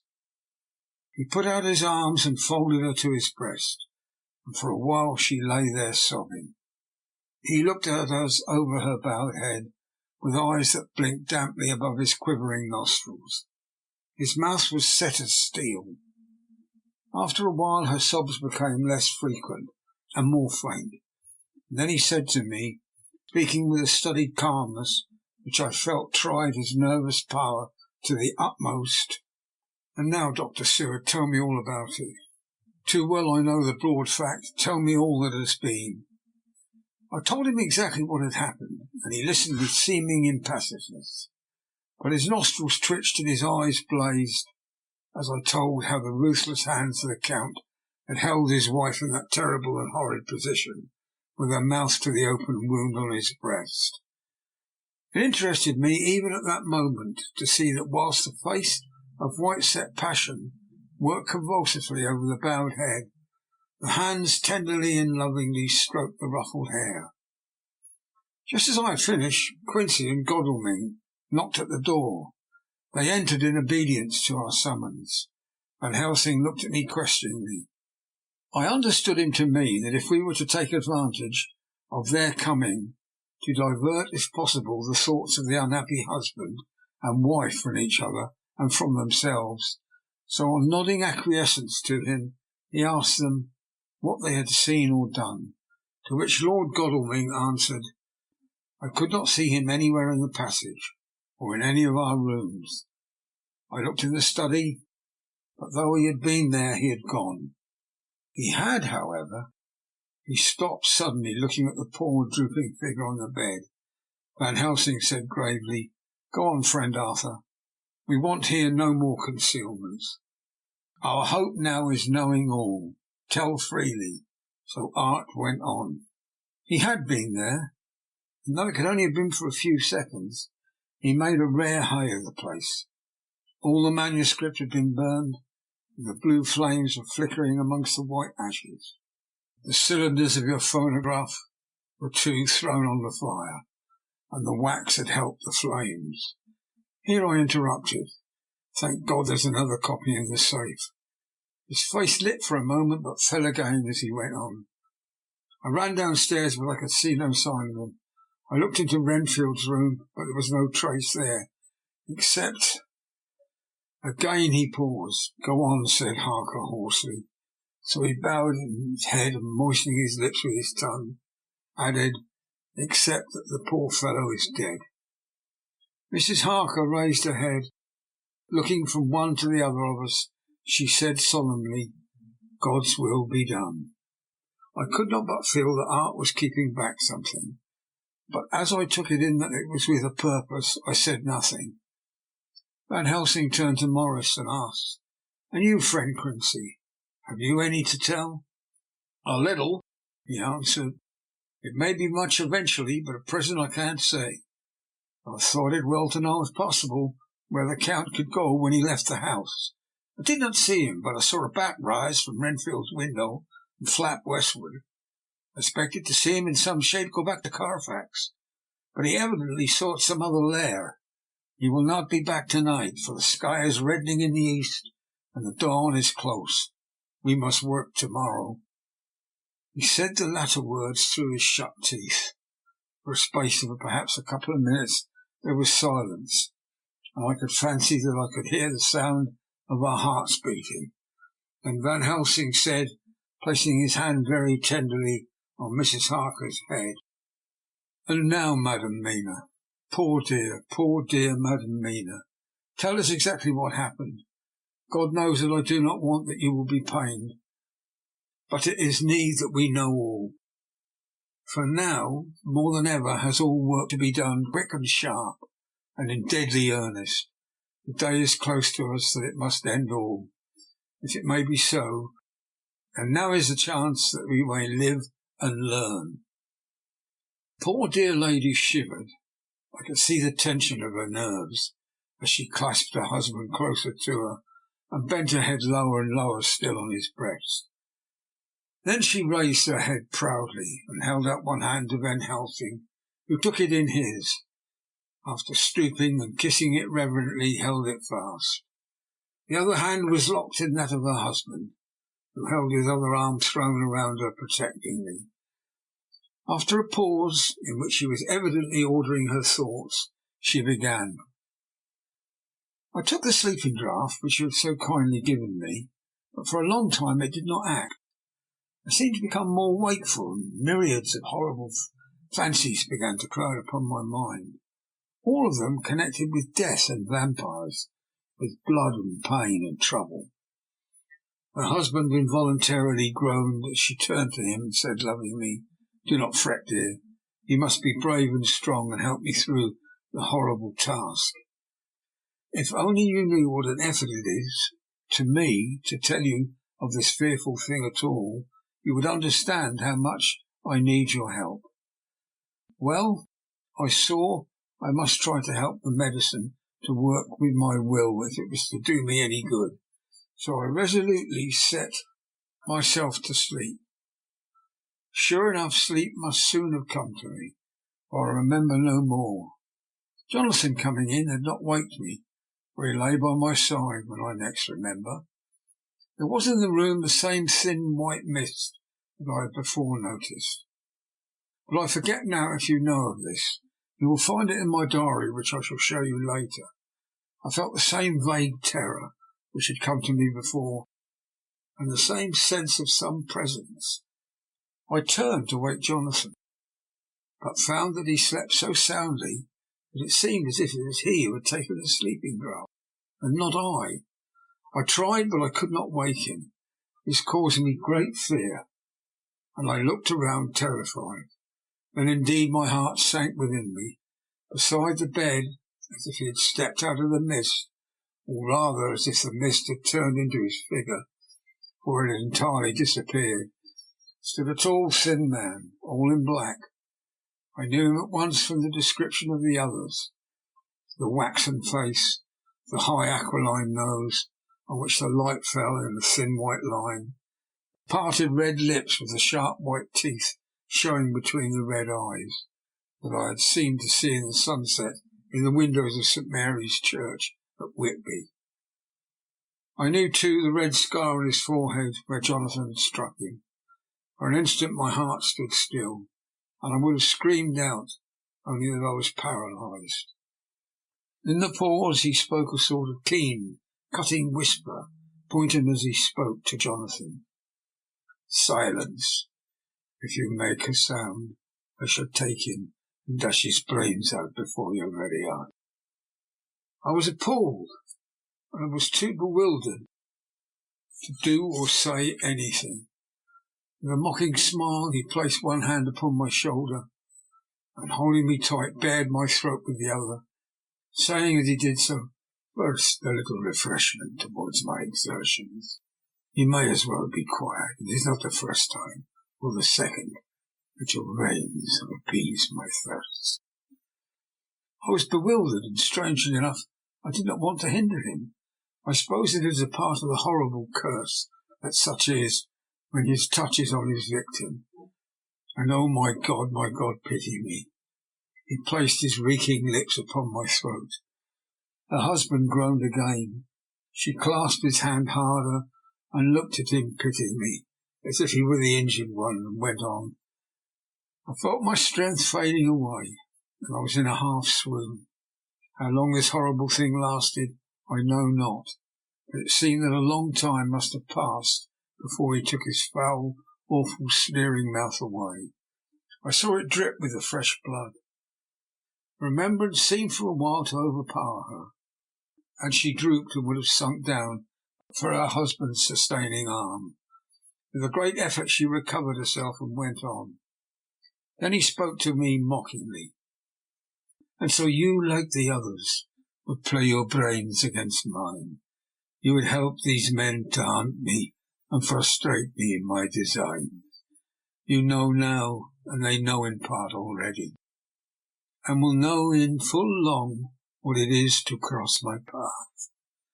They should have kept their energies for closer to home, whilst they played wits against me, who commanded nations, and intrigued for them, and fought for them.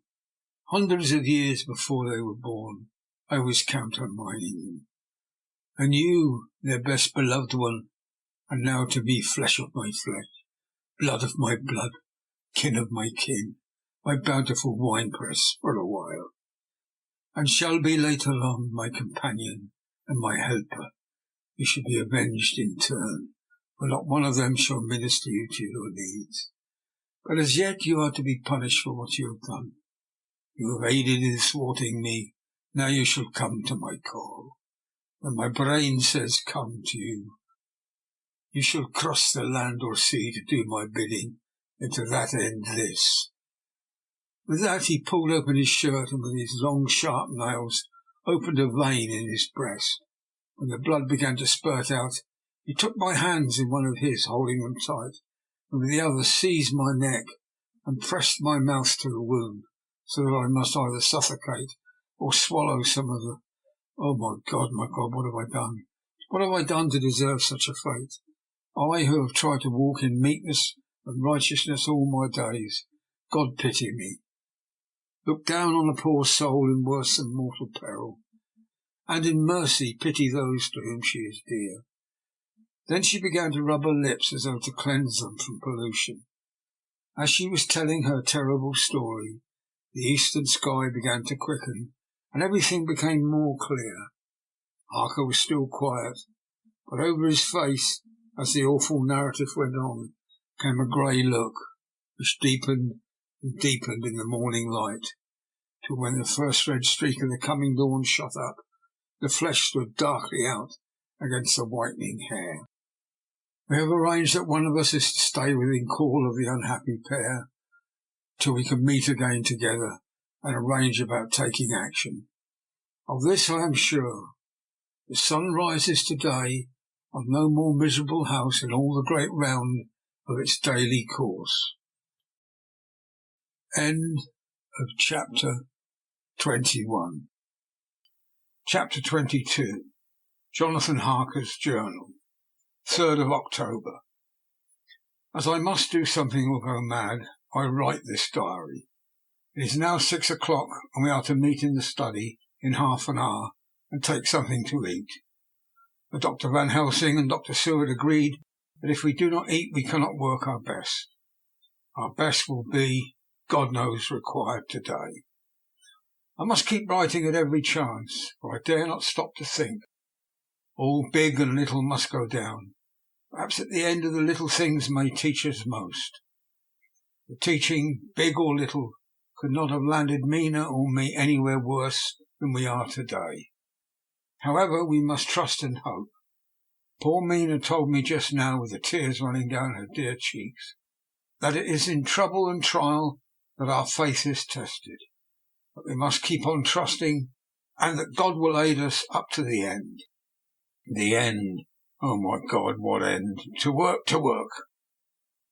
When Dr. Van Helsing and Dr. Seward had come back from seeing poor Renfield, we went gravely into what was to be done.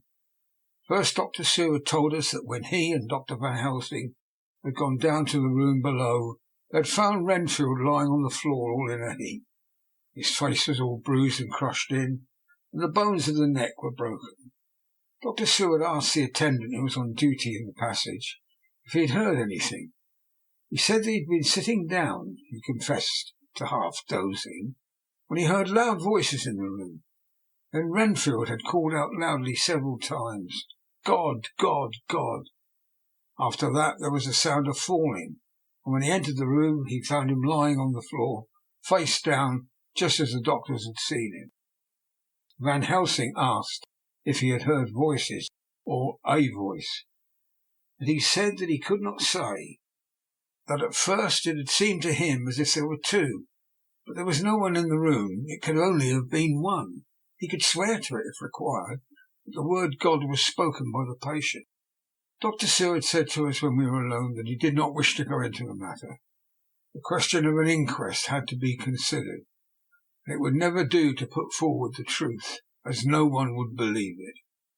As it was, he thought that on the attendant's evidence he could give a certificate of death by misadventure in falling from bed. In case the coroner should demand it, there would be a formal inquest, necessarily to the same result. When the question began to be discussed as to what should be our next step, the very first thing we decided was that Mina should be in full confidence. that nothing of any sort, no matter how painful, should be kept from her. She herself agreed as to its wisdom, and it was pitiful to see her so brave and yet so sorrowful, and in such a depth of despair. There must be no concealment, she said. Alas, we have had too much already, and besides there is nothing in all the world that can give me more pain than I have already endured, and I suffer now.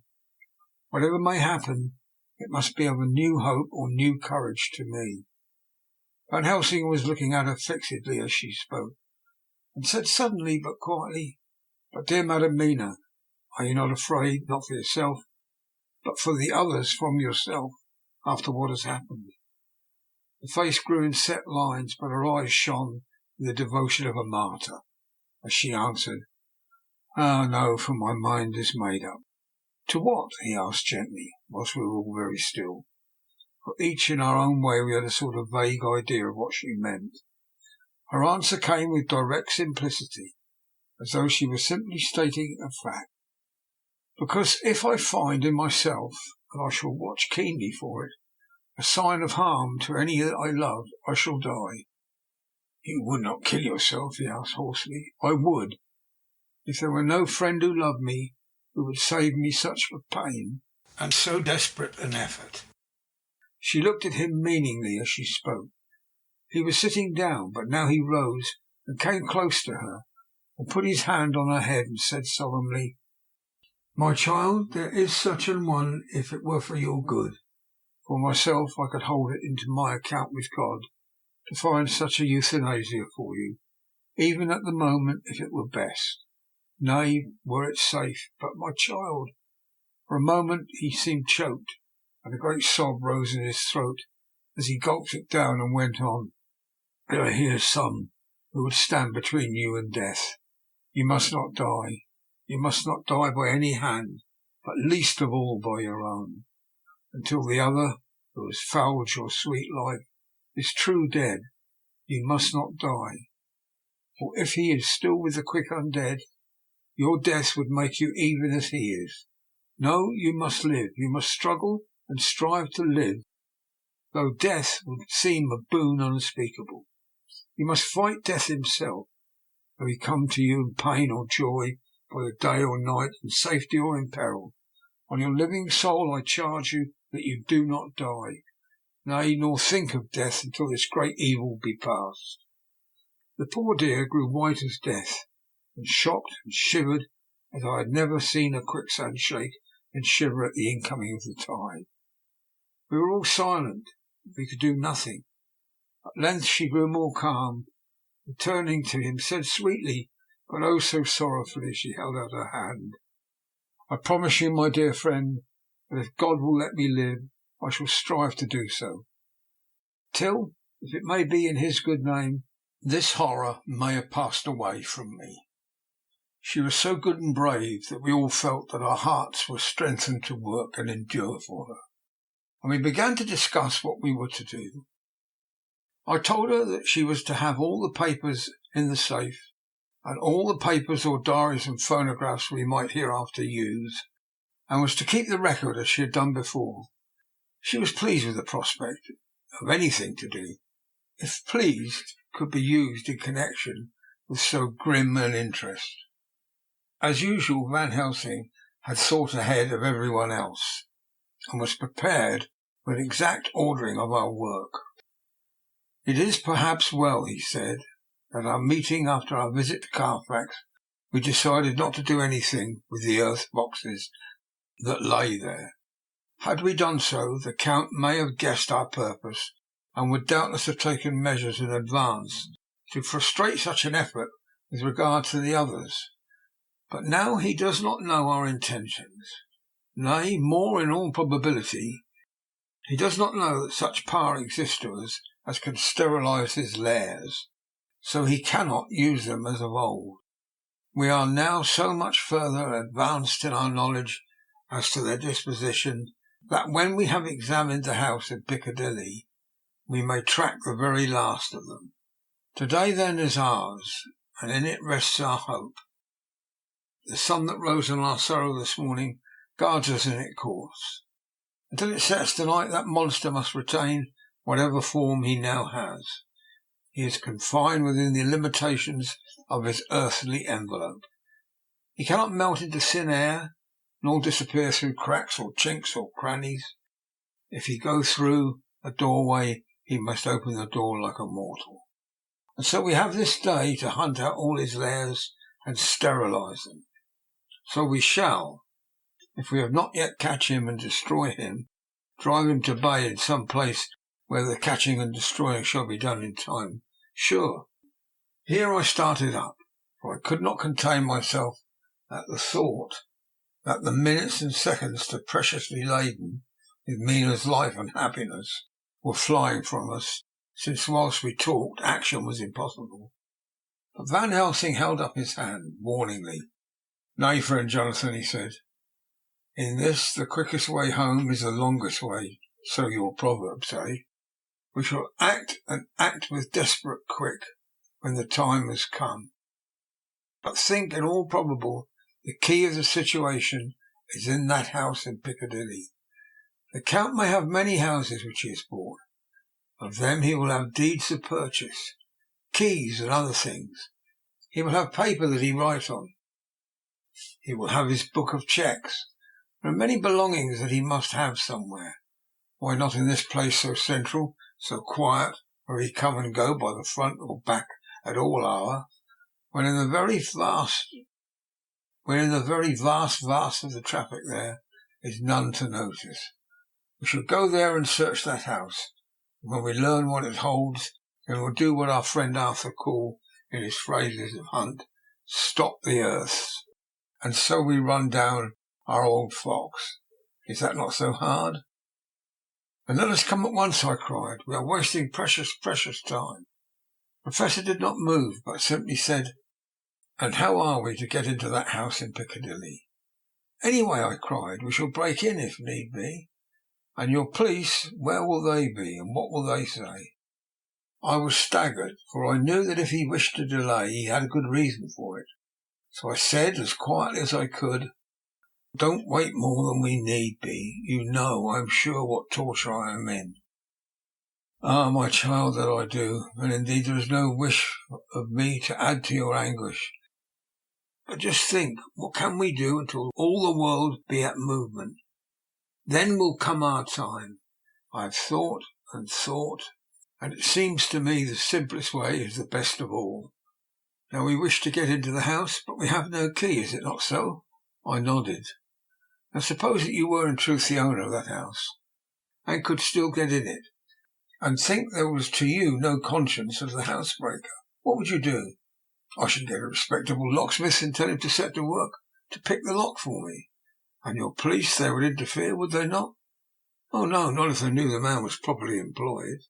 "Then," he looked at me as keenly as he spoke, "and in all doubt is the conscience of the employer, and the belief of your policeman as to whether or no that employer has a good conscience or a bad one. Your police must indeed be zealous men and clever, oh so clever, in reading the heart, that they trouble themselves in such a matter. No, my friend Jonathan, you go take the lock off 100 empty houses in this your London, or of any city in the world, and if you do it such as things are rightly done, and at the time such things are rightly done, no one will interfere. I have read of a gentleman who owned so fine a house in London, and when he went for months of summer to Switzerland and lock up his house, some burglar came and broke the window at the back and got in. Then he went and made open the shutters in the front, and walk out and in through the door, before the very eyes of the police. He then have an auction in that house, and advertise it, and put up a big notice, and when the day come, he set off by a great auctioneer all the goods of that other man who owns them. Then he go to a builder and sell in the house, making an agreement that if he pull it down and take away all within a certain time, and your police and other authority help him all they can. And when that owner came back from his holiday in Switzerland, he find only an empty hole where his house had been. This was all done en règle, and in our work we should be en règle too. We shall not go so early that the policemen, who have then little to think of, shall deem it strange, but we shall go after 10 o'clock, when there are many about, and such things would be done were we indeed owners of the house." I could not but see how right he was, and the terrible despair of Mina's face became relaxed. I thought there was hope in such good counsel. Van Helsing went on. "When once within the house we may find more clues. At any rate, some of us can remain there, whilst the rest find the other places, where there be more earth boxes, Bermondsey and Mile End." Lord Godalming stood up. "I can be of some use here," he said. "I shall wire to my people to have horses and carriages where they will be most convenient." "Look here, old fellow," said Morris, "it's a capital idea to have ready in case we don't want to go a horsebacking. But don't you think that one of your snappy carriages, with its heraldic adornments, in a byway of Walworth or Mile End, would attract too much attention for our purposes? It seems to me that we ought to take cabs when we go south or east, and then leave them somewhere near the neighbourhood where we're going to." "Friend Quincy is right," said the Professor. "His head is what you call in plane with the horizon. It is a difficult thing that we go to do, and we do not want no peoples to watch us, if so it may." Mina took a growing interest in everything, and I was rejoiced to see that the exigency of affairs was helping her to forget for a time the terrible experiences of the night. She was very, very pale, almost ghastly, and so thin that her lips were drawn away, showing her teeth in somewhat of a prominence. I did not mention this last, lest it should give her needless pain, but it made my blood run cold in my veins to think of what had occurred with poor Lucy when the Count had sucked her blood. As yet there was no sign of the teeth growing sharper, but the time as yet was short, and there was time for fear. When we came to the discussion of the sequence of our efforts, and of the disposition of our forces, there were new sources of doubt. We finally agreed that before starting for Piccadilly we should destroy the Count's lair close at hand, lest he should find it out too soon. We should thus be still ahead of him in our work of destruction, and his presence in his purely material shape, and at his weakest, might give us some new clue. As to the disposal of forces, it was suggested by the Professor that after our visit to Carfax we should all enter the house in Piccadilly, that the two doctors and I should remain there, whilst Lord Godalming and Quincy found the lairs at Walworth and Mile End and destroyed them. It was possible, if not likely, the Professor urged, that the Count might appear in Piccadilly during the day. If so, we might be able to cope with him then and there. At any rate, we may be able to follow him in force. To this plan I strenuously objected, and as far as my going was concerned, for I said that I intended to stay and protect Mina. I thought that my mind was made up on the subject, but Mina would not listen to my objection. She said that there might be some law matter in which I could be useful, that among the Count's papers might be some clue which I could understand out of my experiences in Transylvania, and that, as it was, all the strength we could muster was required to cope with the Count's extraordinary power. I had to give in, for Mina's resolution was fixed, and she said that it was the last hope for her that we should all work together. As for me, she said, I have no fear. Things have been as bad as they can be, and whatever may happen must have in it some element of hope or comfort. Go, my husband. God can, if he wishes, guard me as well alone as with anyone present. So I started up, crying out, Then in God's name let us come at once, for we are losing time. The Count may come to Piccadilly earlier than we think. Not so, said Van Helsing, holding up his hand. But why, I asked.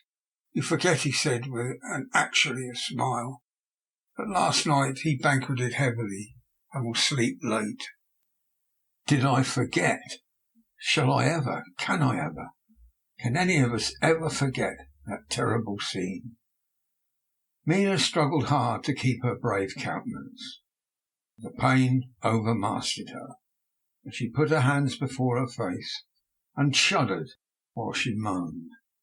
Van Helsing had not intended to recall her frightful experience.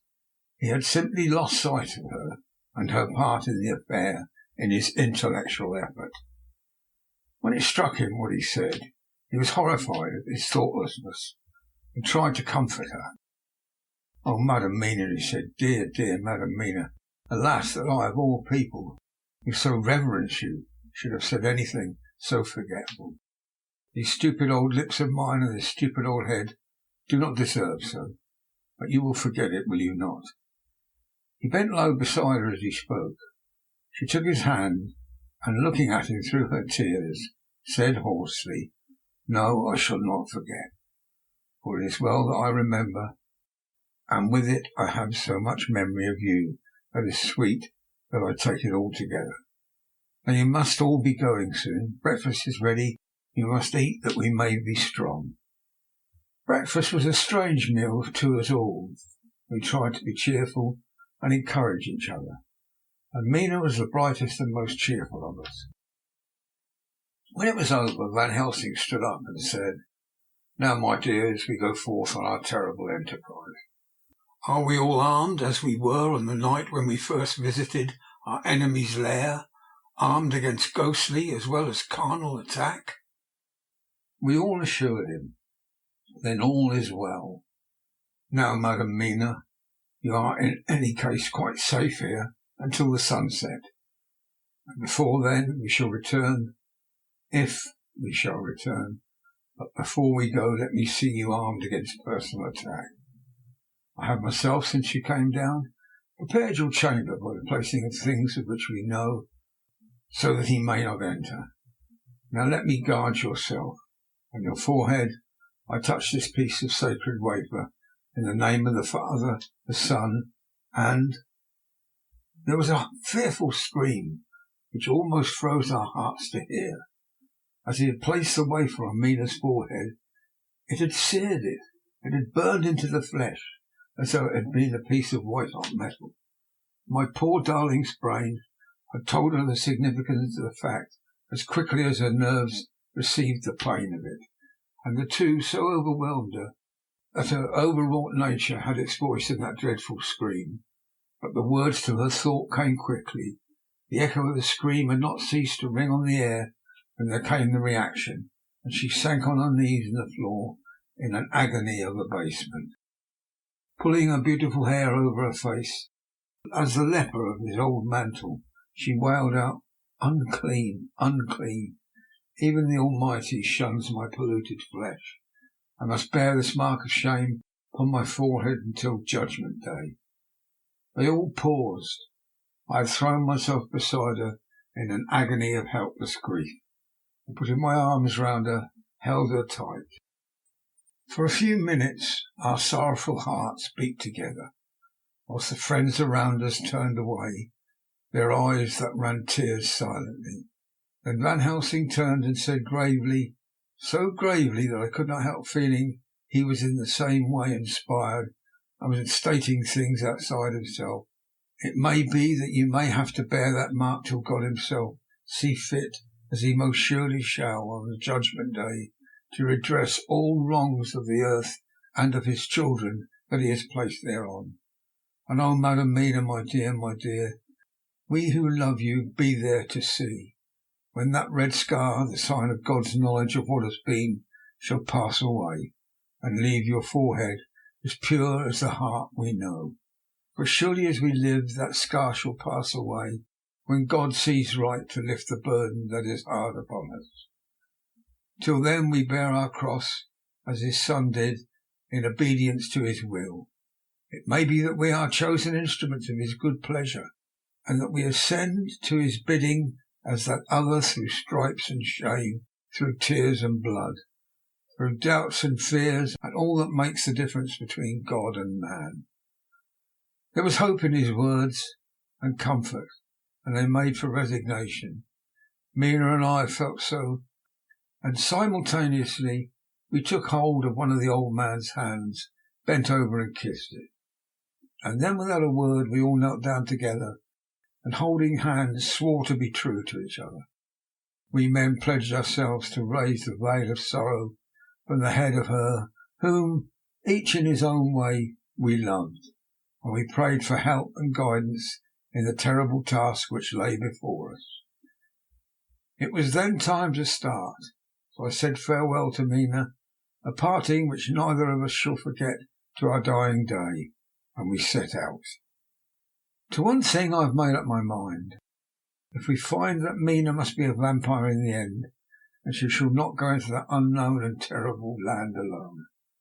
I suppose it is thus in old times one vampire meant many, just as their hideous bodies could only rest in sacred earth, so the holiest love was the recruiting sergeant for their ghastly ranks.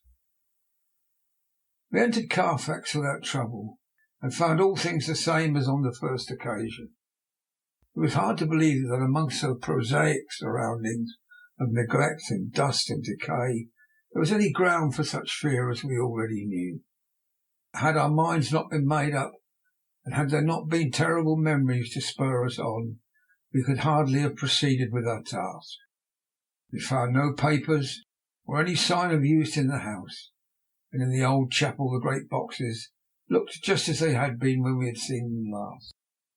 Dr. Van Helsing said to us solemnly as we stood before them, "And now, my friends, we have a duty here to do. We must sterilize this earth, so sacred of holy memories, that he has brought from a far distant land for such fell use. He has chosen this earth because it has been holy. Thus we defeat him with his own weapon, for we will make it more holy still." As he spoke, he took from his bag a screwdriver and a wrench, and very soon the top of one of the cases was thrown open. The earth smelt musty and close, but we did not somehow seem to mind, for our attention was concentrated on the Professor. Taking from his box a piece of the sacred wafer, he laid it reverently on the earth, and shutting down the lid began to screw it home. We aided him as he worked. One by one we treated in the same way each of the great boxes, and left them as we had found them, to all appearance, but each was a portion of the host. When we closed the door behind us, the Professor said solemnly, "So much is already done. If it may be that with all the others we can be so successful, then the sunset of this evening may shine on Madame Mina's forehead, all as white as ivory and with no stain." As we passed across the lawn on our way back to the station to catch our train, we could see the front of the asylum. I looked eagerly, and in the window of my own room saw Mina. I waved my hand to her and nodded to tell her that our work there was successfully accomplished. She nodded in reply to show that she understood. The last I saw, she was waving her hand in farewell. It was with a heavy heart that we sought the station and just caught the train, which was steaming in as we reached the platform. I have written this in the train. Piccadilly, 12:30 o'clock. Just before we reached Fenchurch Street, Lord Godalming said to me, "Quincy and I will find a locksmith. You'd better not come with us in case there should be any difficulty, for under the circumstances it wouldn't seem so bad for us to break into an empty house. But you are a solicitor, and the Incorporated Law Society might tell you that you should have known better." I demurred as to my not sharing any danger even of odium, but he went on, "Besides, it will attract less attention if there are not too many of us. My title will make it all right with the locksmith and with any policeman that may come along. You had better go with Jack and the Professor and stay in the Green Park, somewhere in sight of the house, and when you see the door open and the smith has gone away, do all you come across. We shall be on the lookout for you and shall let you in." "The advice is good," said Van Helsing, so we said no more. Godalming and Morris hurried off in a cab, we following in another. At the corner of Arlington Street our contingent got out and strolled into the Green Park. My heart beat as I saw the house on which so much of our hope was centred, looming up grim and silent in its deserted condition amongst its more lively and spruce-looking neighbours. We sat down on a bench with a good view and began to smoke cigars. so as to attract as little attention as possible. The minutes seemed to pass with leaden feet as we waited for the coming of the others. At length we saw a four-wheeler drive up. Out of it in a leisurely fashion got Lord Godalming and Morris, and down from the box descended a thick-set working man with his rush-woven basket of tools. Morris paid the cabman, who touched his hat and drove away. Together the two ascended the steps, and Lord Godalming pointed out what he wanted done. The workman took off his coat leisurely and hung it on one of the spikes of the rail, saying something to a policeman who had just then sauntered along. The policeman nodded acquiescence, and the man kneeling down placed his bag beside him. After searching through it, he took out a selection of tools, which he produced to lay beside him in an orderly fashion. Then he stood up, looked into the keyhole, blew into it, and turning to his employers made some remark. Lord Godalming smiled, and the man lifted a good-sized bunch of keys, selecting one of them, and began to probe the lock, as if feeling his way with it. After fumbling about for a bit, he tried a second, then a third. All at once the door opened under a slight push for him, and he and the two others entered the hall. We sat still. My own cigar burnt furiously, but Van Helsing's went cold altogether. We waited patiently as we saw the workman come out and bring his bag. Then he held the door partly open, steadying it with his knees whilst he fitted a key to the lock. This he finally handed to Lord Godalming, who took out his purse and gave him something. The man touched his hat, took his bag, put on his coat and departed. Not a soul took the slightest notice of the whole transaction. When the man had fairly gone, we three crossed the street and knocked at the door.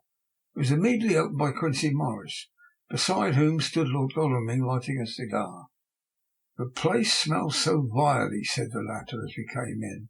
It did indeed smell vilely, like the old chapel at Carfax, and with our previous experience it was plain to us that the Count had been using the place pretty freely. We moved to explore the house, all keeping together in case of attack, for we knew we had a strong and wily enemy to deal with, and as yet we did not know whether the Count might not be in the house. In the dining room, which lay at the back of the hall, we found 8 boxes of earth. 8 boxes only out of the 9 which we sought. Our work was not over, and would never be until we should have found the missing box. First we opened the shutters of the window, which looked out across a narrow stone-flagged yard at the blank face of a stable, pointed to look like the front of a miniature house. There were no windows in it, so we were not afraid of being overlooked. We did not lose any time in examining the chests. With the tools which we had brought with us, we opened them, one by one, and treated them as we had treated those others in the old chapel. It was evident to us that the Count was not present in the house, and we proceeded to search for any of his effects. After a cursory glance at the rest of the rooms, from basement to attic, we came to the conclusion that the dining room contained any effects which might belong to the Count, so we proceeded to minutely examine them. They lay in a sort of orderly disorder on the great dining room table. There were title deeds of the Piccadilly house in a great bundle, deeds of the purchase of the houses at Mile End and Bermondsey, notepaper, envelopes, pen, ink. All were covered up in a thin wrapping paper to keep them from dust. There was also a clothes brush and a comb, a jug and a basin, the latter containing dirty water which was reddened as if with blood. Last of all was a little heap of keys of all sorts and sizes, probably those belonging to the other houses. When we had examined this last find, Lord Godalming and Quincy Morris, taking accurate notes of the various addresses of the houses in the east and south, took with them the keys in a great bunch, and set out to destroy the boxes in these places. The rest of us are, with what patience we can, waiting their return, or the coming of the Count. End of chapter 22. Chapter 23. Dr. Seward's Diary, 3rd of October. The time seemed terrible long whilst we were waiting for the coming of Godalming and Quincy Morris. The Professor tried to keep our minds active by using them all the time. I could see his beneficial purpose by the side glances which he threw from time to time at Harker. The poor fellow is overwhelmed in a misery that is appalling to see. Last night he was a frank, happy-looking man, with strong, youthful face, full of energy and with dark brown hair. Today he is a drawn, haggard old man, whose white hair matches well with the hollow, burning eyes and grief-written lines of his face. His energy is still intact, in fact. He is like a living flame. This may yet be his salvation, for, if all go well, it will tide him over the despairing period. He will then, in a kind of way, wake again to the realities of life. Poor fellow, I thought my own trouble was bad enough, but his— the Professor knows this well enough, and is doing his best to keep his mind active. What he has been saying was, under the circumstances of absorbing interest, so well as I can remember, here it is. I have studied over and over again, since they came into my hands, all the papers relating to this monster. And the more I have studied, the greater seems the necessity to utterly stamp him out. Although there are signs of his advance, not only of his power, but of his knowledge of it, as I learned from the researches of my friend Arminius of Budapest. He was in life a most wonderful man, soldier, statesman, alchemist, which latter was the highest development of the science knowledge of his time. He had a mighty brain, a learning beyond compare, and a heart that knew no fear, and no remorse. He dared even to tend to Schulemans, and there was no branch of knowledge of his time that he did not essay. Well, in him the brain powers survived the physical death, though it would seem that memory was not all complete. In some faculties of mind he has been and is only a child, but he is growing, and some things that were childish for the first time are now of man's nature. He is experimenting and doing it well, and if it had not been that we had crossed his path, he would be yet. He may be yet, if we fail, the father or furtherer of a new order of beings, whose road must lead through death, not life. Harker groaned and said, "This is all arraigned against us, my darling. But how is he experimenting? The knowledge may help us defeat him." "He has all along since his coming been trying his power. Slowly but surely, that big child brain of his is working. Well, for us it is as yet a child brain, for had he dared at first to attempt certain things, he would long ago be beyond our power. However, he means to succeed, and a man who has centuries before him can afford to wait and go slow. Festina lente may well be his motto." "I fail to understand," said Harker wearily, "or to be more plain to me. Perhaps grief and trouble are dulling my brain." The Professor laid his hand tenderly on his shoulder as he spoke. "Ah, my child, I will be plain. Do you not see how of late this monster has been creeping into knowledge experimentally, how he has been making use of the zoophagous patient to effect his entry into friend John's home? For your vampire, though all afterwards he can come when and how he will, must make at the first entry when asked thereto by an inmate. But these are not his most extraordinary experiments. Do we not see how in the first of all those so great boxes were moved by others? He knew not then but that it must be so. By all the time that so great a child brain of his was growing, he began to consider whether he might not himself move the box. So he began to help, and then when he found out that this be all right, he tried to move them all alone, and so he progressed. And he scattered these graves of him, and none but he knows where they are hidden. He may have intended to bury them deep in the ground, so that only he can use them in the night, or at such a time as he can change his form. They do him equal well, and none may know these are his hiding places. But, my child, do not despair. This knowledge come to him just too late. All of his lairs but one be sterilized. As for him, and before the sunset this shall be so. Then he have no place where he can move and hide. I delayed this morning so that we might be sure. If there is not more at stake here for us than for him, then why we not be even more careful than him? By my clock it is 1 hour already. If all be well, friend Arthur and Quincy are on their way to us. Today is our day, and we must go sure, if slow, and lose no chance. See, there are 5 of us when those absent ones return. Whilst he was speaking, he was startled by a knock on the hall door. The double postman's knock of the telegraph boy. We all moved out into the hall with one impulse, and Van Helsing, holding up his hand to us to keep silence, stepped up to the door and opened it. The boy handed a dispatch. The Professor closed the door again, and after looking at the direction, opened and read aloud. Look out for D. He is just now 12:54 come from Carfax hurriedly and hastened towards the south. He seems to be going the round and may want to see you. Mina. There was a pause broken by Jonathan Harker's voice. Now God be thanked, we shall soon meet. Van Helsing turned to him quickly and said, God will act in his own way and time.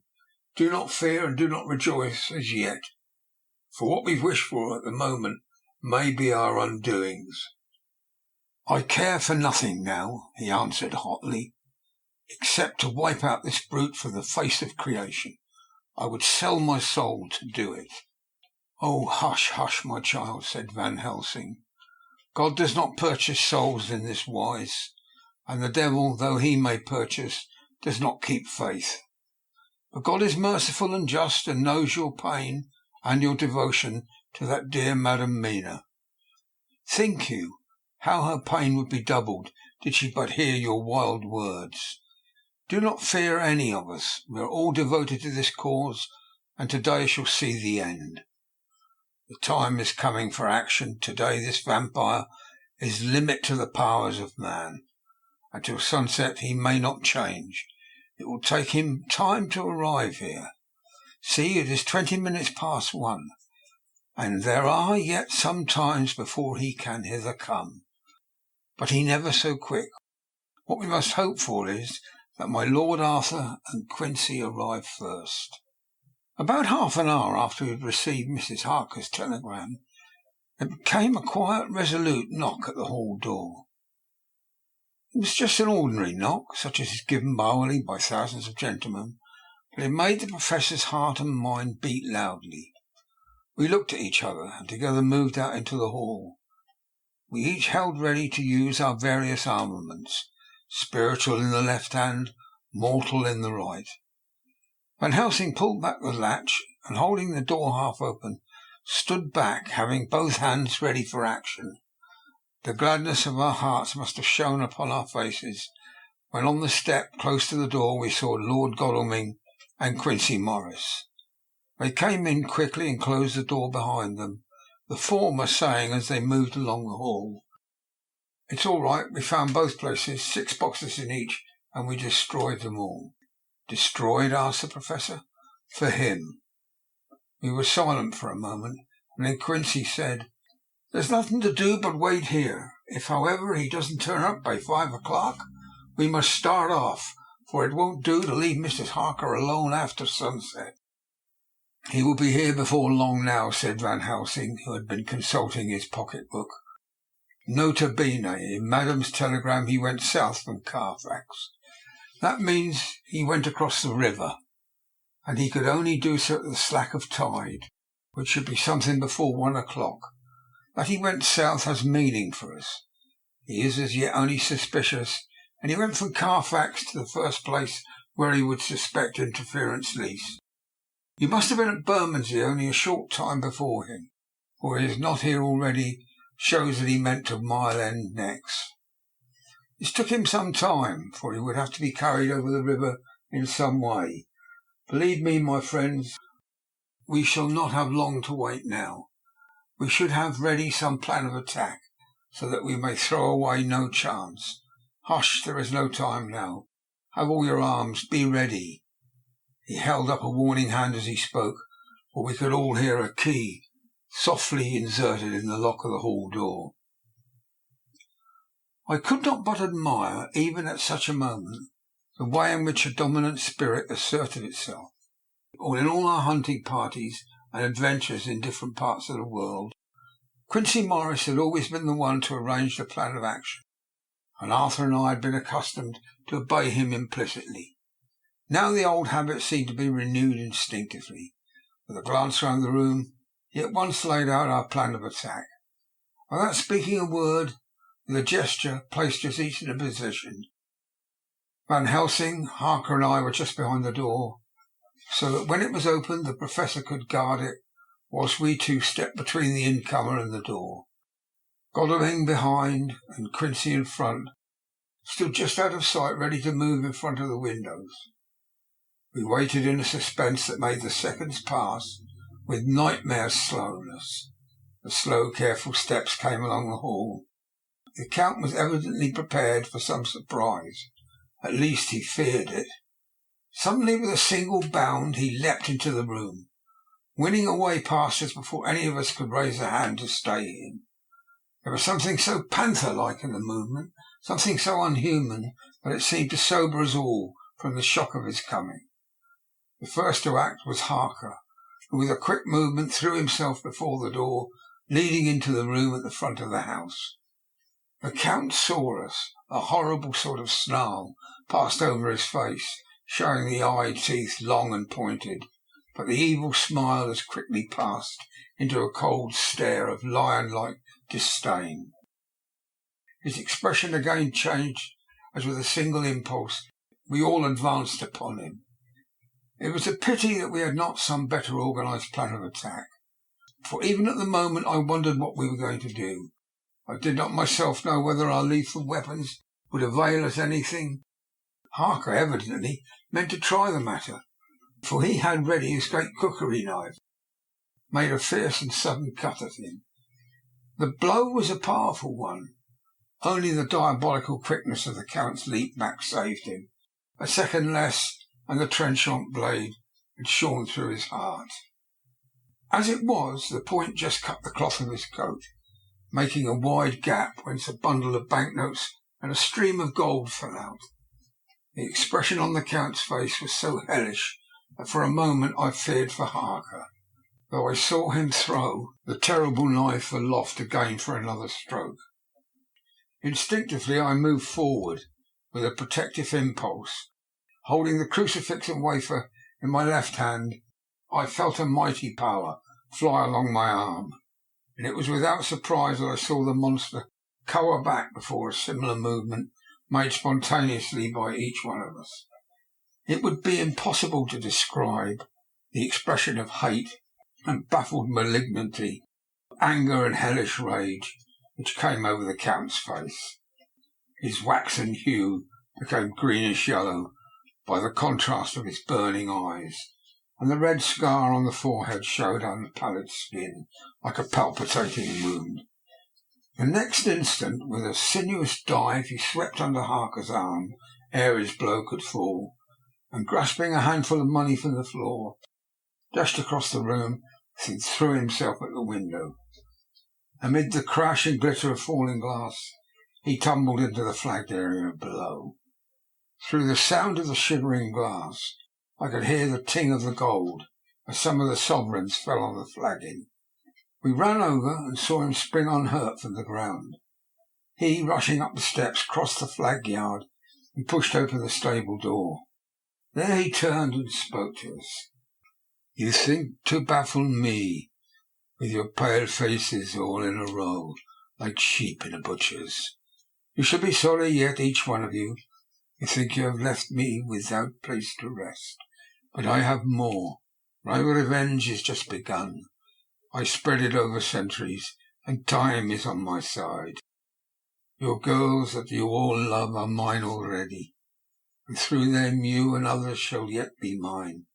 My creatures to do my bidding, and to be my jackals when I want them freed." Yeah.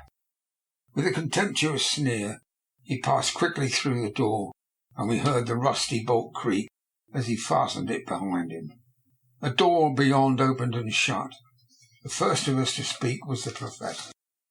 As realizing the difficulty, and following him through the stable, we moved toward the hall.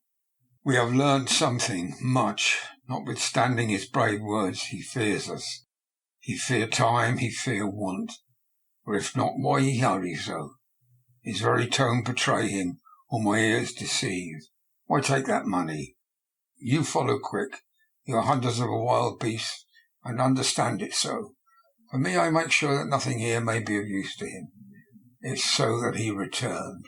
As he spoke, he put the money remaining in his pocket, took the title deeds in the bundle as Harker had left them, and swept the remaining things into the open fireplace, where he set fire to them with a match.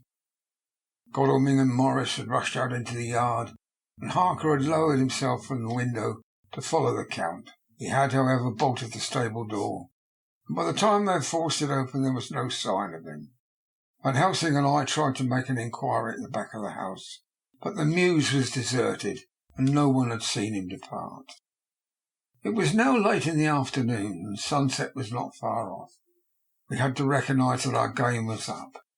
With heavy hearts we agreed with the Professor when he said, "Let's go back to Madam Mina. Poor dear Madam Mina. All we can do just now is done, and we can there at least protect her. But we need not despair. There is but one more earth box, and we must try to find it. When that is done, all may yet be well." I could see that he spoke as bravely as he could to comfort Harker. The poor fellow was quite broken down now, and again he gave a low groan that he could not suppress. He was thinking of his wife. With sad hearts we came back to my house, where we found Mrs. Harker waiting us, with an appearance of cheerfulness which did honour to her bravery and unselfishness. When she saw our faces, her own became as pale as death. For a second or two her eyes were closed, as if she were in a secret prayer, and then she said cheerfully, "I can never thank you all enough. Oh, my poor darling." As she spoke, she took her husband's grey head in her hands and kissed it. "Lay your poor dear head here and rest it, and all will be well, my dear. God will protect us, if he so will, in his good intent." The poor fellow groaned. There was no place for words in his sublime misery. We had a sort of perfunctory supper together, and I think it cheered us all up somewhat. It was perhaps the mere animal heat of food to hungry people, for none of us had eaten anything since breakfast, or the sense of companionship may have helped us. But anyhow we were all less miserable, and saw the morrow as not altogether without hope. True to our promise, we all told Mrs. Harker everything which had passed, and although she grew snowy white at times, when danger had seemed to threaten her husband, and red at others when his devotion to her was manifested, she listened bravely and with calmness. When we came to the part where Harker had rushed at the Count so reckless, she clung to her husband's arm, and held it as tight as though her clinging could protect him from any harm that might be done. She said nothing, however, till the narration was all done, and matters had been brought right up to the present time. Then, without letting go of her husband's hand, she stood up among us and spoke. "Oh, that I could give any idea of the scene, of that sweet, good woman, in all the radiant beauty of her youth and animation, with a red scar on her forehead, of which she was conscious, and which we saw with grinding our teeth, remembering whence and how it came, her loving kindness against our grim hate, her tender faith against all our fears and doubting, knowing that so far as symbols went, she, with all her goodness and purity and faith, was outcast from God." "Jonathan," she said, and the word sounded like music on her lips, it was so full of love and tenderness. "Jonathan, dear, and you, all my true friends, I want you to bear something in mind through this dreadful time. I know that you must fight, that you must destroy, even as you destroyed the false Lucy, so that the true Lucy might live hereafter. But it is not a work of hate. That poor soul who has wrought all this misery is the saddest case of all. Just think what will be his joy when he, too, is destroyed in his worser part, that his better part may have spiritual immortality. You must be pitiful to him too, though it may not hold your hands from his destruction." As she spoke, I could see her husband's face darken and draw together, as though the passion in him were shrivelling his being to its core. Instinctively the clasp in his white hand grew closer, till his knuckles looked white. She did not flinch from the pain, which I knew she must have suffered, but looked at him, with eyes that were more appealing than ever. As she stopped speaking, he leapt to his feet, almost tearing his hand from hers as he spoke. "May God give him my hand for just long enough to destroy that earthly life of him which we are aiming at. If beyond it I could send his soul for ever and ever to burning hell, I would do it." "Oh, hush, hush, in the name of the good God. Don't say such things, Jonathan, my husband, or you will crush me with fear and horror. Just think, my dear, I have been thinking this all a long day of it, that perhaps some day I too may need such pity, and that some other like you, with equal cause for anger, may deny it to me. Oh, my husband, indeed, I would have spared you such a thought had there been another way.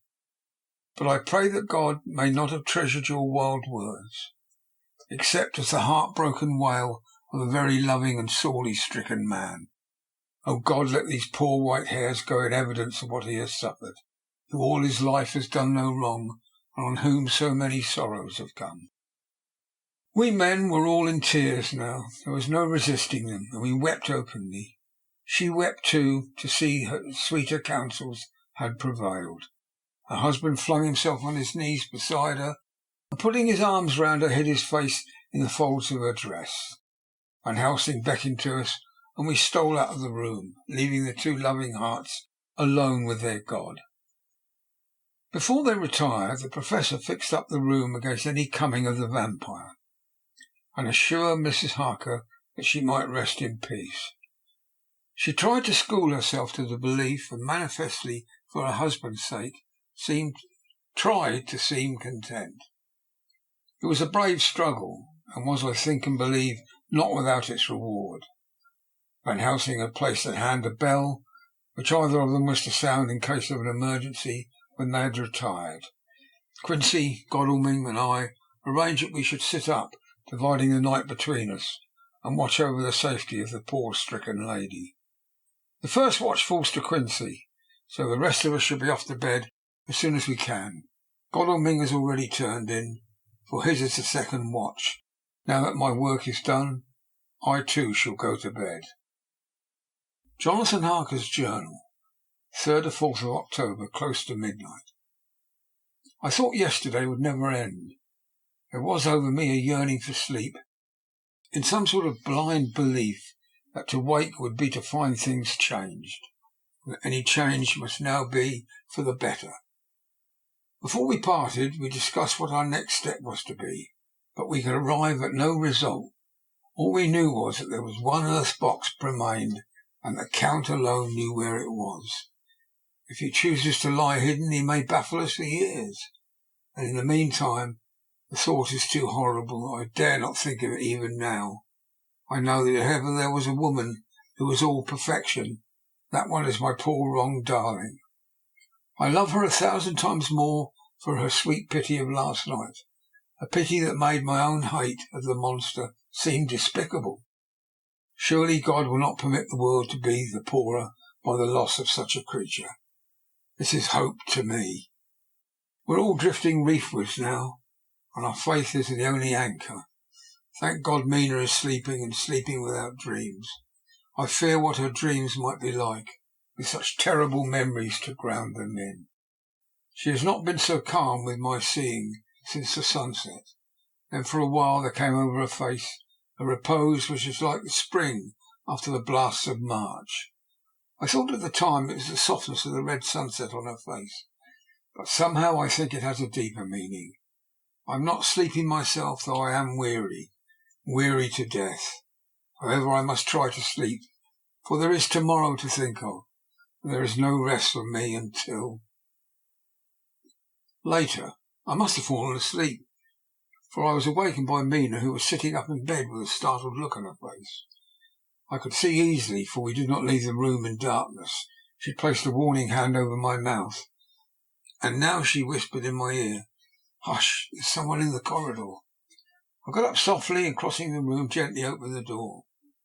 Just outside, stretched on a mattress, lay Mr. Morris, wide awake. He raised a warning hand for silence as he whispered to me, "Hush, go back to bed.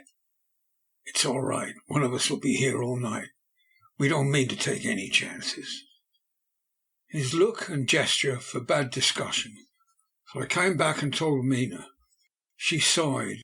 Positively a shadow of a smile stole over her poor pale face as she put her arms round me and said softly, "Oh, thank God for good, brave men."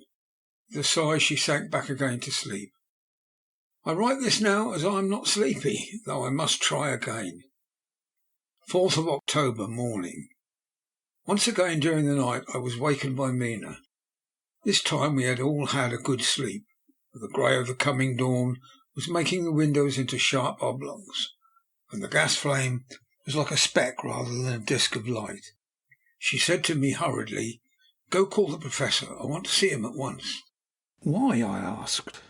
I have an idea. I suppose it must have come in the night and matured without my knowing it. He must hypnotize me before the dawn, and then I shall be able to speak. Go quick, dearest, the time's getting close. I went to the door. Dr. Seward was resting on the mattress, and seeing me, he sprang to his feet.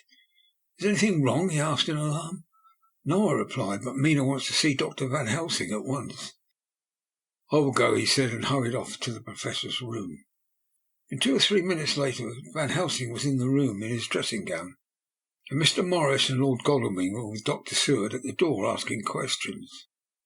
When the Professor saw Mina, positive smile, ousted the anxiety of his face. He rubbed his hands as he said, "Oh, my dear Madam Mina, this is indeed a change. See, friend Jonathan, we've got our dear Madam Mina as of old, back to us today." And turning to her, he said cheerfully, "And what am I to do for you? For at this hour you do not want me for nothings." "I want you to hypnotize me," she said. "Do it before the dawn, for I feel that then I can speak, and speak freely. Be quick, for the time is short." Without a word he motioned her to sit up in bed. Looking fixedly at her, he commenced to make passes in front of her, from over the top of her head downward, with each hand in turn. Mina gazed at him fixedly for a few minutes, during which my own heart beat like a trip-hammer, for I felt that some crisis was at hand. Gradually her eyes closed, and she sat stock still. Only by the gentle heaving of her bosom could one know that she was alive. The Professor made a few more passes, and then stopped. I could see that his forehead was covered with great beads of perspiration. Mina opened her eyes, but she did not seem the same woman. There was a far-away look in her eyes, and her voice had a sad dreaminess which was new to me. Raising his hand to impose silence, the Professor motioned me to bring the others in. They came in on tiptoe, closing the door behind them, and stood at the foot of the bed looking up. Mina appeared not to see them. The stillness was broken by Van Helsing's voice, speaking in a low, level tone which would not break the current of her thoughts. "Where are you?" The answer came in a neutral way. "I do not know. Sleep has no place it can call its own." For several minutes there was silence. Mina sat rigid, and the Professor stood staring at her fixedly. The rest of us hardly dared to breathe. The room was growing lighter. Without taking his eyes from Mina's face, Dr. Van Helsing motioned me to pull up the blind. I did so, and the day seemed just upon us. A red streak shot up, and a rosy light seemed to diffuse itself through the room. On the instant the Professor spoke again. "Where are you now?" The answer came dreamily, but with intention. It was as though she were interpreting something. I have heard her use the same tone when reading her shorthand notes. "I do not know. It is all strange to me." "What do you see?" "I can see nothing. It is all dark." "What do you hear?" I could detect the strain in the Professor's patient voice. The lapping of water. It was gurgling by. A little wave sleep. I could hear them on the outside. And you're on a ship. We all looked at each other, trying to glean something from the other. We were afraid to think. The answer came quick. Oh, yes. What else do you hear? The sound of men stamping over their heads as they run about. There is a creaking of a chain, and a loud tinkle as the check of the captain falls into the ratchet. What are you doing? I'm still. Oh, so still, it's like death. The voice faded away into a deep breath, as of one sleeping, and the eyes closed again. By the time the sun had risen, we were all in the full light of day. Dr. Van Helsing placed his hands on Mina's shoulders, and laid her head down softly on her pillow. She lay like a sleeping child for a few moments, and then with a long sigh awoke and stared in wonder to see us all around her. "Have I been talking in my sleep?" was all she said. She seemed, however, to know the situation without telling, though she was eager to know what she had told. The Professor repeated the conversation, and she said, "Then there is not a moment to lose. It may not yet be too late." Mr. Morris and Lord Godalming started for the door, but the Professor's calm voice called them back. "Stay, my friends. That ship, wherever it was weighing anchor while she spoke. And there are many ships weighing anchor at the moment in your so great port of London. Which of them it is that you seek, God be thanked that we have once again a clue. Though whither it may lead us we know not. We have been blind, somewhat blind after the manner of men, since we can look back and see what we might have seen, looking forward had we been able to see what we might have seen. But alas, that sentence is a puddle, is it not? We can know now what was in the Count's mind when he seized the money, though Jonathan's so fierce a knife put him in the danger that even he dread. He meant escape. Hear me, escape. He saw that with one earth box left, and a pack of men following like dogs after a fox, this London was no place for him. He have to take his last earth-board box upon ship, and he leave the land. He think to escape, but no, we follow him. Tally-ho, as friend Arthur would say, when he put on his red frock.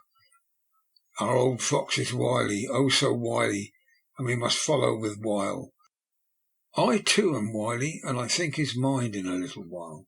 In the meantime we may rest in peace, for there are waters between us which he do not want to pass, and which he could not if he would, unless the ship were to touch the land, and then only at full or slack tide.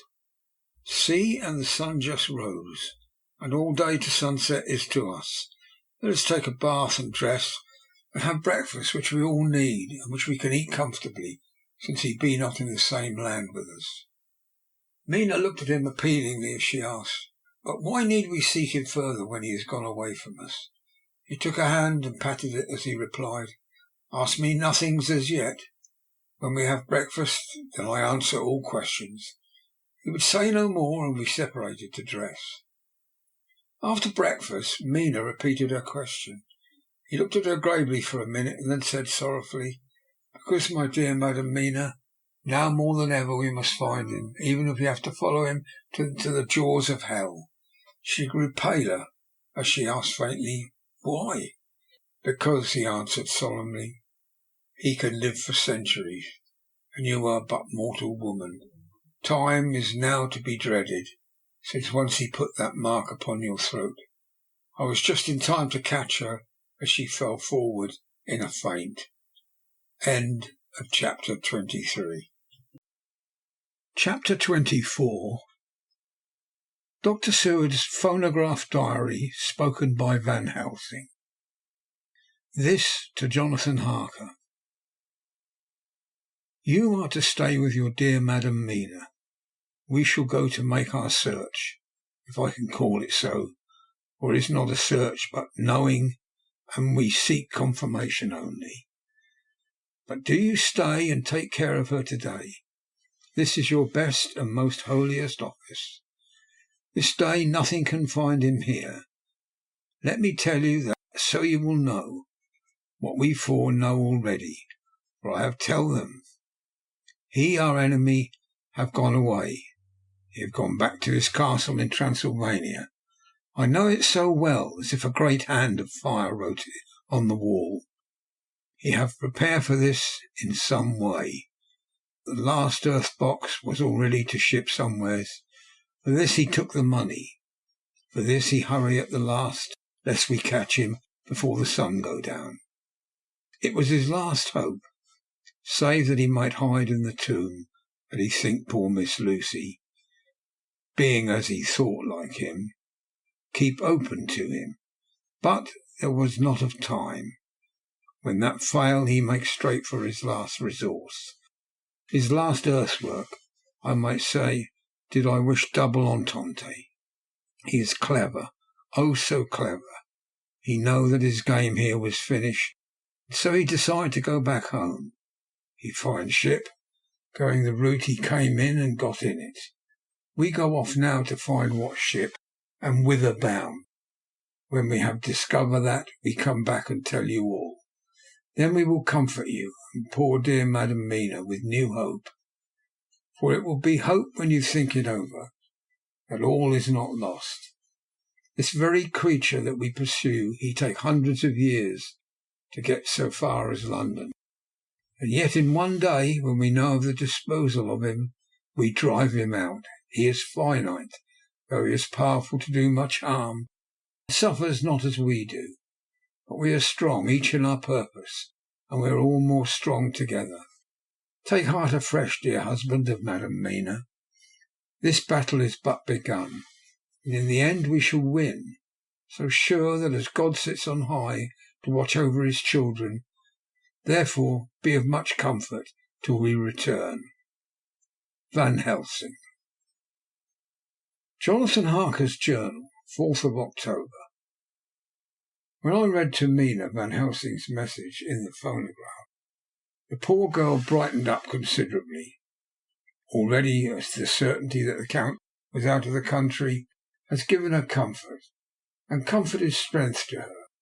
Now that his horrible danger is not face to face with us, it seems almost impossible to believe it. Even my own terrible experiences in Castle Dracula seem like a long-forgotten dream. Here in the crisp autumn air and the bright sunlight, alas, how can I disbelieve? In the midst of my thought, my eye fell on the red scar on my poor darling's white forehead. While that lasts, there can be no disbelief, and afterwards the very memory of it will keep faith crystal clear. Mina and I fear to be idle, so we have been over all the diaries again and again. Somehow, although the reality seems greater each time, the pain and the fear seem less.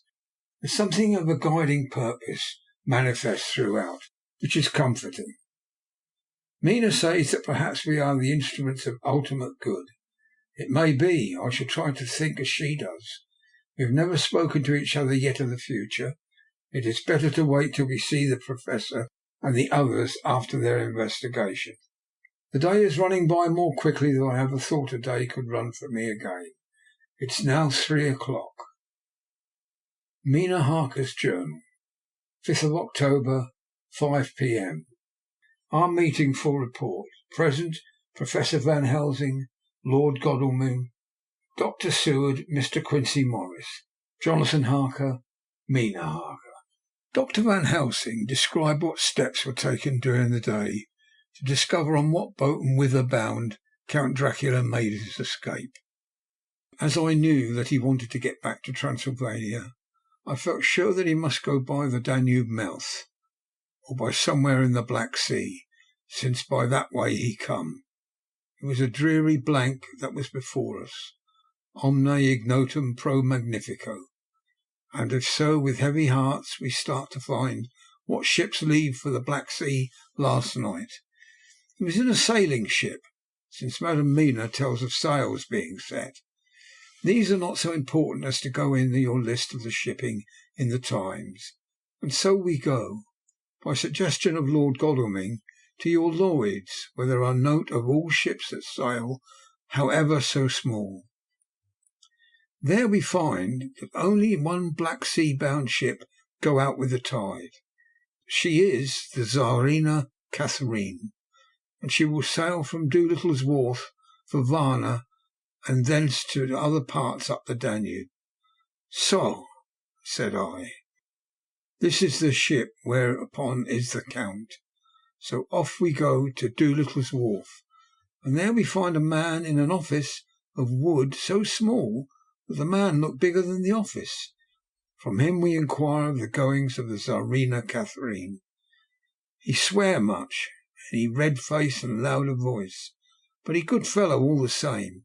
And when Quincy give him something from his pocket, which crackle as he roll it up, and put it in a so small bag which he have hid deep in his clothing, he better fellow and humble servant to us. He come with us, and ask many men who are rough and hot. These be better fellows too when they have been no more thirsty. They say much of blood and bloom, and of others which I comprehend not, though I guess what they mean, but nevertheless they tell us all the things we want to know. They make it known to us among them how last afternoon, at about 5 o'clock, comes a man so hurry, a tall man, thin and pale, with a high nose, and teeth so white, and eyes that seem to be burning, that he be all in black, except that he have a hat of straw, which suit him not all the time, that he scatter his money in making quick inquiry as to what ship sail for the Black Sea, and for where. Some took him to the office, and then to the ship, where he will not go aboard, but halt at shore end of gangplank, and ask whether the captain come to him. The captain come, when told that he will pay well, and though he swear much at the first, he agree to term. Then the thin man go and someone tell him where the horse and cart can be hired. He go there, and soon he come again, himself driving cart, on which a great box, which he lifted himself down, though it take several to put it on truck for the ship. He gave much talk to captain as to how and where his box is to be placed, but the captain like it not, and swear at him in many tongues, and tell him that if he like he can come and see where it shall be, but he say no, that he come not yet, for that he have much to do. Whereupon the captain tell him that he had better be quick with blood, for this ship will leave the place of blood before the turn of the tide with blood. And the thin man smile and say that of course he must go when he think fit. He will be surprised if he go quite soon. The captain swear again, polyglot, and the thin man make him bow and thank him, and say that he will be so far intrude on his kindness as to come aboard before the sailing. Final, the captain more red than ever, tell him that he doesn't want no Frenchman, and also after asking where there might be close at hand a ship where he might purchase ship forms, he departed. No one knew where he went, or blooming well cared, as they said, for he had something else to think of. Well, with blood again, for it soon became apparent to all that the Tsarina Catherine would not sail as was expected. A thin mist began to creep up from the river. It grew and grew, till soon a dense fog enveloped the ship, and all around her.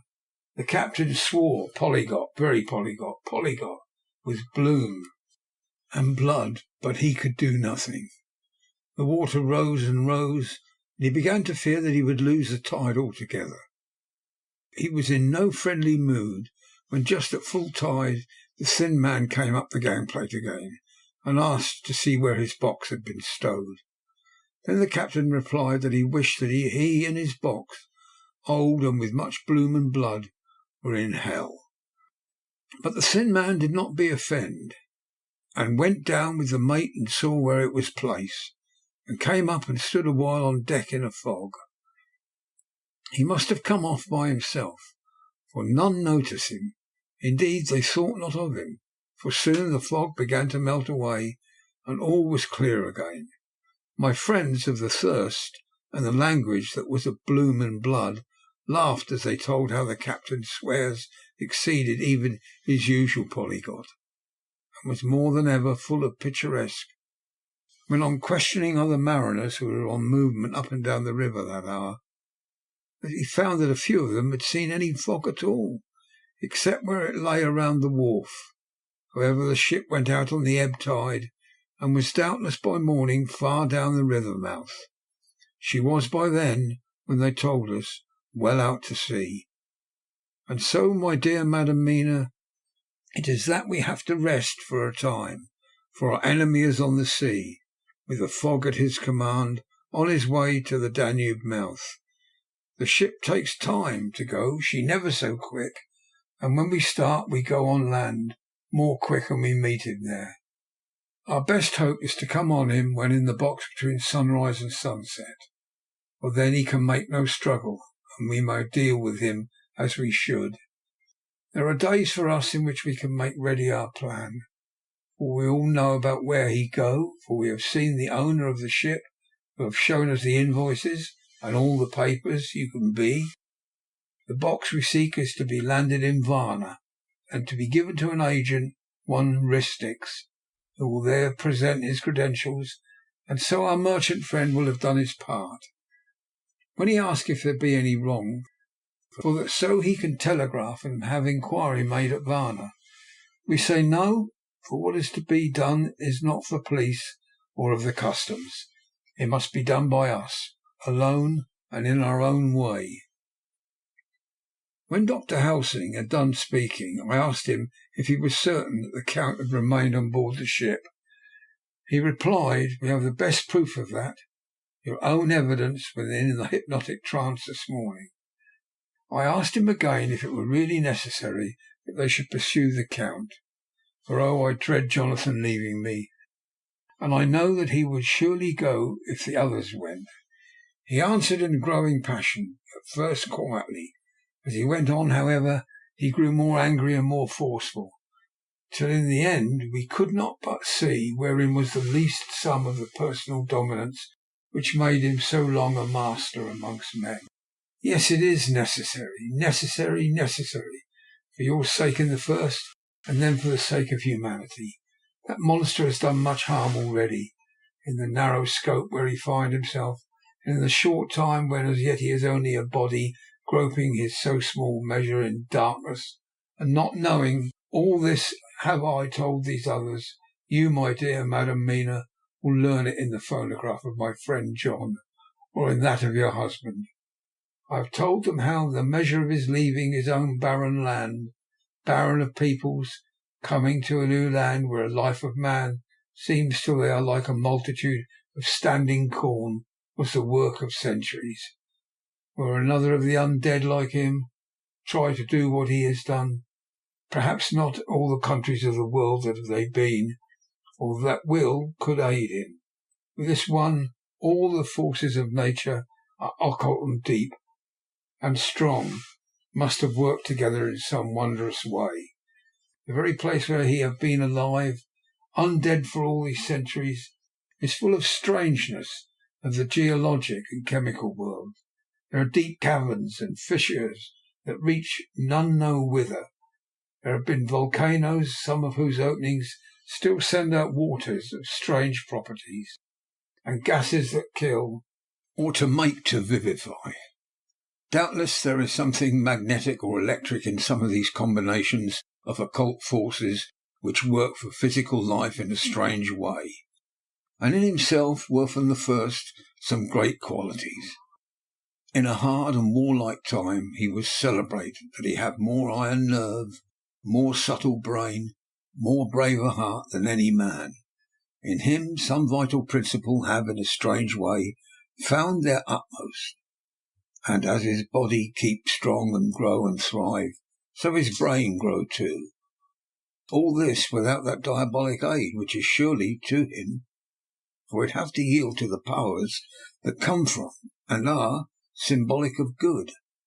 And now this is what he is to us. He have infect you. Oh, forgive me, my dear, that I must say such, but it is for good of you that I speak. He infect you in such wise, and that even if he do not no more, you have only to live in your own old sweet way, and so in time death, which is of a man's common lot, and with God's sanction, shall make you like to him. This must not be. We have sworn together that it must not. Thus are we ministers of God's own wish, that the world and men for whom his Son died will not be given over to monsters, whose very existence would defame him. He have allowed us to redeem one soul already, and we go out as the old knights of the cross to redeem more. Like them we shall travel towards the sunrise, and like them, if we fail in the good cause. He paused, And I said, but will not the Count take his rebuff wisely? Since he has been driven from England, will he not avoid it as far as the tiger does, the village from which it has been hunted?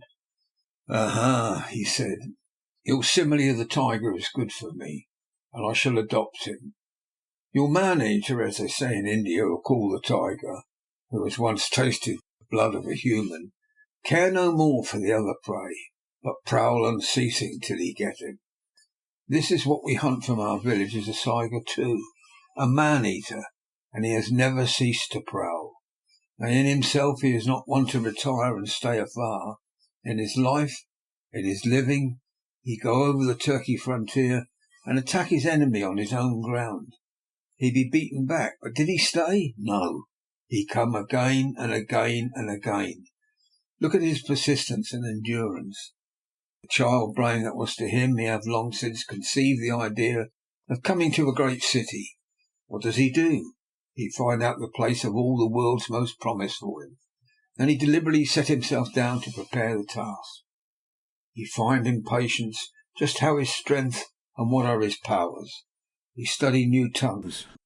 He learn new social life, new environment of old ways, the politic, the law, the finance, the science, the habit of a new land and a new people, who have come to be since he was. His glimpse that he have had whet his appetite only and keen his desire. For it all proved to him how right he was at the first of his surmises. He have done this alone, all alone, from a ruined tomb in a forgotten land. What more may he not do when the greater world of thought is open to him? He that can smile at death as we know him, who can flourish in the midst of diseases that kill off whole peoples. Oh, if such an one was to come from God and not the devil, what a force for good might he not be in this old world of ours? But we are pledged to set the world free. Our toil must be in silence, our efforts all in secret. For in this enlightened age, where men believe not even what they see, the doubting of wise men would be his greatest strength. It would be at once his sheath and his armour, and his weapons to destroy us, his enemies who are willing to peril even our own souls for the safety of one we love, for the good of mankind, and for the honour and glory of God. After a general discussion, it was determined that for tonight nothing be definitely settled, that we should all sleep on the facts and try to think out the proper conclusions. Tomorrow at breakfast we are to meet again, and after making our conclusions known to one another, we shall decide on some definite course of action. I feel a wonderful peace and rest tonight. It is as if some haunting presence were removed from me. Perhaps my surmise was not finished, could not be, for I caught sight in the mirror of the red mark upon my forehead, and I knew that I was still unclean. Dr. Seward's diary, 5th of October. We all rose early, and I think that sleep did much for each and all of us. When we met at early breakfast, there was more general cheerfulness than any of us had ever expected to experience again. It is really wonderful how much resilience there is in human nature. Let any obstructing cause, no matter what, be removed in any way, even by death, and we fly back to first principles of hope and enjoyment. More than once, as we sat around the table, my eyes opened in wonder whether the whole of the past days had not been a dream. It was only when I caught sight of the red blotch on Mrs. Harker's forehead that I was brought back to reality. Even now, when I am gravely revolving the matter, it is almost impossible to realize that the cause of all our trouble is still existent. Even Mrs. Harker seems to have lost sight of her trouble for whole spells. It is only now and again, when something recalls it to her mind, that she thinks of her terrible scar. We are to meet here in my study in half an hour, and decide on our course of action. I see only one immediate difficulty. I know it by instinct rather than reason. We shall have to speak frankly, if I fear that in some mysterious way poor Mrs. Harker's tongue is tied. I know that she forms conclusions of her own, and from all that has been, I can guess how brilliant and how true they must be. But she will not or cannot give them utterance. I have mentioned this to Van Helsing, and he and I are to talk it over when we are alone. I suppose it is some of that horrid poison which has got into her veins beginning to work. The Count had his own purposes when he gave her what Van Helsing called the vampire's baptism of blood. While there may be a poison that distills itself out of good things, in an age where the existence of ptomaines is a mystery, we should not wonder at anything. One thing I know, even if my instinct be true regarding poor Mrs. Harker's silences, then there is a terrible difficulty, an unknown danger in the work before us. The same power that compels her silence may compel her speech. I dare not think further, for so I should in my thoughts dishonour a noble woman. Van Helsing is coming to my study little before the others. I shall try and open the subject with him. Later, when the Professor came in, we talked over the state of things. I could see that he had something on his mind which he wanted to say, but felt some hesitancy about broaching the subject. After beating about the bush a little, he said suddenly, "Friend John, there is something that you and I must talk of alone, just at the first at any rate. Later we may have to take the others into our confidence." Then he stopped, so I waited. He went on. "Madam Mina, our poor dear Madam Mina, is changing." A cold shiver ran through me to find my worst fears thus endorsed. Van Helsing continued, "With the sad experience of Miss Lucy, we must this time be warned before things go too far. Our task is now in reality more difficult than ever, and this new trouble makes every hour of the direst importance." I could see the characteristics of the vampire coming into her face. It is now but very, very slight, but it is to be seen if we have eyes to notice without to prejudge. Her teeth are some sharper, and at times her eyes are more hard. But these are not all. There is to her the silence now often. And so it was with Miss Lucy. She did not speak, even when she wrote that which she wished to be known later. Now my fear is this. If it be that she can, by our hypnotic trance, tell what the Count see and hear, it is not more true that he who have hypnotized her first, and who have drink of her very blood, and make her drink of his, should, if he will, compel her mind to disclose to him that which she know. I nodded acquiescence. He went on. Then what we must do to prevent this, we must keep her ignorant of our intent, so that she cannot tell what she know not. This is a painful task, oh, so painful that it heartbreak me to think of, but it must be done. When today we meet, I must tell her that for reason which we will not to speak, she must not be of our counsel, but be simply guarded by us. He wiped his forehead, which had broken out in profuse perspiration, with the thought of the pain which he might have to inflict upon the poor soul already so tortured. I knew that it would be some sort of comfort to him if I told him that I also had come to the same conclusion, or at any rate it would take away the pain of doubt. I told him, and the effect was as I expected. It is now close to the time of our general gathering. Van Helsing has gone away to prepare for the meeting and is painful part of it. I really believe his purpose is to be able to pray alone. Later, at the very outset of our meeting, a great personal relief was experienced by both Van Helsing and myself. Mrs. Harker had sent a message by her husband to say that she would not join us at present, as she thought it better that we should be free to discuss our movements without her presence to embarrass us. The Professor and I looked at each other for an instant, and somehow we both seemed relieved. For my own part, I thought that if Mrs. Harker realized the danger herself, it was much pain as well as much danger averted. Under the circumstances, we agreed, by a questioning look and answer with finger on lip, to preserve the silence in our suspicions until we should have been able to confer alone again. We went at once into our plan of campaign. Van Helsing roughly put the facts before us first. The Tsarina Catherine left the Thames yesterday morning. It will take her at the quickest speed she has ever made at least 3 weeks to reach Varna, but we can travel overland to the same place in 3 days. Now, if we allow for 2 days less for the ship's voyage, owing to such weather influences as we know that the Count can bring to bear, and if we allow a whole day and night for any delays which may occur to us, then we have a margin of nearly 2 weeks. Thus, in order to be quite safe, we must leave here on the 17th at the latest, when we shall at any rate be in Varna the day before the ship arrives, and be able to make such preparations as may be necessary.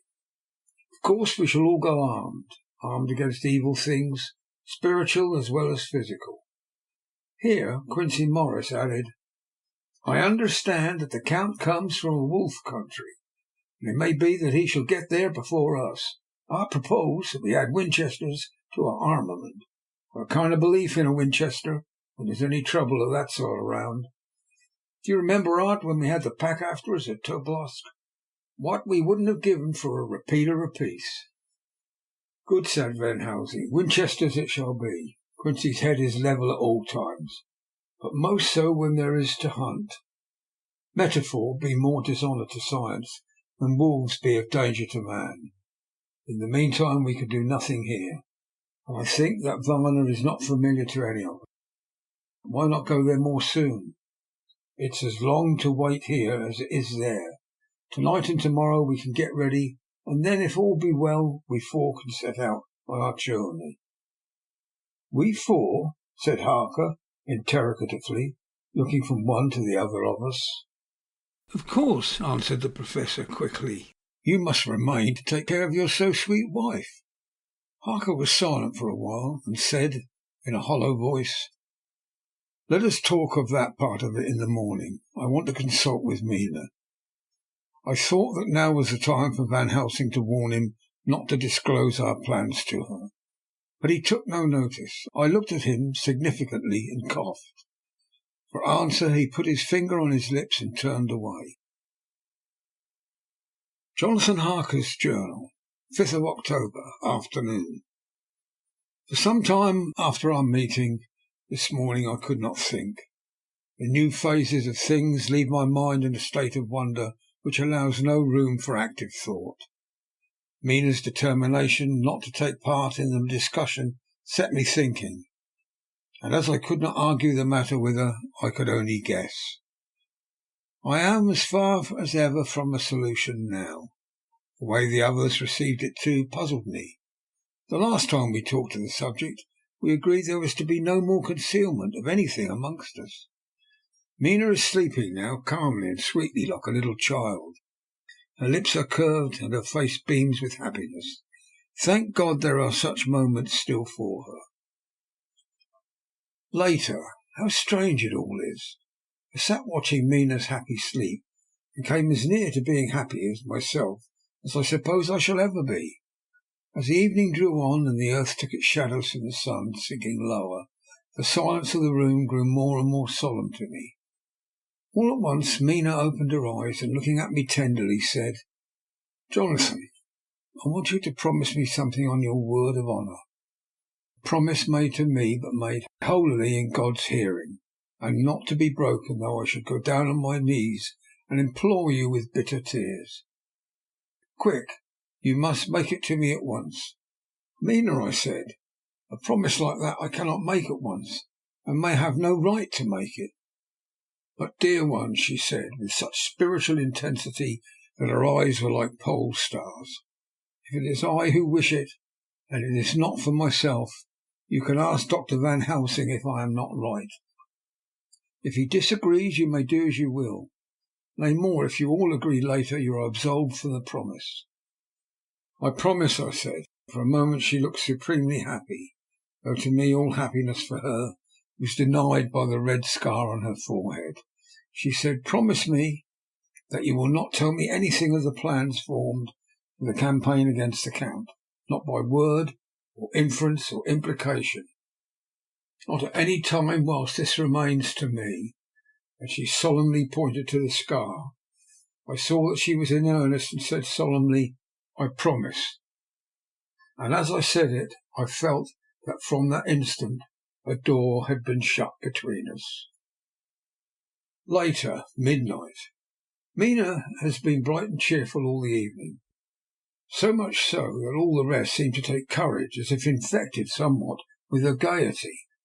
As a result, even I myself felt as if the pall of gloom which weighs us down was somewhat lifted. We all retired early. Mina is now sleeping like a little child.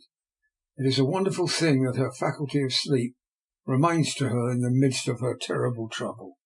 Thank God for it, for at least she can forget her cares. Perhaps her example may affect me as her gaiety did tonight. I shall try it. Oh, for a dreamless sleep. 6th of October, morning. Another surprise. Mina woke me early, about the same time as yesterday, and asked me to bring Dr. Van Helsing. I thought that this was another occasion for hypnotism, and without question went for the Professor. He had evidently expected some such call, for I found him dressed in his room. His door was ajar, so that he could hear the opening of the door of our room. He came at once. As he passed into the room, he asked Mina if the others might come too. "No," she said quite simply. "It will not be necessary. You can tell them just as well. I must go with you on your journey." Dr. Van Helsing was as startled as I was. After a moment's pause, he asked, "But why?" "You must take me with you. I am safer with you, and you shall be safer too." "Why, dear Madam Mina? You know that your safety is our solemnest duty. We go into danger to which you are, or may be, more liable than any of us, from circumstances, things that have been." He paused, embarrassed. As she replied, she raised her finger and pointed to her forehead. "I know. That is why I must go. I can tell you now, whilst the sun is coming up, I may not be able again. I know that when the Count wills me, I must go. I know that if he tells me to come in secret, I must come by wile, or by any device to hoodwink even Jonathan." God saw the look that she turned upon me as she spoke, and if there be indeed a recording angel, that look is noted in her everlasting honour. I could only clasp her hand. I could not speak. My emotion was too great for even the relief of tears. She went on. "You men are brave and strong. You are strong in your numbers, for you can defy that which would break down the human endurance of one who had to guard alone. Besides, I may be of service, since you can hypnotize me and so learn that which even myself I do not know." Van Helsing said very gravely, "Madam Mina, you are, as always, most wise. You shall with us come, and together we shall do that which we go forth to achieve." When he had spoken, Mina's long spell of silence made me look at her. She had fallen back on her pillow asleep. She did not even wake when I pulled the blind up and let in the sunlight which flooded the room. Van Helsing motioned to me to come with him quietly. We went into his room, and within a minute Lord Godalming, Dr. Seward, and Mr. Morris were with us also. He told them what Mina had said, and went on. "In the morning we shall leave for Varna. We now have to deal with a new factor, Madam Mina, but oh, her soul is true. It is to her an agony to tell us so much as she has done, but it is most right, and we are warned in time. There must be no chance lost, and in Varna we must be ready to act the instant when the ship arrives." "What shall we do exactly?" asked Mr. Morris laconically. The Professor paused before replying. "We shall be at the first board that ship. Then, when we have identified the box, we shall place a branch of the wild rose on it. This we shall fasten, for when it is there none can emerge, so at least says the superstition, and to superstition we must trust at first. It was man's faith in the early, and have its root in faith still. Then, when we get the opportunity that we seek, when none are near to see, we shall open the box, and all will be well." "I shall not wait for any opportunity," said Morris.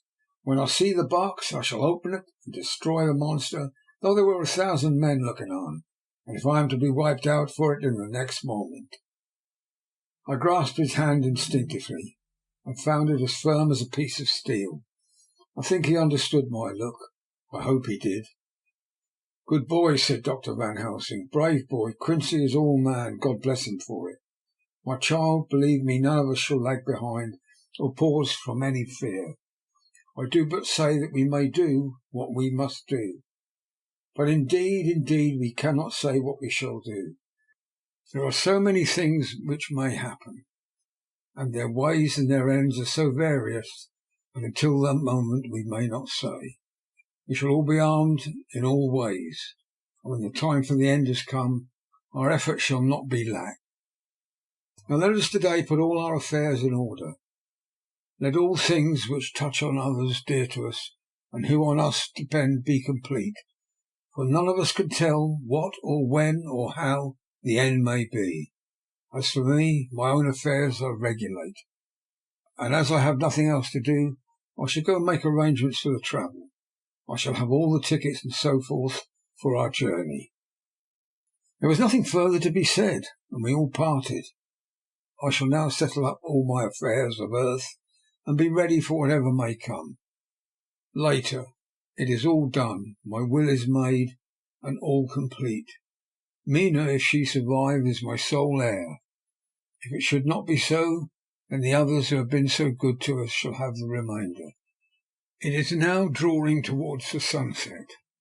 Mina's uneasiness calls my attention to it. I am sure that there is something on her mind which the time of exact sunset will reveal. These occasions are becoming harrowing times for us all, for each sunrise and sunset opens up some new danger, some new pain, which, however may be in God's will, be means to a good end. I write all these things in the diary, since my darling must not hear them now. But if it may be that she can see them again, they shall be ready. She is calling to me. End of chapter 24. Chapter 25. Dr. Seward's Diary. 11th of October, evening. Jonathan Harker has asked me to note this, as he says that he is hardly equal to the task, and he wants an exact record kept. I think that none of us were surprised when we were asked to see Mrs. Harker a little before the time of sunset.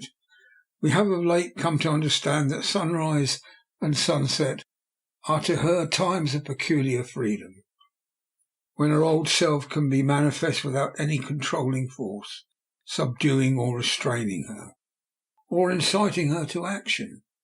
This mood or condition begins some half an hour or more before actual sunrise or sunset, and lasts till either the sun is high, or whilst the clouds are still aglow with the rays streaming above the horizons. At first there is sort of a negative condition, as if some tie were loosened, and then the absolute freedom quickly follows. When, however, the freedom ceases, the change back or relapse comes quickly, preceded only by a spell of warning silence. Tonight, when we met, she was somewhat constrained, and bore all the signs of an internal struggle. I put it down myself to her making a violent effort at the earliest instant she could do so. A very few minutes, however, gave her complete control of herself. Then, motioning to her husband to sit beside her on the sofa where she was half reclining, She made the rest of us bring chairs up close. Taking her husband's hand in hers, began. We are all here together for freedom, for perhaps the last time. I know, dear, I know that you will always be with me to the end.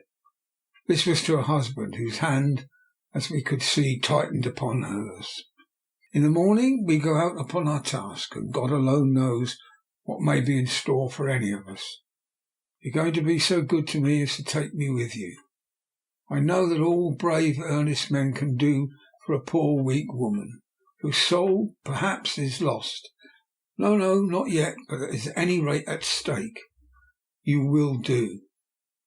But you must remember that I am not as you are. There is a poison in my blood, in my soul, which may destroy me, which must destroy me unless some relief comes to us. Oh, my friends, you know as well as I do that my soul is at stake, and though I know that there is one way out for me, you must not, and I must not take it. She looked appealingly to us all in turn, beginning and ending with her husband. What is that way? Asked Van Helsing in a hoarse voice. What is that way which we may not take? That I may die now, either by my own hand or that of another, before the greater evil is entirely wrought.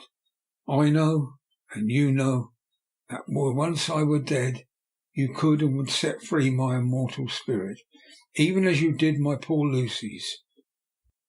Were death, or the fear of death, the only thing that stood in the way, I would not shrink to die here, now, amongst the friends who love me. But death is not all. I cannot believe that to die in such a case, when there is hope before us and a bitter task to be done, is God's will. Therefore I, on my part, give up here the certainty of eternal rest, and go out into the dark, where may be the blackest things that the world or the nether world holds. We were all silent, for we knew instinctively that this was only a prelude. The faces of the others were set, and Harker's grew ashen grey. Perhaps he guessed better than any of us what was coming.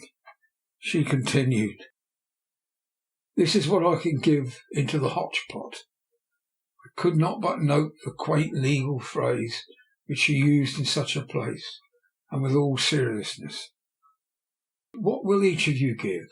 Your lives, I know, she went on quickly. That is easy for brave men. Your lives are God's, and you can give them back to him. But what will you give to me? She looked again questioningly, but this time avoided her husband's face. Quincy seemed to understand. He nodded, and her face lit up. And I shall tell you plainly what I want, for there must be no doubtful matter in this connection between us now. You must promise me, one and all, even you, my beloved husband, that should the time come, you will kill me. What is that time? The voice was Quincy's, but it was low and strained.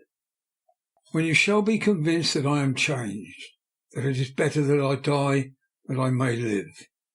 When I am thus dead in the flesh, and you will, without a moment's delay, drive a stake through me and cut off my head, or do whatever else may be wanting to give me rest. Quincy was the first to rise after the pause.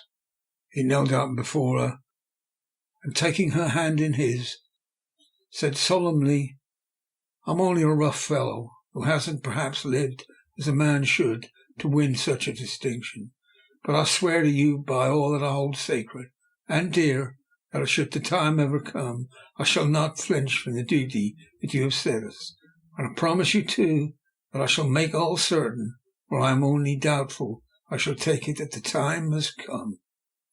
And I promise you too that I shall make all certain, for if I am only doubtful, I shall take it that the time has come.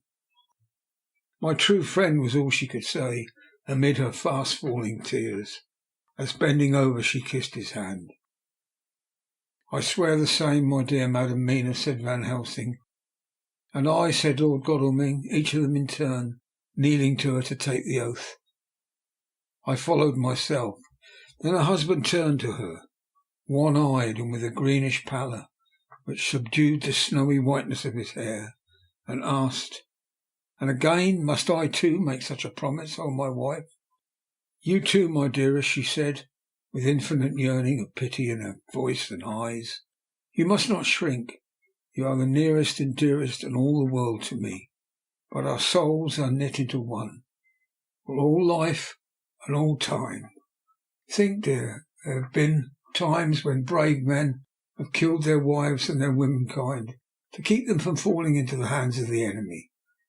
Their hands did not falter any the more because of those that they love implored them to slay them. It is men's duty towards those whom they love in such times of sore trial. And oh dear, if it must be that I meet my death at any hand, let it be at the hand that loves me best. Dr. Van Helsing, I have not forgotten your mercy in poor Lucy's case to him who loved. She stopped with a flying blush and changed her phrase. To him who had the best right to give her peace. If that time shall come again, I look to you to make it a happy memory of my husband's life, that it was his loving hand which set me free from the awful thrall upon me. Again I swear, came the Professor's resonant voice. Mrs. Harker smiled, positively smiled, as with a sigh of relief she leant back and said, and now one word of warning, a warning which you must never forget. This time, if it ever comes, may come quickly and unexpectedly, and in such case you must lose no time in using your opportunity. At such a time I myself might be, nay, if the time ever comes, shall be, leagued with your enemy against you. One more request. She became very solemn as she said this. It is not vital and necessary like the other, but I want you to do one thing for me, if you will. We acquiesced, but no one spoke. There was no need to speak. I want you to read the burial service. She was interrupted by a deep groan from her husband. Taking his hand in hers, she held it over her heart and continued, You must read it over me some day. Whatever may be the issue of all this fearful state of things, it will be a sweet thought to all, or some of us. You, my dearest, will, I hope, read it, for then it will be in your voice, in my memory, for ever, come what may. Oh, but oh, my dear one, he pleaded, death is far off from me. Nay, she said, holding up a warning hand, I am deeper in death at this moment than if the weight of an earthly grave lay heavily upon me. Oh, my wife, must I read it? He said before he began. It would comfort me, my husband, was all she said, and he began to read when she got the book ready. How could anyone tell of that strange scene, its solemnity, its gloom, its sadness, its horror, and withal its sweetness? Even a sceptic who can see nothing but a travesty of bitter truth in anything holy or emotional would have been melted to the heart had he seen that little group of loving and devoted friends kneeling round that stricken and sorrowing lady, or heard the tender passion of a husband's voice, as in tones so broken with emotion that often he had to pause. He read the simple and beautiful service from the burial of the dead. I cannot go on. Words and voice fail me. She was right in her instinct.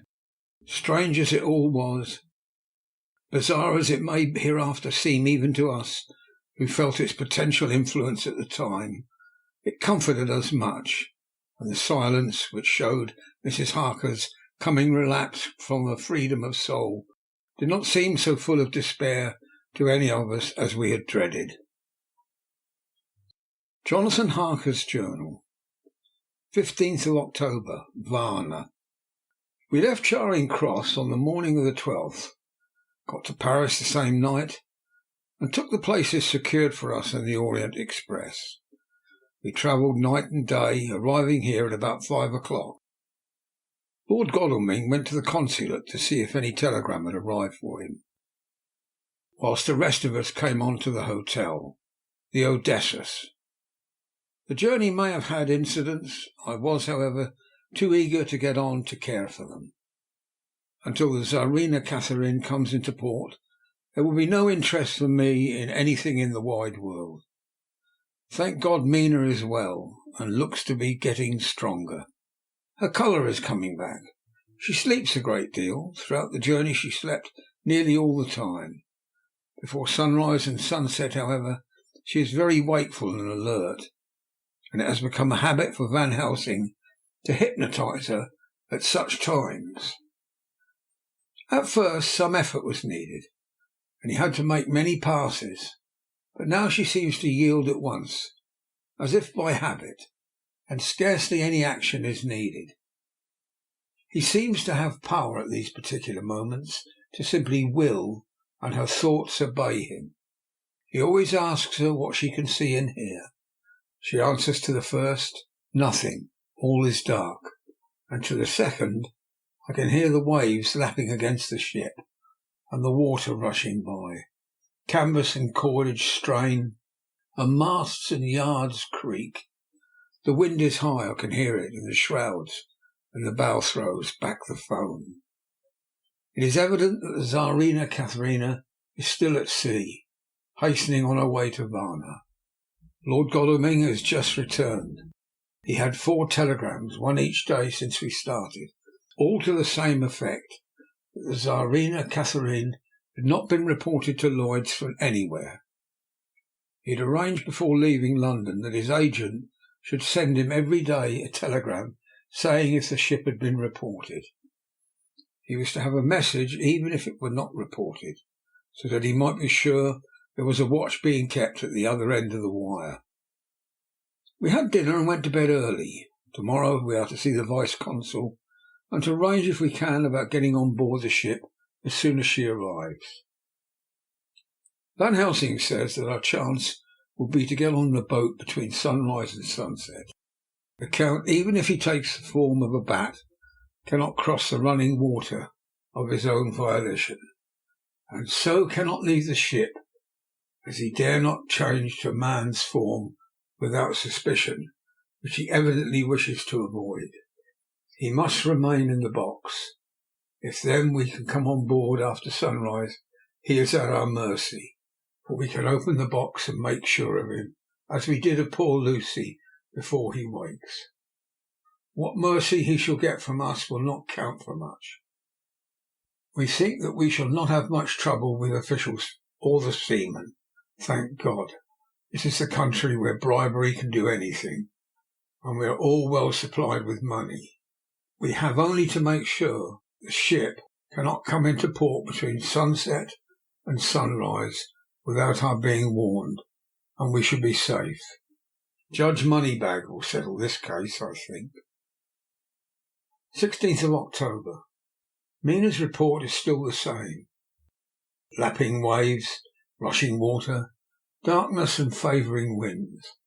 We are evidently in good time, and when we hear of the Tsarina Katharine, we shall be ready. As she must pass the Dardanelles, we are sure to have some report. 17th of October.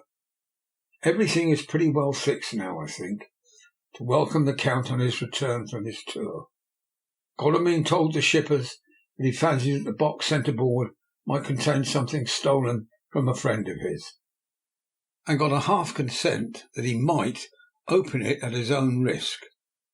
The owner gave him a paper telling the captain to give him every facility in doing whatever he chose on board the ship, and also a similar authorization to his agent at Varna. We have seen the agent, who was much impressed with Godalming's kindly manner to him, and we are all satisfied that whatever he can do to aid our wishes will be done. We have already arranged what to do in case we get the box open. If the Count is there, Van Helsing and Seward will cut off his head at once and drive a stake through his heart.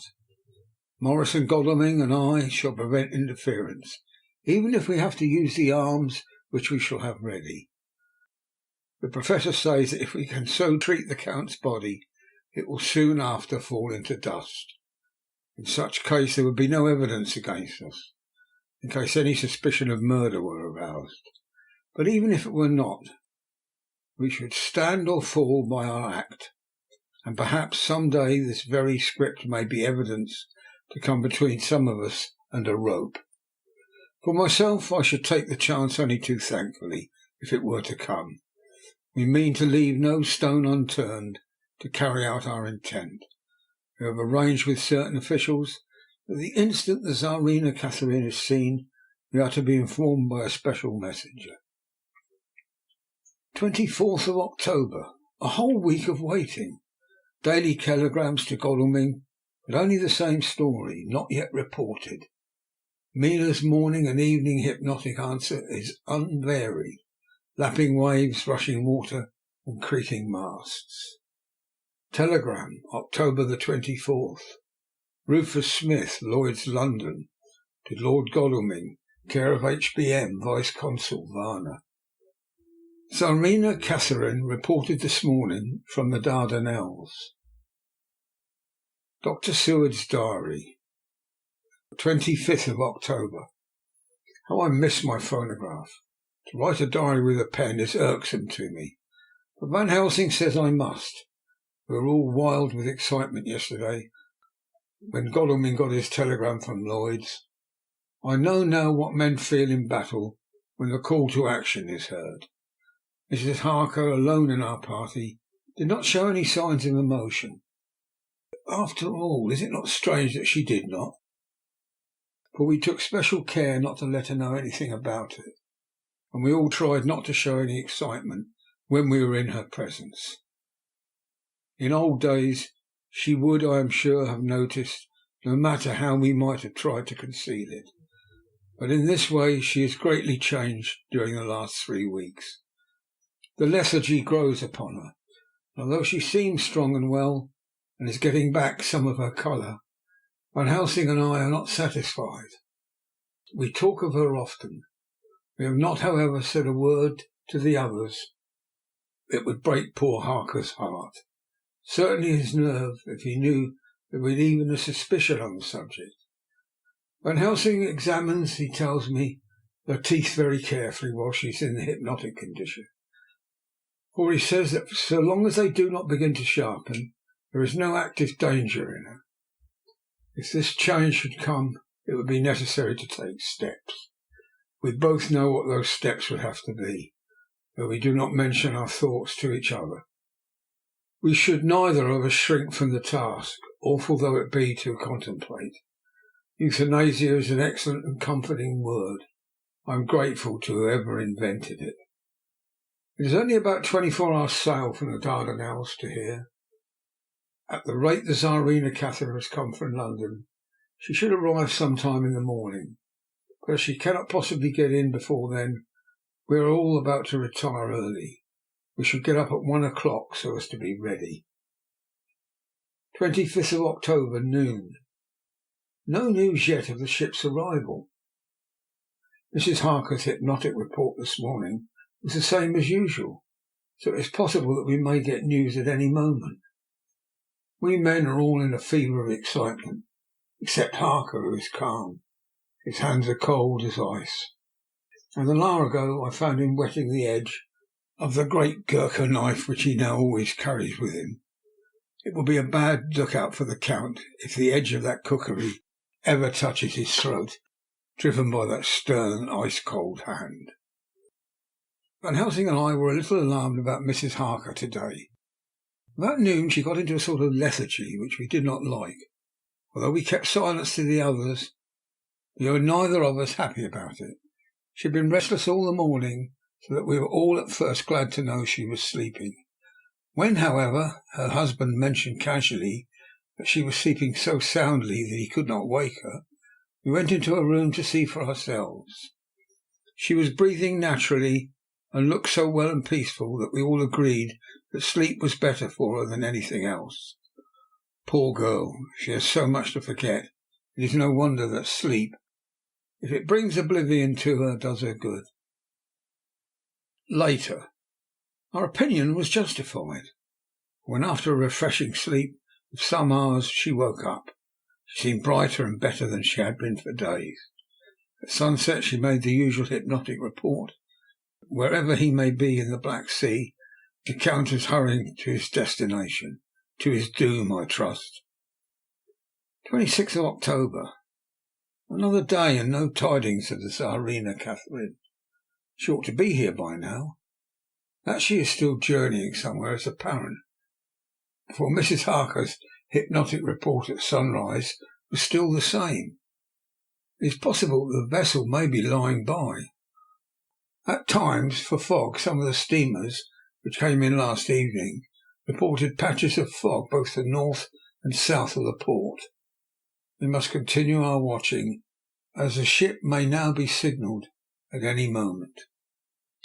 27th of October, noon. Most strange. No news yet of the ship. We wait, for Mrs. Harker reported last night, and this morning as usual, lapping waves and rushing water, though she added that the waves were very faint. Telegrams from London have been the same. No further report. Van Helsing is terribly anxious, and told me just now that he fears the Count is escaping us. He added significantly, "I do not like that lethargy of Madame Mina's. Souls and memories can do strange things during a trance." I was about to ask him more, but Harker just then came in, and he held up a warning hand. We must try tonight at sunset to make her speak more fully when in her hypnotic state.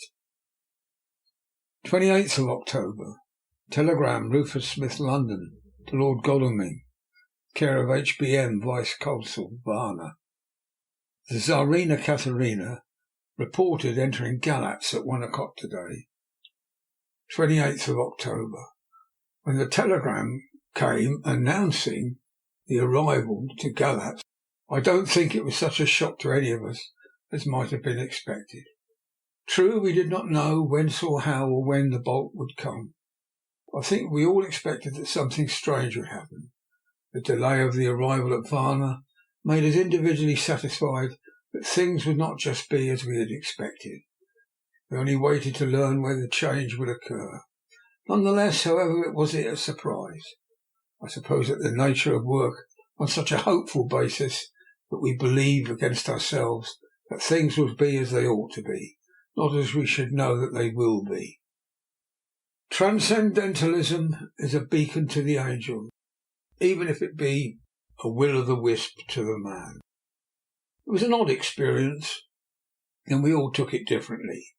Van Helsing raised his hand over his head for a moment as though in remonstrance with the Almighty, but he said not a word, and for a few seconds stood up with his face sternly set. Lord Godalming grew very pale and sat breathing heavily. I was myself half stunned and looked in wonder one after another. Quincy Morris tightened his belt with a quick movement which I knew so well. In our old wandering days it meant action. Mrs. Harker grew ghastly white so that the scar on her forehead seemed to burn. She folded her hands meekly and looked up in prayer. Harker smiled, actually smiled, the dark, bitter smile of one who is without hope. But at the same time his action belied his words, for his hands instinctively sought the hilt of the great cookery knife, and rested there. "When does the next train start for Galatz?" said Van Helsing to us generally. "At 6:30 tomorrow morning." We all started, for the answer came from Mrs. Harker. "How on earth do you know?" said Art. "You forget, or perhaps do not know, though Jonathan does, and so does Dr. Van Helsing, that I am the train fiend.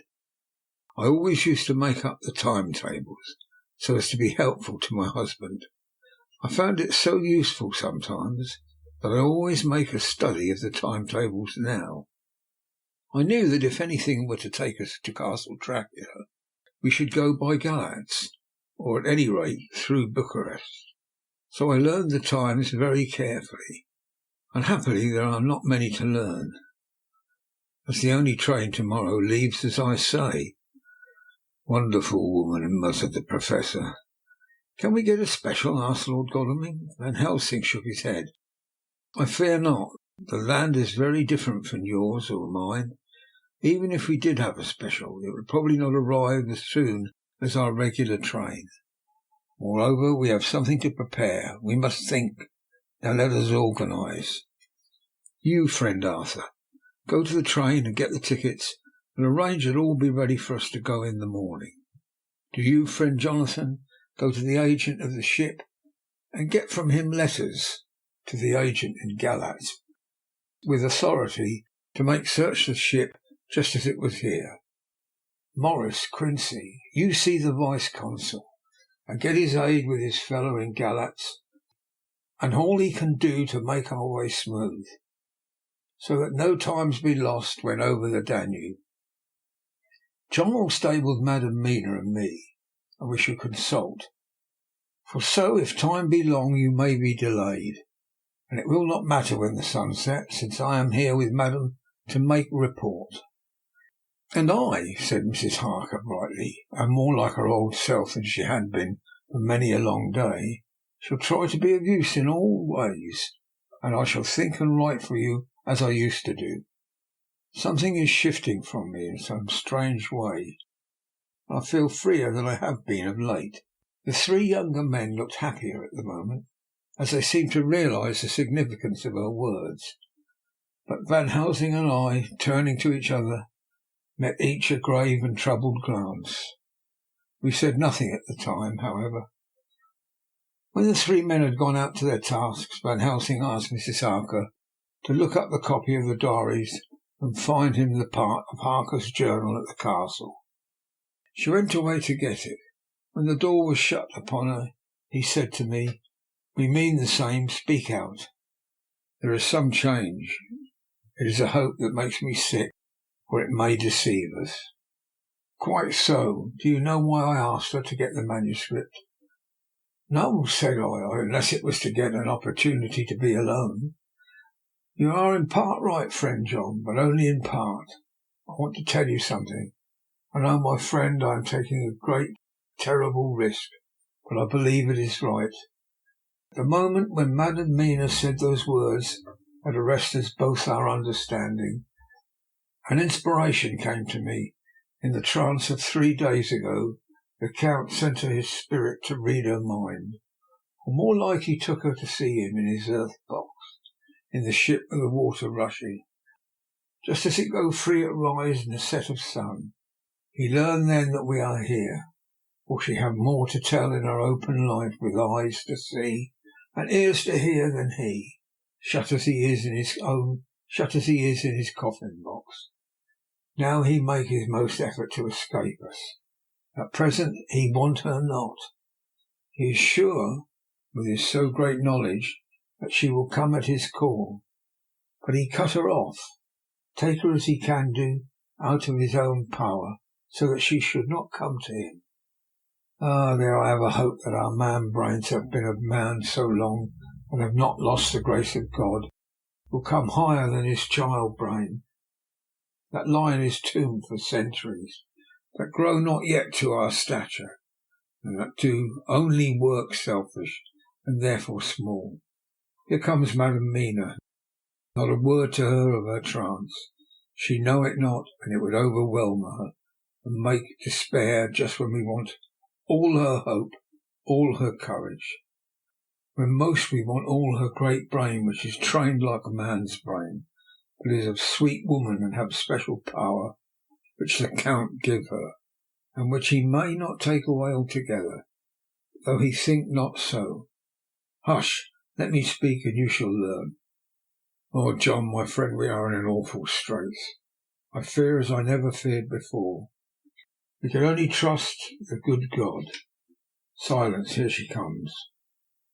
I thought that the Professor was going to break down and have hysterics, just as he had when Lucy died. But with a great effort he controlled himself, and was at perfect nervous poise when Mrs. Harker tripped into the room, bright and happy looking, and in the doing of work seemingly forgetful of her misery. As she came in, she handed a number of sheets of typewriting to Van Helsing. He looked them over gravely, his face brightening up as he read. Then, holding the pages between his fingers and thumb, he said, "Friend John, to you with so much of an experience already, and you too, dear Madam Mina, here is a lesson. Do not fear ever to think. A half-thought has been buzzing often in my brain, but I fear to let him loose his wings. Here, now, with more knowledge, I go back to where that half-thought came from, and I find that he be no half-thought at all, but a whole thought, not so young that he is not yet strong, to use little wings, nay, the ugly duck of my friend Hans Andersen. He be no duck thought at all, but a big swan thought, that sail nobly on big wings, when the time come for him to try them. See, I read here what Jonathan have written. That other of his race, who in a later age, again and again, brought his forces over the great river into Turkeyland, who, when he was beaten back, came again and again and again, though he had to come alone from the bloody field where his troops were being slaughtered, since he knew that he alone could ultimately triumph. What does this tell us? Not much? No. The Count's child thoughts see nothing, therefore he speaks so free. Your man thoughts see nothing, my man thoughts see nothing, till just now. No, but there comes another word from someone who speak without thought, because she too know not what it what it might mean, just as there are elements which rest, yet when in nature's course they move on their way and they touch, then poof, and there comes a flash of light heaven wide that blind and kill and destroy some, but that show up all earth below for leagues and leagues. Is it not so? Well, I shall explain. To begin, have you ever studied the philosophy of crime? Yes and no. You, John, yes, for a study of insanity. You know, Madam Mina, for crime touch you not, but once. Still your mind works true, and argues not a particulari ad universali. There is this peculiarity in criminals. It is so constant in all countries and at all times, that even police, who know not much from philosophy, come to know it empirically. That is to be empiric. The criminal always work at one crime. That is the true criminal, who seems to predestinate to crime, and who will of none other. This criminal has not a full man brain. He is clever, cunning, and resourceful, but he be not of a man's stature as to brain. He be of a child brain in much. Now this criminal of ours is predestinate to crime also. He too have child brain, and is of the child brain to do what he have done.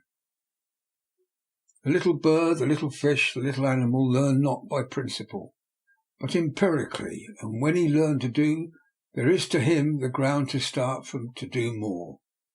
Dos post sto, said Archimedes, give me a fulcrum, and I shall move the world. To do once is the fulcrum, whereby a child brain become a man brain, and until he have the purpose to do more, he continue to do the same again every time, just as he have done before. Oh, my dear, I see that your eyes are opened, and that to you the lightning flash show all the league. For Mrs. Harker began to clap her hands, and her eyes sparkled. He went on. Now you shall speak. Tell us two dry men of science what you see with those oh so bright eyes. He took her hand and held it while she spoke. His finger and thumb closed on her pulse, as I thought, instinctively and unconsciously, as she spoke. The Count is a criminal, and of a criminal type. Nordo and Lombroso would so classify him. And qua criminal he is of imperfectly formed mind, thus in a difficulty he has to seek resources in habit.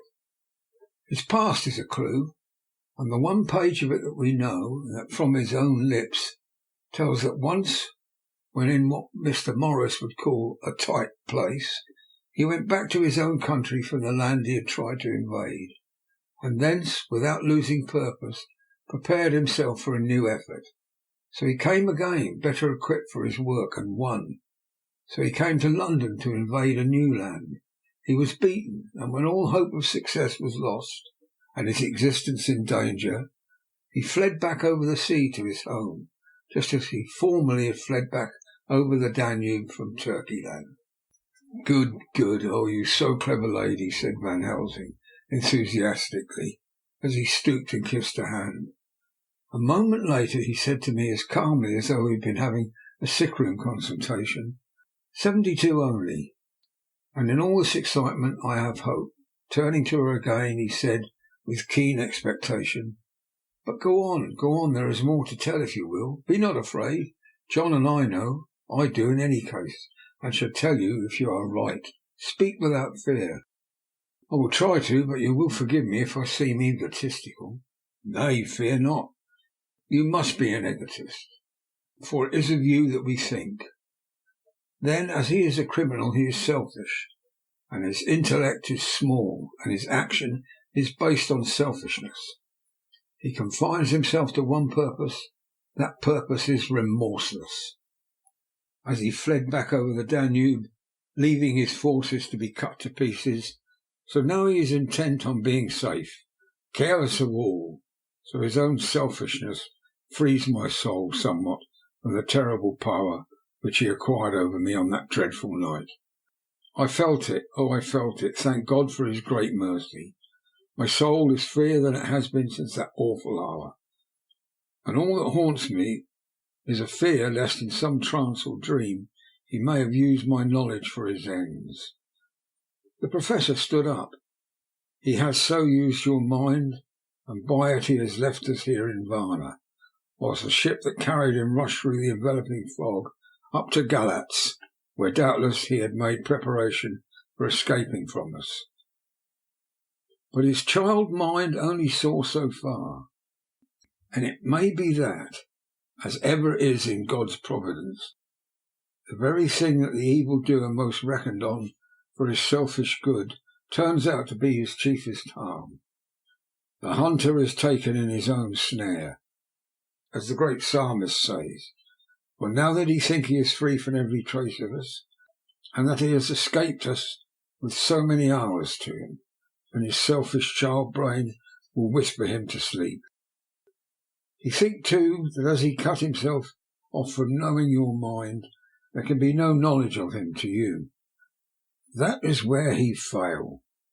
That terrible baptism of blood which he gave you makes you free to go to him in spirit, as you have yet done in your times of freedom, when the sun rises and set. At such times you go by my volition, and not by his, and this power to good of you and others, as you have won from your suffering at his hands. This is now all the more precious that he know it not, and to guard himself, or even cut himself off from his knowledge of our where. We, however, are not selfish, and we believe that God is with us through all this blackness, and these mark many dark hours. We shall follow him, and we shall not flinch, even if we peril ourselves that we become like him. Friend John, this has been a great hour, and it have done much to advance us on our way. You must scribe and write him all down, so when the others return from their work you can give it to them, and they shall know as we do. And so I have written it, whilst we wait their return, and Mrs. Harker has written with her typewriter, all since she brought the MS to us. End of chapter 25. Chapter 26. Dr. Seward's Diary. 29th of October. This is written in the train from Varna to Galatz. Last night we all assembled a little before the time of sunset. Each of us had done his work as well as he could. So far as thought and endeavour and opportunity go, we are prepared for the whole of our journey and our work when we get to Galatz. When the usual time came round, Mrs. Harker prepared herself for her hypnotic effort, and after a longer and more serious effort on the part of Van Helsing than has been usually necessary, she sank late into the trance. Usually she speaks on a hint, but this time the Professor had to ask her questions before we could learn anything. At last her answer came. "I can see nothing. We are still. There are no waves lapping, but only a steady swirl of water softly running against the hawser. I can hear men's voices calling near and far, and the roll and creak of oars in the rowlocks. A gun is fired somewhere. The echo of it seems far away. There is a trampling of feet overhead, and ropes and chains are dragged along. What is this? There's a gleam of light. I can feel the air blowing upon me." Here she stopped. She had risen, as if impulsively, from where she lay on the sofa, and raised both her hands, palms upwards, as if lifting a weight. Van Helsing and I looked at each other with understanding. Quincy raised his eyebrows slightly and looked at her intently, whilst Harker's hand instinctively closed round the hilt of his kukri. There was a long pause. We all knew that the time had come when she could speak was passing, but we felt that it was useless to say anything. Suddenly she sat up, and as she opened her eyes and said sweetly, "Would none of you like a cup of tea? You must all be so tired." We could only make her happy, and so acquiesced. She bustled off to get tea. When she had gone, Van Helsing said, "You see, my friends, he is close to land. He has left his earth chest, but he is yet to get on shore. In the night he may lie hidden somewhere, but if he be not carried on shore, or if the ship does not touch it, he cannot achieve the land. In such a case he can, if it be in the night, change his form, and can jump or fly on shore, as he did at Whitby. But if the day come before he gets on shore, then unless he be carried he cannot escape. And if he be carried, then the customs men may discover what the box contains. Thus, in fine, if he escape not on shore tonight, or before dawn, there will be the whole day lost to him. We may then arrive in time, or if he escape not, at night we shall come on him, in daytime, boxed, and at our mercy, for he dare not be his true self, awake and visible, lest he be discovered." There was no more to be said, so we waited in patience until the dawn, at which time we might have learnt more from Mrs. Harker. Early this morning we listened with breathless anxiety for a response in her trance. The hypnotic stage was even longer in coming than before, and when it came, the time remaining until full sunrise was so short that we began to despair. Van Helsing seemed to throw his whole soul into the effort. At last, in obedience to his will, she made a reply. "All is dark. I hear lapping water level with me, and some creaking as of wood on wood." She paused, and the red sun shot up. "We must wait till tonight." And so it is that we are travelling towards Galatz in an agony of expectation. We are due to arrive between 2 and 3 in the morning, but already at Bucharest we are 3 hours late, so we cannot possibly get in till well after sun-up. Thus we shall have 2 more hypnotic messages from Mrs. Harker. Either or both may possibly throw more light on what is happening. Later. Sunset has come and gone. Fortunately it came at a time when there was no distraction, for had it occurred whilst we were at station, we might not have secured the necessary calm and isolation. Mrs. Harker yielded to the hypnotic influence even less readily than this morning. I am in fear that her power of reading the Count's sensations may die away, just when we want it the most. It seems to me that her imagination is beginning to work. While she has been in the trance hitherto, she has confined herself to the simplest of facts. If this goes on, it may ultimately mislead us. I thought that the Count's power over her would die away equally with her power of knowledge. It would be a happy thought, but I am afraid that it may not be so. When she did speak, her words were enigmatical. Something is going out. I can feel it past me like a cold wind. I can hear far off confused sounds as of men talking in strange tongues, fierce falling water, and the howling of wolves. She stopped, and a shudder ran through her, increasing in intensity for a few seconds, till at the end she shook as though in a palsy.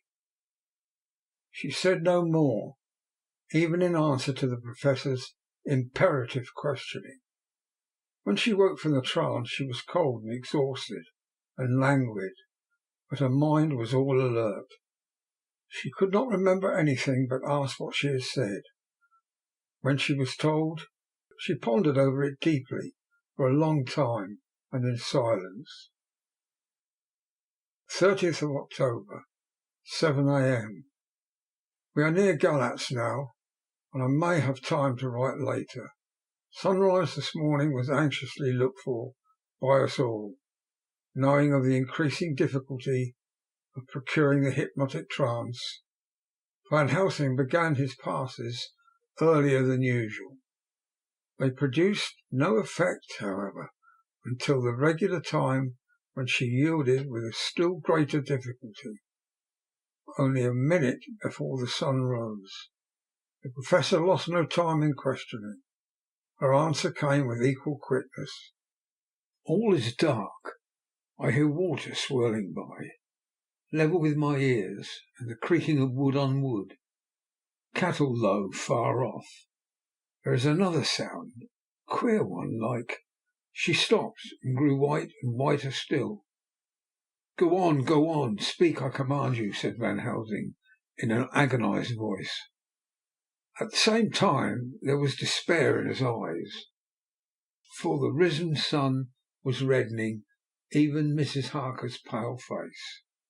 She opened her eyes, and we all started as she said sweetly, and seemingly with the utmost unconcern, "Oh, Professor, why ask me to do what you know I can't? I don't remember anything." And then, seeing the look of amazement on our faces, she said, turning from one to the other with a troubled look, "What have I said? What have I done? I know nothing, only that I was lying here, half asleep, and heard you say, 'Go on.' Speak, I command you. It seems so funny to hear you order me about, as if I were a bad child." "Oh, Madam Mina," he said sadly, "it is proof, if proof be needed, of how I love and honour you, when a word for your good, spoken more earnest than ever, can seem so strange, because it is to order her whom I am proud to obey. The whistles are sounding. We are nearing Galatz. We are on fire with anxiety and eagerness." Mina Harker's Journal, 30th of October. Mr. Morris took me to the hotel where our rooms had been ordered by telegraph, he being the one who could best be spared, since he does not speak any foreign language. The forces were distributed much as they had been at Varna, except that Lord Godalming went to the Vice-Consul, as his rank might serve as an immediate guarantee of some sort to the official. We being in extreme hurry, Jonathan and the two doctors went to the shipping agent to learn the particulars of the arrival of the Tsarina Catherine. Later. Lord Godalming has returned. The consul is away, and the vice-consul sick, so the routine work has been attended to by a clerk, and he was very obliging and offered to do anything in his power. Jonathan Harker's Journal, 30th of October. At 9 o'clock Dr. Van Helsing, Dr. Seward, and I called on Messrs. Mackenzie and Steinkopf, the agents of the London firm of Hapgood. They had received a wire from London in answer to Lord Godalming's telegraph request, asking us to show them any civility in their power. They were more than kind and courteous. They took us at once on board the Tsarina Catherine, which lay at anchor out in the river harbour. There we saw the captain, Donaldson by name, who told us of his voyage. He said that in all his life he had never had so favourable a run. "Man," he said, "but it made us afeard, for we expected that we should have to pay for it with some rare piece of ill luck, so as to keep up the average. It's no canny to run frae London to the Black Sea wi' a wind against ye, and although the devil himself were a blowing on your sail for his own purposes, and at the time we could not speer a thing. Gin we were nigh a ship or a port, or a headland, a fog fell on us, and travelled wi' us, till when after it had lifted we looked out, the devil a thing could we see. We ran by Gibraltar without being able to signal, and until we came to the Dardanelles, and had to wait to get our permit to pass, we were never within hail of aught. At first I inclined to slack off sail, and beat about till the fog was lifted. But whiles I thought that the devil was minded to get us into the Black Sea quick, he was like to do it whether we would or no. If we had a quick voyage, it would be not to our miscredit with the owners, or to hurt our traffic, and the old man who had served his ain purpose would be decently grateful to us for no hindering him." This mixture of simplicity and cunning, of superstition and commercial reasoning, aroused Van Helsing, who said, "My friend, that devil is more clever than he is thought by some, and he know when he meet his match." The skipper was not displeased with the compliment, and went on. "When we got past the Bosphorus, the men began to grumble. Some of them, the Romanians, came and asked me to heave overboard a big box which had just been put on board by a queer-looking old man just before we started for London. I'd seen them speer at the fellow, put out their 2 fingers when they saw him, to guard against the evil eye. Man, but the superstition of foreigners is perfectly ridiculous. I sent them about their business pretty quick, but just after a fog closed in on us, I felt a wee bit as they did about something. Oh, I wouldn't say it was agin the big box. Well, on we went, and as the fog didn't let up for 5 days, I just let the wind carry us, for if the devil wanted to get somewheres, well, he would fetch it up a reef, and if he didn't, well, we'd keep a sharp lookout anyhow. Sure enough, we had a fair way, and deep water all the time, and 2 days ago, when the morning sun came through the fog, we found ourselves just in the river opposite Galatz. The Romanians were wild and wanted me, right or wrong, to take out the box and fling it into the river.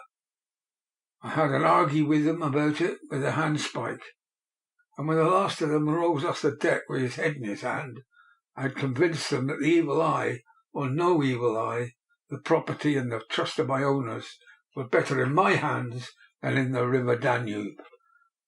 They had, mind ye, taken the box on the deck, ready to fling in, and as it was marked Galatz via Varna, I thought I'd let it lie till we discharged at the port, and get rid of it altogether.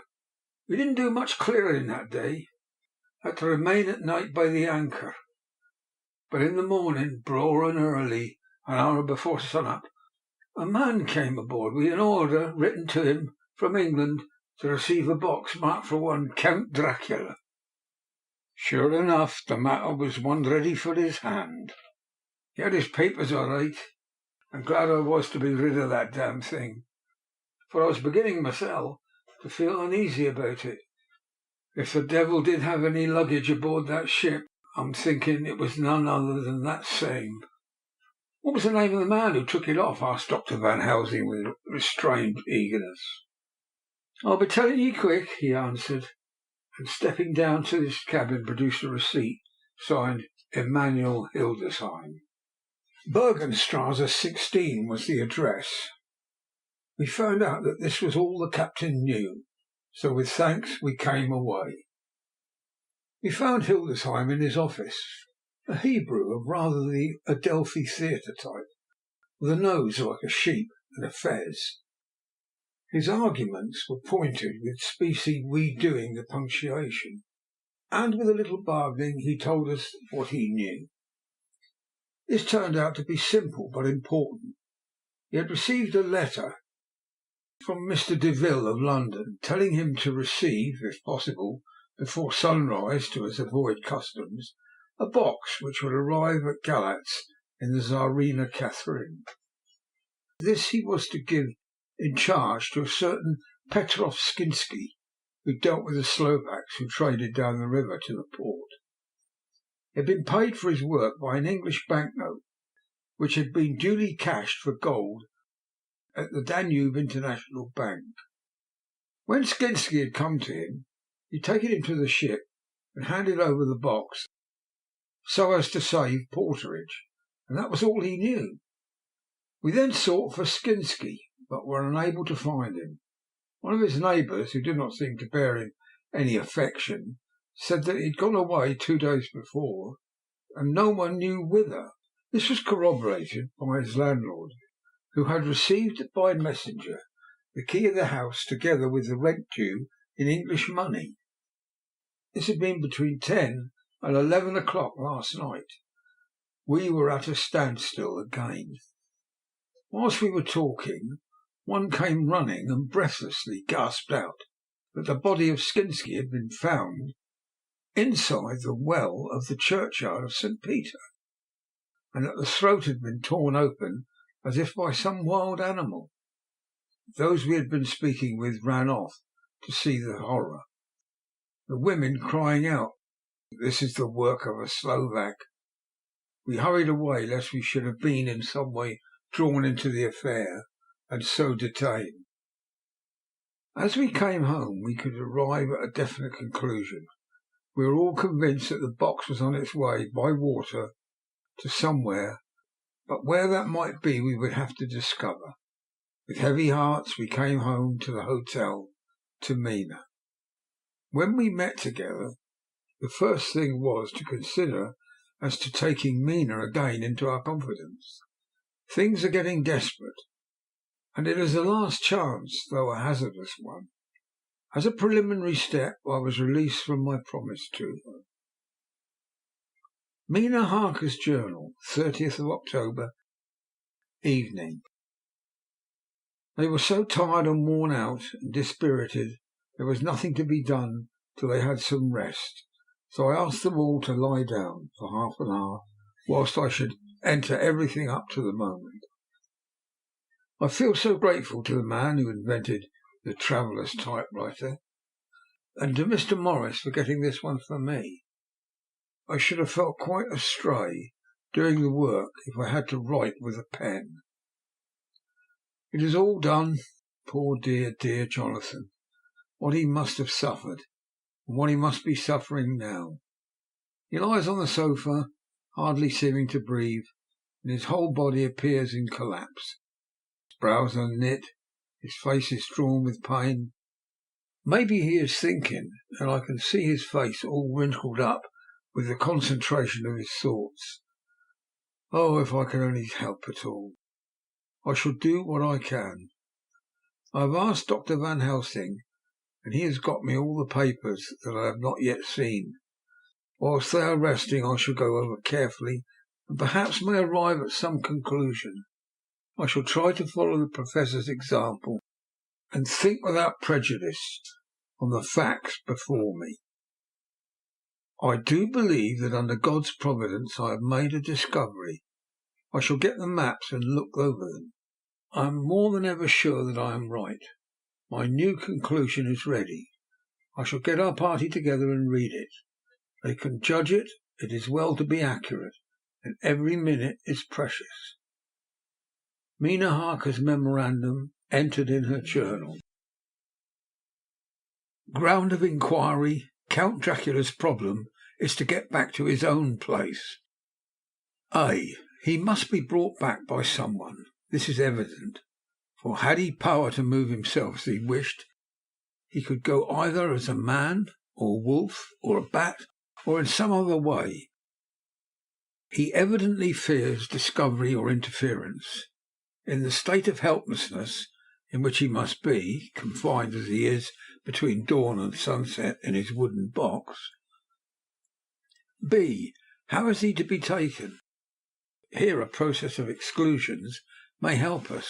By road, by rail, by water. 1. By road. There are endless difficulties, especially in leaving the city. X. There are people, and people are curious and investigate. A hint, a surmise, a doubt as to what might be in the box would destroy him. Y. There are, or there may be, customs and octroi officers to pass. Z. His pursuers might follow, is his highest fear, and in order to prevent his being betrayed, he has repelled, so far as he can, even his victim, me. 2. By rail. There's no one in charge of the box. It would have to take its chance of being delayed, and delay would be fatal, with enemies on the track. True, he might escape at night, but what would he be if left in a strange place with no refuge that he could fly to? That is not what he intends, and he does not mean to risk it. 3. By water. Here is the safest way, in one respect, but with most danger in another. On the water he is powerless except at night. Even then he can only summon fog and storm and snow and his wolves. But were he wrecked, the living water would engulf him, helpless, and he would indeed be lost. He could have the vessel drive to land, but if it were unfriendly land, wherein he was not free to move, his position would still be desperate. We know from the record that he was in the water, so what we have to do is ascertain what water. The first thing to realise is exactly what he has done as yet. We may then get a light on what his later task is to be. Firstly, we must differentiate between what he did in London as part of his general plan of action, when he was pressed for moments and had to arrange as best he could. Secondly, we must see as well as we can surmise it, from the facts we know of, what he has done here. As to the first, he evidently intended to arrive at Galatz and sent invoice to Varna to deceive us, lest we should ascertain his means of exit from England. His immediate and sole purpose then was to escape. The proof of this is the letter of instructions sent to Emanuel Hildesheim to clear and take away the box before sunrise. There is also the instruction to Petrov Skinsky. These we must only guess at, but there must have been some letter or message, since Skinsky came to Hildesheim, that so far as his plans were successful. The Tsarina Catherine made a phenomenally quick journey, so much so that Captain Donaldson's suspicions were aroused. But his superstition, united with his canniness, played the Count's game for him, and he ran with his favouring wind through the fogs, and all until he brought up blindfold at Galatz. That the Count's arrangements were well made has been proved. Hildesheim cleared the box, took it off, gave it to Skinsky. Skinsky took it, and here we lose the trail. We only know that the box is somewhere on the water, moving along. The customs and the octroi, if there have been any, have been avoided. Now we come to what the Count must have done after his arrival on land at Galatz. The box was given to Skinsky before sunrise. At sunrise the Count could appear on his own free form. Here we ask why Skinsky was chosen at all to aid in the work. In my husband's diary, Skinsky is mentioned as dealing with the Slovaks who trade down the river to the port, and a man's remark that the murder was the work of such a Slovak showed the general feeling against his class. The Count wanted isolation. My surmise is that in London the Count decided to get back to his castle by water as the most safe and secret way. He was brought from the castle by Zagani, and probably they delivered their cargo to Slovaks, who took the boxes to Varna, for there they were shipped for London. Thus the Count had knowledge of the persons who could arrange this service. When the box was on land, before sunrise or after sunset, he came out from his box, met Skinsky, and instructed him what to do as to arranging the carriage of the box up the same river. When this was done, and he knew that all was in train, he blotted out his traces, as he thought, by murdering his agent. I've examined the map, and I find that the river most suitable for the Slovaks to have ascended is either the Pruth or the Sereth. I read in the typescript in my trance. I heard cows low and water swirling level with my ears, and the creaking of wood. The Count in his box then was on a river in an open boat, propelled probably either by oars or poles, for the banks are near it and it is working against the stream. There would be no such sound if floating downstream. Of course, it may not be either the Sereth or the Pruth, but we may possibly investigate further. Now, of these two, the Pruth is the more eagerly navigated, but the Sereth is, at Fundu, joined by the Bistritza, which runs up round the Borgo Pass.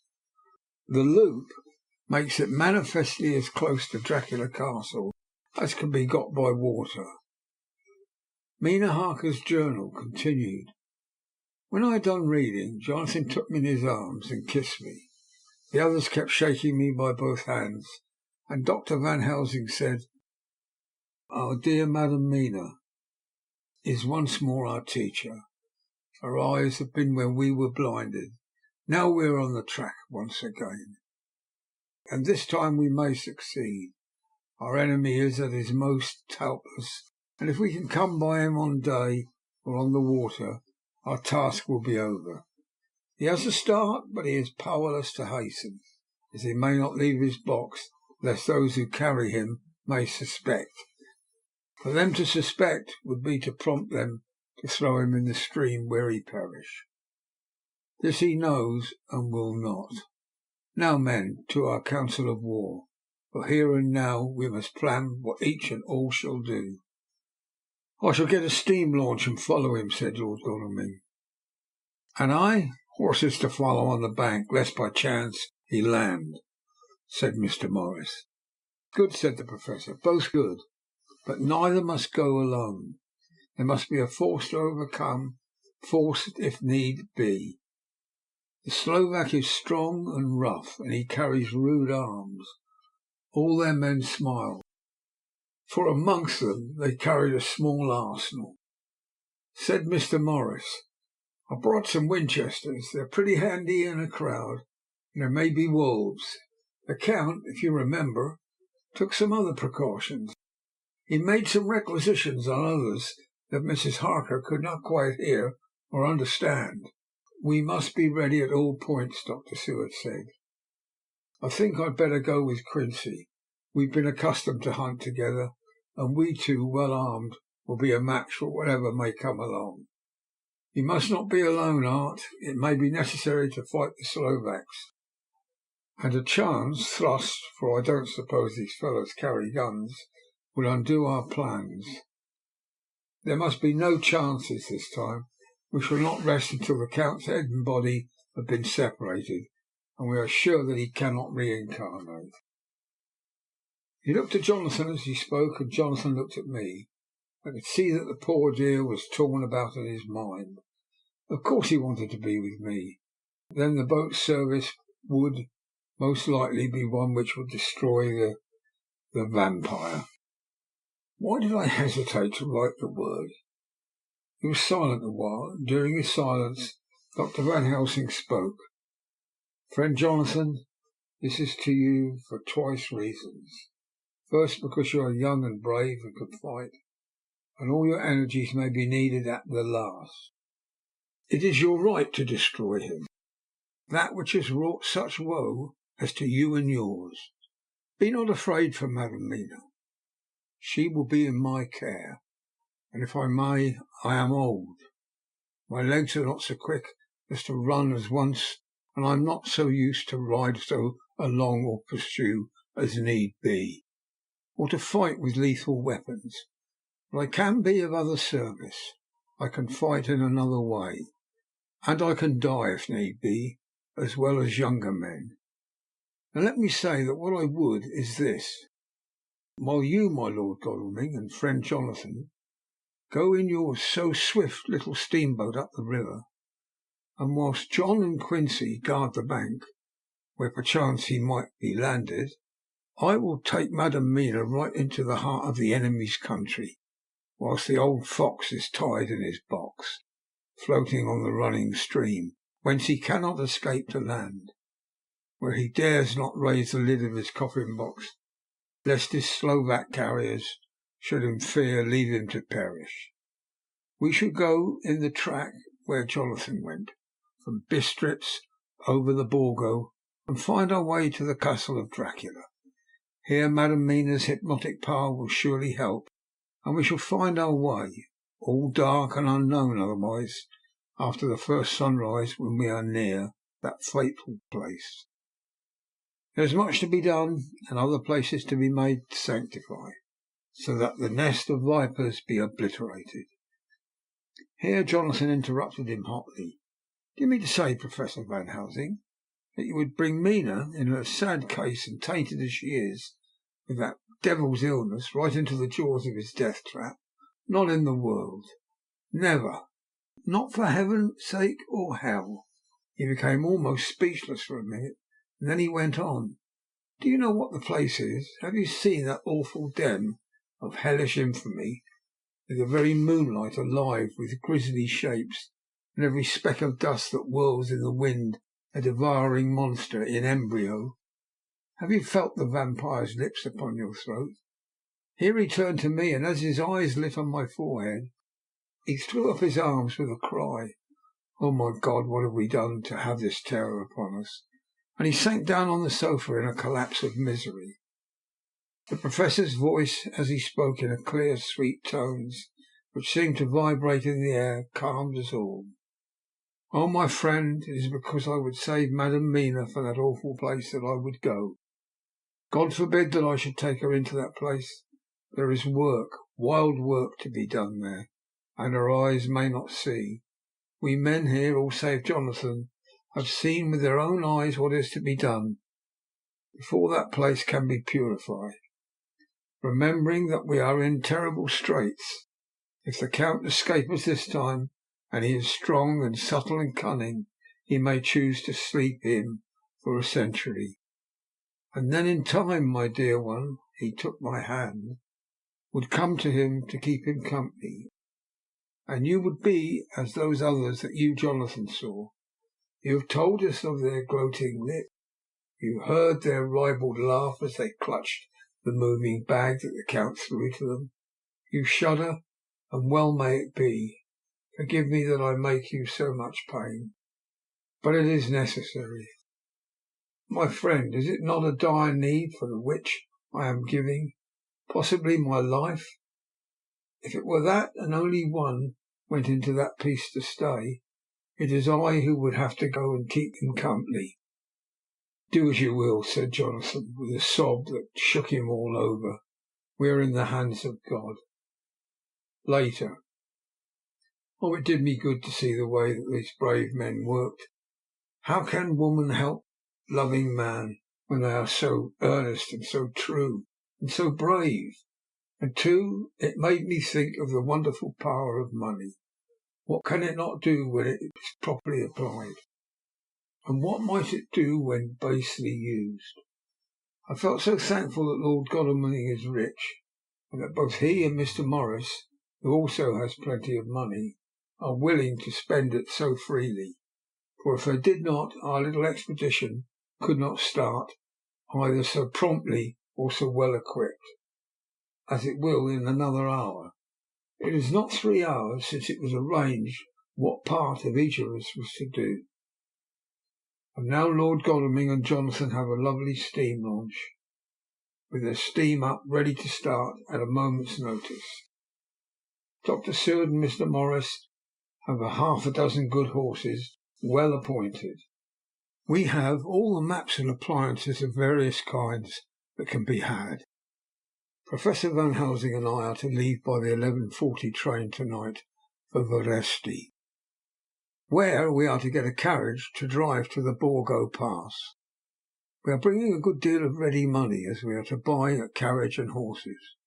We shall drive ourselves, for we have seen no one whom we can trust in the matter.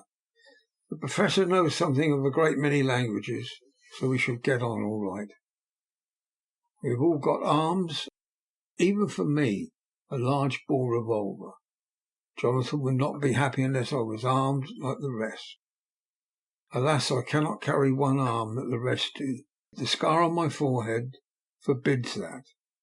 Dear Dr. Van Helsing comforts me by telling me that I am fully armed, as there may be wolves. The weather is getting colder every hour, and there are snow flurries which come and go as warnings. Later. It took all my courage to say good-bye to my darling, and we may never meet again. Courage, Mina, the Professor is looking at you keenly. His look is a warning. There must be no tears now, unless it may be that God will let them fall in gladness. Jonathan Harker's Journal, December the 30th, night. I'm writing this in the light from the furnace door of the steam launch. Lord Godalming is firing up. He's an experienced hand at the work, as he has had for years a launch of his own on the Thames, and another on the Norfolk Broads. Regarding our plans, we finally decided that Mina's guess was correct, and that if any waterway was chosen for the Count's escape back to his castle, the Sereth and then the Bistritza at its junction would be the one. We took it that somewhere about the 47th degree north latitude would be the place chosen for the crossing country between the river and the Carpathians. We have no fear in running at good speed up the river at night. There is plenty of water, and the banks are wide enough apart to make steaming, even in the dark, easy enough. Lord Godalming tells me to sleep for a while, as it is enough for the present for one to be on watch. But I cannot sleep. How can I, with the terrible danger hanging over my darling and her going out into that awful place? My only comfort is that we're in the hands of God. Only for that faith would it be easier to die than to live, and so be quit of all the troubles. Mr. Morris and Dr. Seward were off on their long ride before we started. They are to keep up the right bank, far enough off to get on higher lands, where they can see a good stretch of river and avoid following it of its curves. They have, for the first stages, 2 men to ride and lead their spare horses, 4 in all, so as to not excite curiosity. When they dismiss the men, which shall be shortly, they shall themselves look after the horses. It may be necessary for us to join forces. If so, they can mount our whole party. One of the saddles has a movable horn and can be easily adapted for Mina if required. It is a wild adventure we are on, here as we are rushing along through the darkness, with the cold from the river seeming to rise up and strike us, with all the mysterious voices of the night around us. It all comes home. We seem to be drifting into unknown places and unknown ways, into a whole world of dark and dreadful things. Godalming is shutting the furnace door. 31st of October. Still hurrying along. The day has come, and Godalming is sleeping. I am on watch. The morning is bitterly cold. The furnace heat is grateful, although we have heavy fur coats.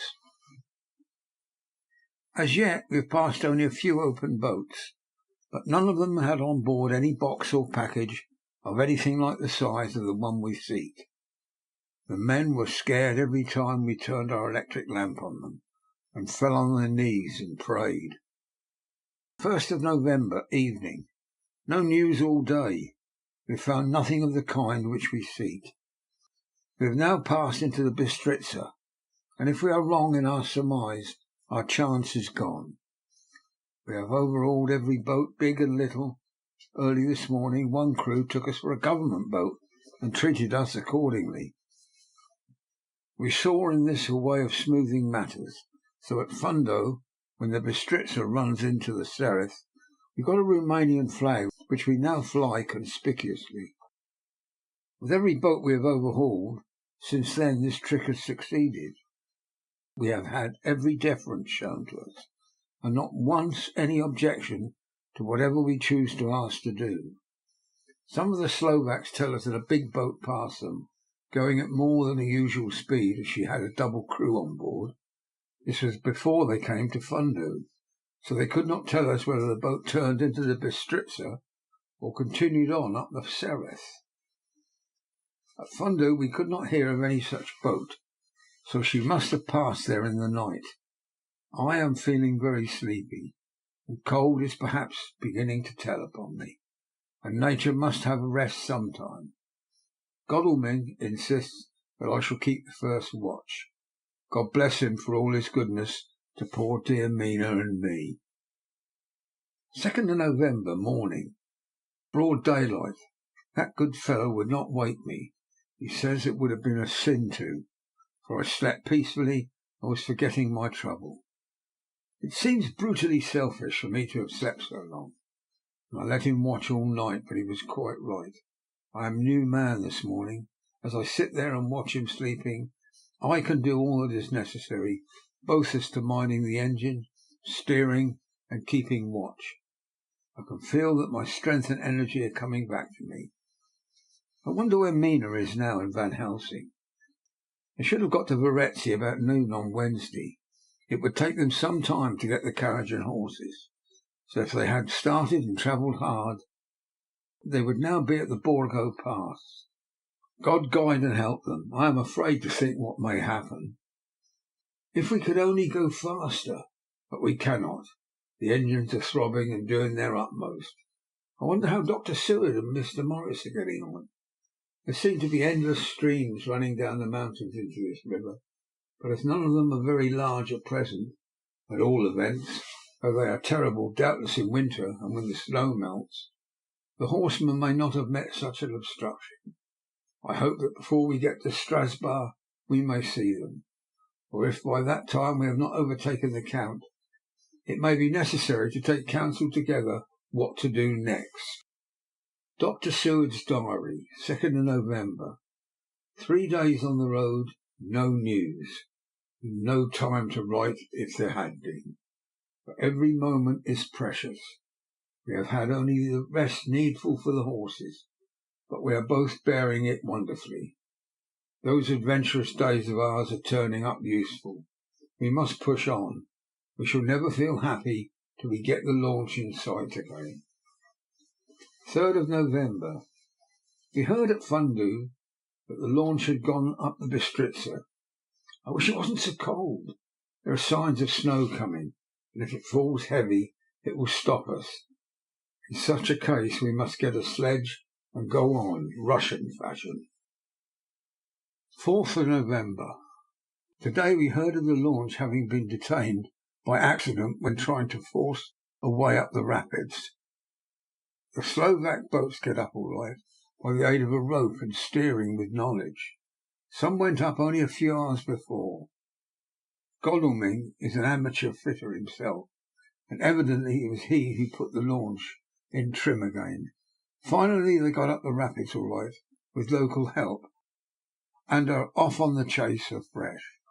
I fear that the boat is not any better for the accident. The peasantry tell us that after she got upon smooth water again, she kept stopping every now and again so long as she was in sight. We must push on harder than ever. Our help may be wanted soon. Mina Harker's journal, 31st of October. Arrived at Varetzi at noon. The professor tells me that this morning at dawn he could hardly hypnotize me at all, and all I could say was dark and quiet. He is off now buying a carriage and horses. He says that he will later on try to buy additional horses, so that we may be able to change them on the way. We have something more than 70 miles before us. The country is lovely and most interesting. If only we were under different conditions, how delightful it would be to see it all. If Jonathan and I were driving through it alone, what a pleasure it would be to stop and see people and learn something of their life, and to fill our minds with memories, with all the colour and picturesqueness of the whole wild, beautiful country and the quaint people. But, alas! Later. Dr. Van Helsing has returned. He's got the carriage and horses. We're to have some dinner and to start in an hour. The landlady is putting us up a huge basket of provisions. Seems enough for a company of soldiers. The Professor encourages her and whispers to me that it may be a week before we can get any good food again. He's been shopping too, and has sent home such a wonderful lot of fur coats and wraps and all sorts of warm things. There will not be any chance of our being cold. We shall soon be off. I am afraid to think what may happen to us. We are truly in the hands of God. He alone knows what may be, and I pray him with all the strength of my sad, humble soul that he will watch over my beloved husband to whatever may happen. Jonathan may know that I loved him and honoured him more than I can say, and that my latest and truest thought will always be for him. End of chapter 26. Chapter 27. Mina Harker's Journal. 1st of November. All day long we have travelled and at a good speed. The horses seem to know that they are being kindly treated, for they go willingly their full stage at best speed. We have now had so many changes and find the same thing so constantly that we are encouraged to think that the journey will be an easy one. Dr. Van Helsing is laconic that he is hurrying to Bistritz, and pays them well to make the exchange of horses. We get hot soup or coffee or tea, and off we go.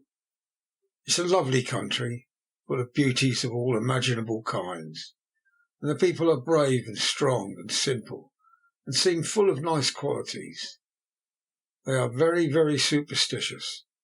In the first house where we stopped, when the woman who served us saw the scar on my forehead, she crossed herself and put out 2 fingers towards me to keep off the evil eye. I believe they went to the trouble of putting an extra amount of garlic into our food. But I can't abide garlic. Ever since then I have taken care not to take off my hat or veil, and so have escaped their suspicions.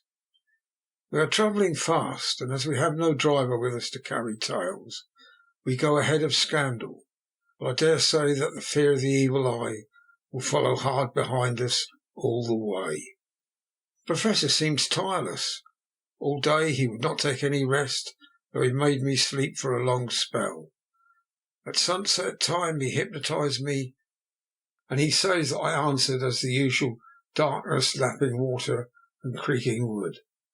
So our enemy is still on the river. I am afraid to think of Jonathan, but somehow I have now no fear for him or for myself. I write this whilst we wait in a farmhouse for the horses to be got ready. Dr. Van Helsing is sleeping. Poor dear, he looks very tired, old and grey, but his mouth is set as firmly as a conqueror's. Even in his sleep he is instinct with resolution. When we have well started, I must make him rest whilst I drive. I shall tell him that we have days before us, and we must not break down when most of all his strength will be needed. All is ready, and we are off shortly. 2nd of November, morning. I was successful, and we took turns driving all night. Now the day is on us, bright though cold. There's a strange heaviness in the air. I say heaviness for want of a better word. I mean that it oppresses us both. It is very cold, and only our warm furs keep us comfortable. At dawn Van Helsing hypnotized me. He says I answered darkness, creaking wood, and roaring water. So the river is changing as they ascend. I do hope that my darling will not run any chance of danger, more than need be, but we are in God's hand. 2nd of November, night. All day long driving. The country gets wilder as we go, and the great spurs of the Carpathians, which at Varetzi seem so far from us and so low on the horizon, now seem to gather round us and tower in front. We both seem in good spirits. I think we make an effort each to cheer the other. In the doing so we cheer ourselves. Dr. Van Helsing says that by morning we shall reach the Borgo Pass. The houses are very few here now, and the Professor says that the last horse we got will have to go on with us, as we may not be able to change. He got 2 in addition to the 2 we changed, so that now we have a rude 4 in hand. The rear horses are patient and good. They give us no trouble. We are not worried with other travellers, and so even I can drive. We shall get to the pass in daylight. We do not want to arrive before, so we take it easy, and have each a long rest in turn. But what will tomorrow bring us? We go to seek the place where my poor darling suffered so much.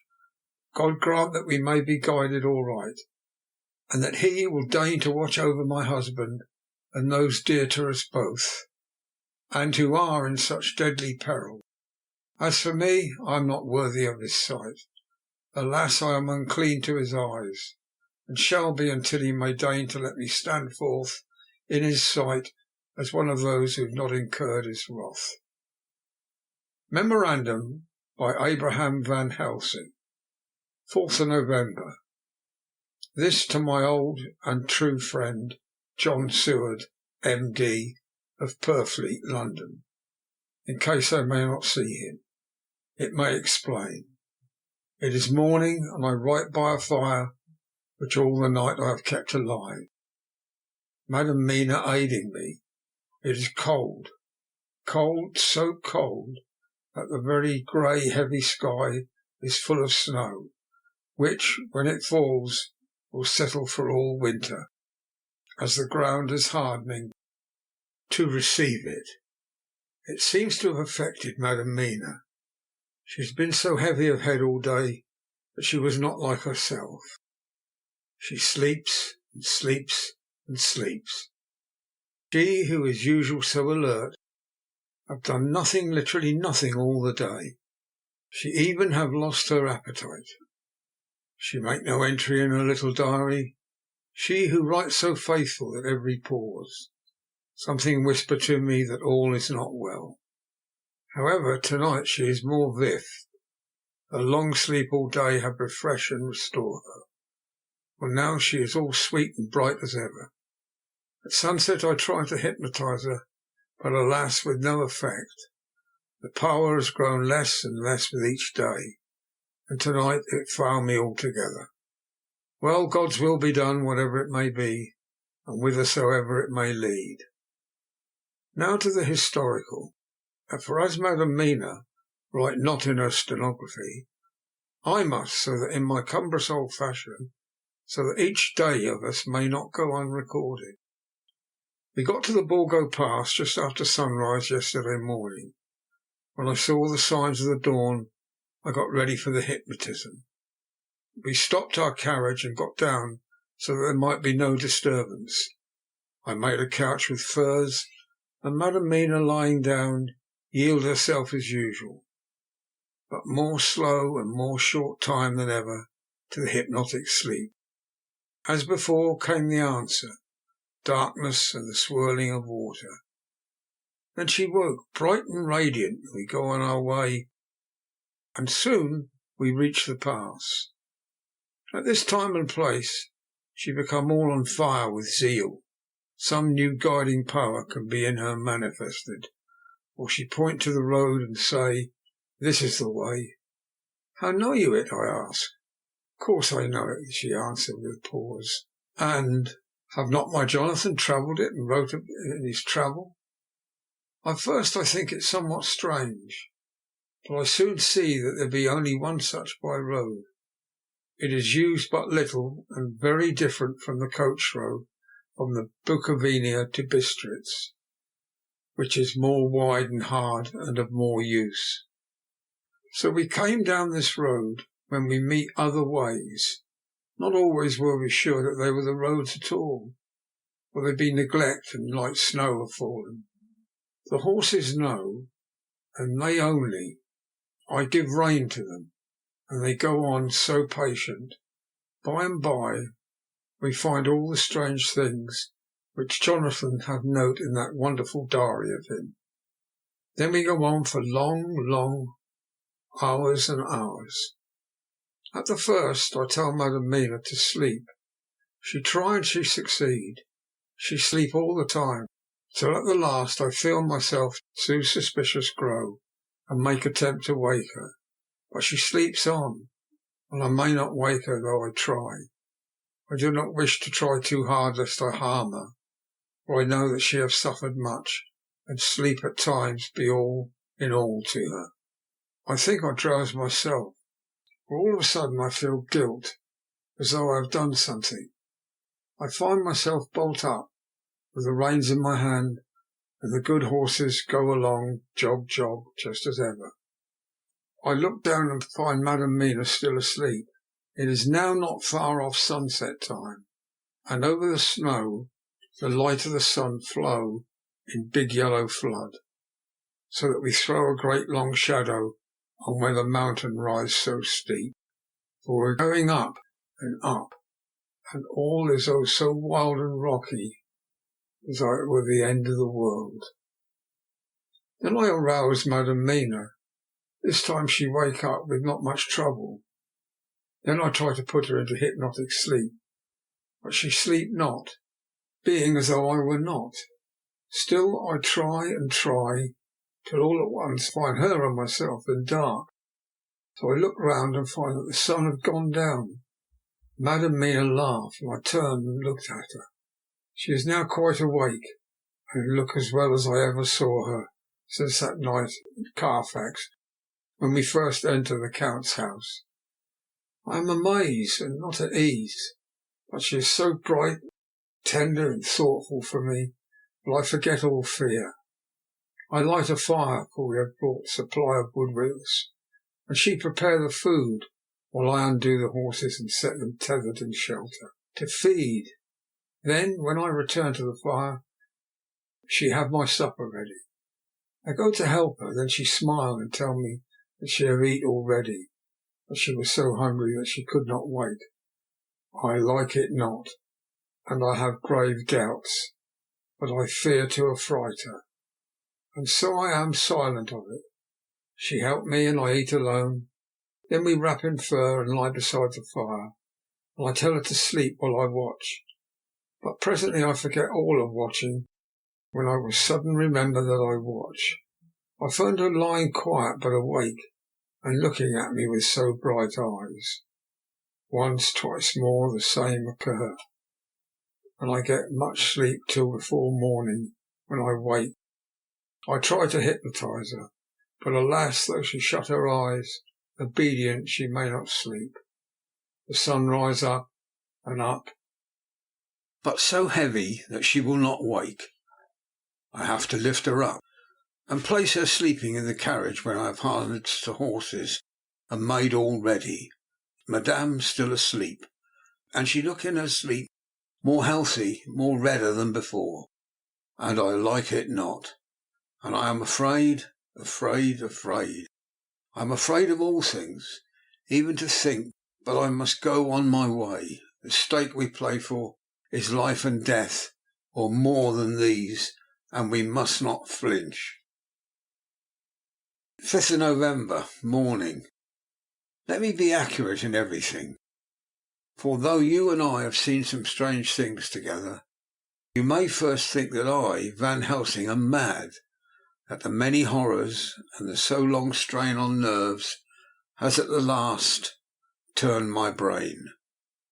All yesterday we travelled, ever getting closer to the mountains and moving into a more and more wild and desert land. There are great flowing precipices and much falling water, and nature seemed to have held sometime her carnival. Madam Mina still sleep and sleep, and though I did have hunger and appeased it, I could not waken her, even for food. I began to fear that the fatal spell of the place was upon her, tainted as she is with that vampire baptism. Well, I said to myself, if it be that she sleep all the day, it shall also be that I do not sleep at night. As we travel along the rough road, for a road of ancient and imperfect kind there was, I held down my head and slept. Again I waked with a sense of guilt, and a time passed, and found Madam Mina still sleeping, and the sun low down. But all was indeed changed. The frowning mountains seemed further away. We were near the top of a rising hill, on a summit which was such a castle as Jonathan tell in his story. At once I exulted and feared, for now, for good or ill, the end was near.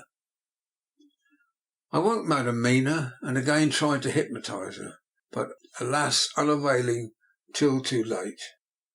Then ere the great dark came upon us, for even after down sun the heavens reflected the gone sun on snow, and all was for the time being in a great twilight. I took out the horses and fed them in what shelter I could. Then I made a fire, and near it I made Madam Mina, now awake and more charming than ever, sit comfortable and amid her rugs. I got ready food, which she would not eat, simply saying that she had not hunger.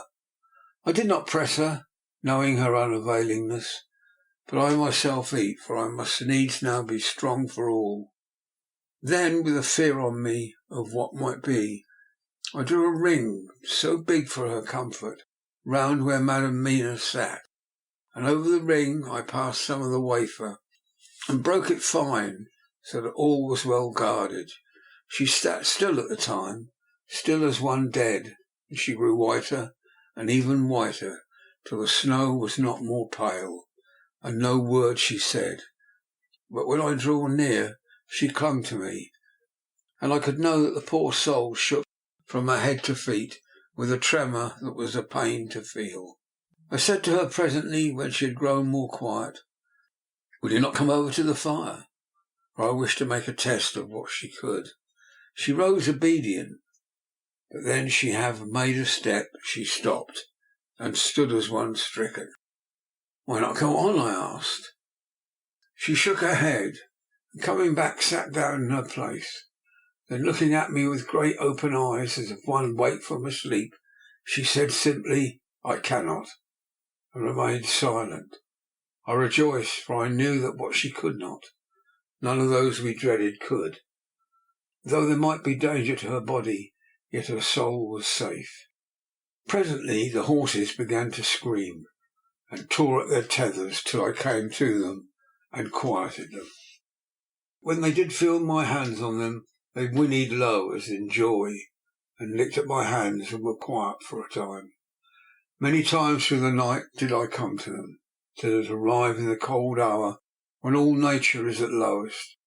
Every time I come in with quiet of them, in the cold hour the fire began to die. I was about stepping forth to replenish it, for now the snow came flying in sweeps, and with it a chill mist.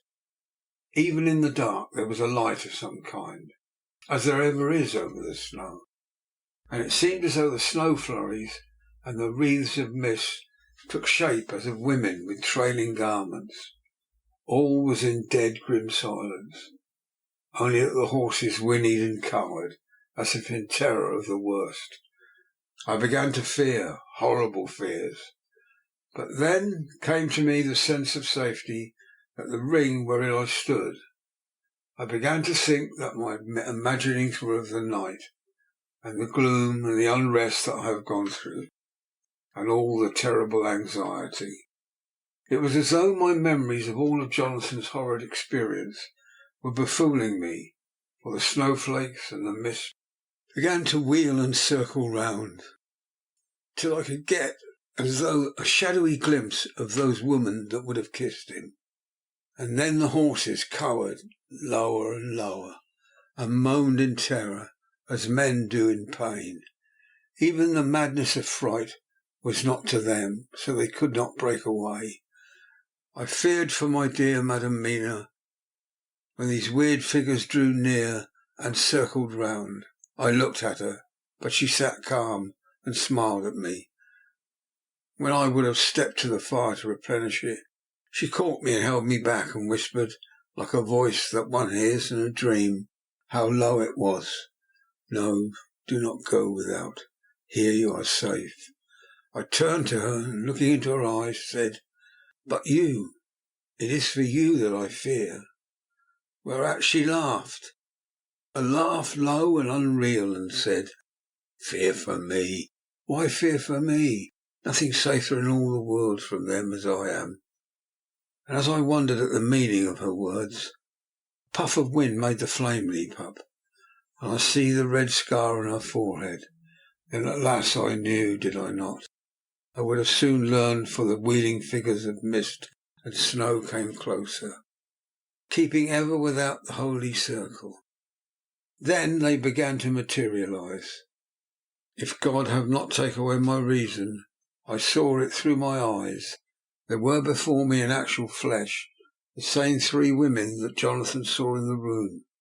When they would have kissed his throat, I knew the swaying round forms, the bright hard eyes, the white teeth, the ruddy colour, and the voluptuous lips. They smiled ever at poor dear Madam Mina, and as their laugh came through the silence of the night, they twined their arms and pointed to her, and said in those so sweet tingling tones that Jonathan said were the intolerable sweetness of the water glasses, "Come, sister, come to us, come, come."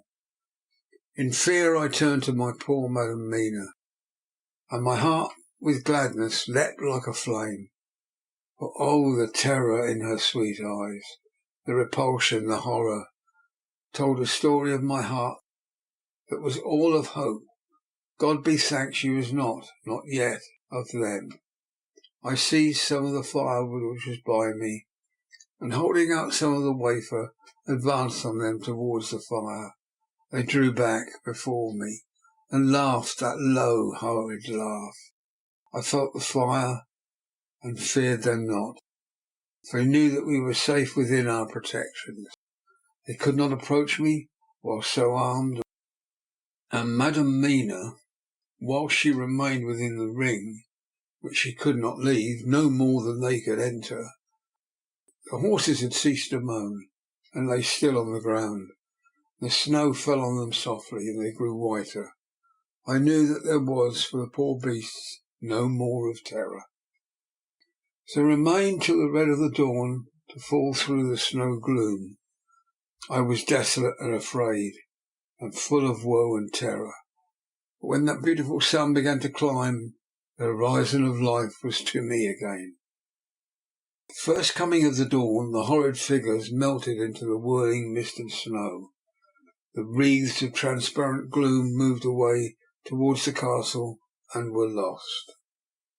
Instinctively, with the dawn coming, I turned to Madam Mina, intending to hypnotise her, but she lay in a deep and sudden sleep, from which I could not wake her. I tried to hypnotise her through that sleep, but she made no response. After response, none at all, and the day broke.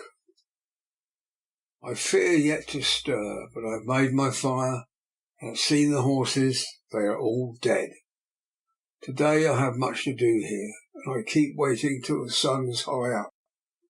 For there may be places where I must go, and where that sunlight, though snow and mist obscure it, will be to me a safety. I will strengthen me with breakfast, and then I will go to my terrible work. Madam Mina still sleeps, and God be thanked she is calm in her sleep. Jonathan Harker's Journal, 4th of November, evening. The accident to the launch has been a terrible thing for us.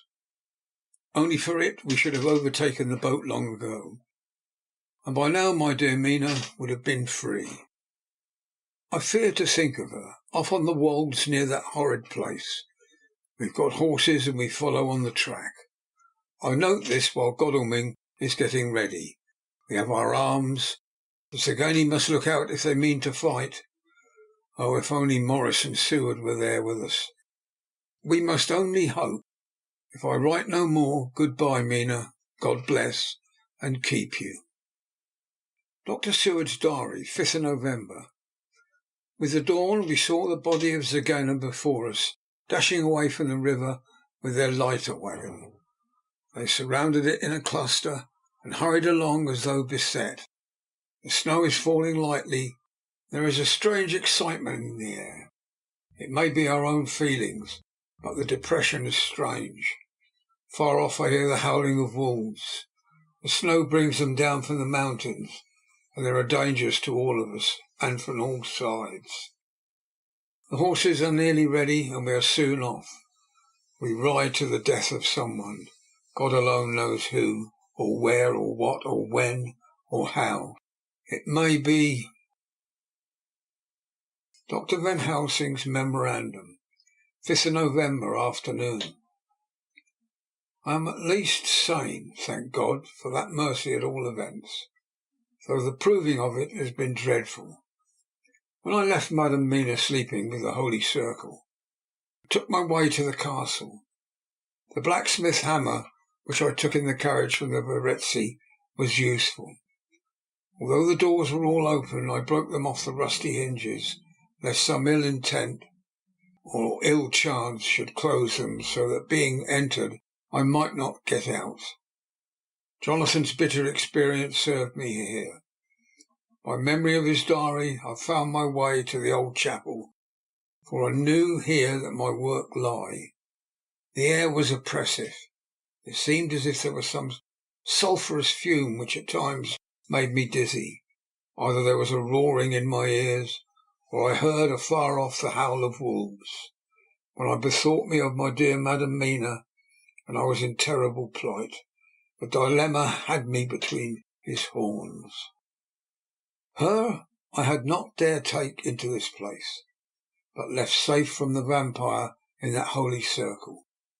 And yet even there would be the wolf. I resolved that my work lay here, and that as to the wolves we must submit, if it were God's will. At any rate, it was only death and freedom beyond. So did I choose for her? Had it but been for myself, the choice would have been easy. The maw of the wolf were better to rest in than the grave of the vampire. So I make my choice and go on with my work. I knew that there were at least 3 graves to find, the graves that are in habit, so I search and find one of them. She lay in her vampire sleep, so full of life and voluptuous beauty that I shudder as though I have come to do murder. I doubt not that in an old time when such things were, many a man who set forth to do such a task as mine found at the last his heart fail him, and then his nerve. So he delay until the mere beauty and the fascination of the wanton undead have hypnotized him, and he remain on and on until sunset come and the vampire sleep be over. Then the beautiful eyes of the fair woman open, look love, and the voluptuous mouth present to a kiss, and the man is weak, and there remain one more victim in the vampire fold, one more to swell the grim and grisly ranks of the undead. There is some fascination, surely, when I am moved by the mere presence of such an one. Even lying as she lay in the tomb, fretted with age and heavy with dust of centuries, though there be that horrid odour, such as the lairs of the Count have had, yes, I was moved. I, Van Helsing, with all my purpose, and with my motive for hate. I was moved to a yearning for delay, which seemed to paralyse my faculties and clog my very soul. It may have been that the need of natural sleep and the strange oppression of the air were beginning to overcome me. Certain it was that I was lapsing into sleep, the open-eyed sleep of one who yields to a sweet fascination, when there came through the snow-stilled air a long, low wail, so full of woe and pity that it woke me like the sound of a clarion, for it was the voice of my dear Madame Mina that I heard. Then I braced myself again to my horrid task, and found, by wrenching away tomb tops, one of the other sisters, the other dark one. I dared not pause to look on her as I had on her sister, lest once more I should begin to be enthralled. But I go on searching until presently I find in a high great tomb, as if made to one much beloved, that other fair sister, which, like Jonathan, had seemed to gather herself out of the atoms of the mist. She was so fair to look on, so radiantly beautiful, so exquisitely voluptuous, that the very instinct of man in me, which calls for some of my sex to love and to protect one of hers, made my head whirl with new emotion. But God be thanked, that soul wail of my dear Madam Mina had not died out in my ears, and before the spell could be wrought further upon me, I nerved myself to my wild work. By this time I had searched all the tombs in the chapel. So far as I could tell, there had been only 3 of these undead phantoms around us in the night. I took it that there were no more of active undead existent. There was one great tomb, more lordly than all the rest. Huge it was, and nobly proportioned. On it was but one word: Dracula. This, then, was the undead name of the king vampire, to whom so many more were due. Its emptiness spoke eloquent to make certain what I knew. Before I began to restore these women to their dead selves through my awful work, I laid in Dracula's tomb some of the wafer, and so banished him from the undead forever. Then began my terrible task. I dreaded it. Had it been but one, had it been easy, comparative, but 3. To begin twice more after I had been through the deed of horror, for if it was terrible with the sweet Miss Lucy, what would it not be with these strange ones who had survived through centuries, and who had been strengthened by the passing of years, who would, if they could, have fought for their foul lives? Oh, my friend John, but it was butcher work. I had not been nerved by thoughts of other dead, and now of the living, over whom hung such a pall of fear. I could not have gone on. I tremble and tremble even yet, though till it was all over, God be thanked, my nerve did stand. Had I not seen the repose in the first place, and the gladness that stole over it just ere the final dissolution came, as realization that the soul had been won, I could not have gone further with my butchery, could not have endured the horrid screeching as the stake drove home, the plunging of writhing form and lips of bloody foam. I should have fled in terror and left my work undone. But it is over, and the poor souls, I can pity them now, and weep as I think of them, placid, each in her full sleep of death, for a short moment ere fading. For, friend John, hardly had my knife severed the head of each before the whole body began to melt away and crumble into its native dust, as though the death that should have come centuries agone had at last assert himself, and say at once and loud, I am here. Before I left the castle, I so fixed its entrances that never more can the Count enter there undead. When I stepped into the circle where Madam Mina slept, she woke from her sleep, and seeing me, cried out in pain that I had endured too much. Come, she said, come away from this awful place. Let us go and meet my husband, who is, I know, coming towards us. She was looking thin and pale and weak, but her eyes were pure and glowed with fervour. I was glad to see her paleness and her illness, for my mind was full of the fresh horror of that ruddy vampire sleep. And so, with trust and hope, and yet full of fear, we go eastward to meet our friends, and him whom Madam Mina tell me that she know are coming to meet us. Mina Harker's Journal, 6th of November. It was late in the afternoon when the Professor and I took our way towards the east, whence I knew Jonathan was coming. We did not go fast, though the way was steeply downhill, for we had to take heavy rugs and wraps with us. We dared not face the possibility of being left without warmth in the cold and the snow. We had to take some of our provisions too, for we were in a perfect desolation, and so far as we could see through the snowfall, that there was not even a sign of habitation. When we had gone about a mile, I was tired with the heavy walking and sat down to rest. Then we looked back and saw where the clear line of Dracula's castle cut the sky, for we were so deep under the hill whereupon it was set that the angle of perspective of the Carpathian mountains was far below it. We saw it in all its grandeur, perched 1,000 feet on the summit of a sheer precipice, and with seemingly a great gap between it and the steep of the adjacent mountain on any side. There was something wild and uncanny about the place. We could hear the distant howling of wolves. They were far off, but the sound, even though coming muffled through the deadening snowfall, was full of terror. I knew from the way that Dr. Van Helsing was searching about that he was trying to seek some strategic point where we would be less exposed in case of attack. The rough roadway still led downwards. We could trace it through the drifted snow. In a little while the Professor signalled to me, so I got up and joined him.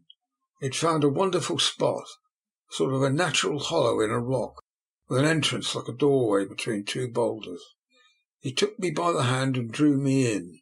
"See," he said, "here you will be in shelter, and if the wolves do come, I can meet them one by one."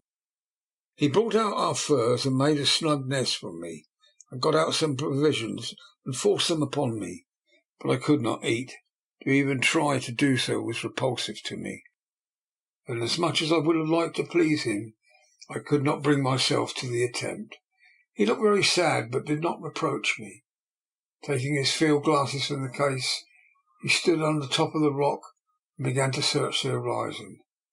Suddenly he called out, "Look, Madam Mina, look, look!" I sprang up and stood beside him on the rock. He handed me his glasses and pointed. The snow was now falling more heavily and swirled about fiercely, for a high wind was beginning to blow. However, there were times when there were pauses between the snow flurries, and I could see a long way round. From the height where we were at, it was possible to see a great distance, and far off, beyond the waste of snow, I could see the river lying like a black ribbon in kinks and curls, as it wound its race straight in front of us, and not far off. In fact, so near that I wondered we had not noticed it before. Came a group of mounted men hurrying along. In the midst of them was a cart, a long lighter wagon, which swept from side to side like a dog's tail wagging. With each stern inequality of the road outlined against the snow as they were, I could see from the men's clothes that they were peasants or gypsies of some kind. On the cart was a great square chest. My heart leapt as I saw it, for I felt that the end was coming. The evening was now drawing close, and well I knew that at sunset the thing which was still then imprisoned there would take new freedom, and could, in any of many forms, elude all pursuit. In fear I turned to the Professor. To my consternation, however, he was not there. An instant later I saw him below me. Round the rock he had drawn a circle, such as we had found shelter in the last night. When he had completed it, he stood beside me again, saying, "At least you shall be safe here from him." He took the glasses from me, and at the next lull of the snow swept the whole space below us. "See," he said, "they come quickly. They are flogging the horses, and galloping as hard as they can." He paused and went on in a hollow voice, "They are racing for the sunset. We may be too late. God's will be done." Down came another blinding rush of driving snow, and the whole landscape was blotted out. It soon passed, however, and once more his glasses were fixed on the plain. Then came a sudden cry. "Look, look, look! See, 2 horsemen follow, fast, coming up from the south. It must be Quincy and John. Take the glasses. Look before the snow blots it all out." I took it and looked. The 2 men might be Dr. Seward and Dr. Morris. I knew at all events neither of them was Jonathan. At the same time I knew that Jonathan was not far off. Looking around, I saw on the north side of the coming party 2 other men riding at breakneck speed. One of them, of course, I knew was Jonathan, and the other I took, of course, to be Lord Godalming. They too were pursuing the party with the cart. When I told the Professor, he shouted in glee like a schoolboy, and after looking intently till the snowfall made sight impossible, he laid his Winchester rifle ready for use against the boulder at the opening of our shelter. "They are all converging," he said. "When the time comes we shall have gipsies on all sides." I got out my revolver ready to hand, for whilst we were speaking the howling of wolves came louder and closer. When the snowstorm abated a moment, we looked again. It was strange to see the snow falling in such heavy flakes close to us, and beyond the sun shining more and more brightly as it sank down towards the far mountain tops. Sweeping the glass all round us, I could see here and there dots moving singly and in twos and threes and larger numbers. The wolves were gathering for their prey. Every instant seemed an age whilst we waited. The wind came now in fierce bursts, and the snow was driven with fury as it swept upon us in circling eddies. At times we could not see an arm's length before us, but at others, as the hollow-sounding wind swept by us, it seemed to clear the airspace around us so that we could see afar off. We had of late been so accustomed to watch for sunrise and sunset that we knew with fair accuracy when it would be, and we knew that before long the sun would set. It was hard to believe that by our watches it was less than an hour that we had waited in that rocky shelter before the various bodies began to converge close upon us. The wind came now with a fiercer and more bitter sweeps, and more steadily from the north. It seemingly had driven the snow clouds from us, for with only occasional bursts the snow fell. We could distinguish clearly the individuals of each party, the pursued and the pursuers. Strangely enough, those pursued did not seem to realise, or at least to care, that they were pursued. They seemed, however, to hasten with redoubled speed as the sun dropped lower and lower on the mountain tops. Closer and closer they drew. The Professor and I crouched down behind our rock and held our weapons ready. I could see that he was determined that they should not pass. One and all were quite unaware of our presence. All at once 2 voices shouted out, "Halt!" One was my Jonathan's, raised in a high key of passion. The other, Mr. Morris's strong, resolute tone of quiet command. The gipsies may not have known the language, but there was no mistaking the tone, in whatever tongue the words were spoken. Instinctively they reined in, and at the instant Lord Godalming and Jonathan dashed up at one side, and Dr. Seward and Mr. Morris on the other. The leader of the gipsies, a splendid-looking fellow who sat on his horse like a centaur, waved them back, and in a fierce voice gave to his companions some word to proceed. They lashed the horses, which sprang forward, but the 4 men raised their Winchester rifles, and in an unmistakable way commanded them to stop. At the same moment Dr. Van Helsing and I rose behind the rock and pointed our weapons at them. Seeing that they were surrounded, the men tightened their reins, which drew up. The leader turned to them and gave a word, at which every man of the gipsy party drew what weapon he carried, knife or pistol, and held himself in readiness to attack. Issue was joined in an instant. The leader, with a quick movement of his rein, threw his horse out in front, and pointing first to the sun, now close down on the hilltops, and then to the castle, said something which I did not understand. For answer, all 4 men of our party threw themselves from their horses and dashed towards the cart.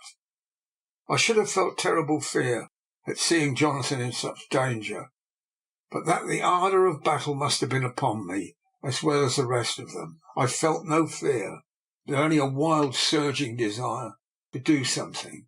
Seeing the quick movement of our parties, the leader of the gipsies gave a command. His men instantly formed around the cart in a sort of undisciplined endeavour, each one shouldering and pushing the other in his eagerness to carry out the order. In the midst of this I could see that Jonathan was on one side of the ring of men, and Quincy on the other, were forcing a way to the cart. It was evident that they were being bent on finishing their task before the sun should set. Nothing seemed to stop or even hinder them. Neither the levelled weapons nor the flashing knives of the gipsies in front, nor the howling of the wolves behind, appeared to even attract their attention. Jonathan's impetuosity and the manifest singleness of his purpose seemed to overawe those in front of him. Instinctively they cowered aside and let him pass. In an instant he had jumped upon the cart, and with a strength which seemed incredible, raised the great box and flung it over the wheel to the ground.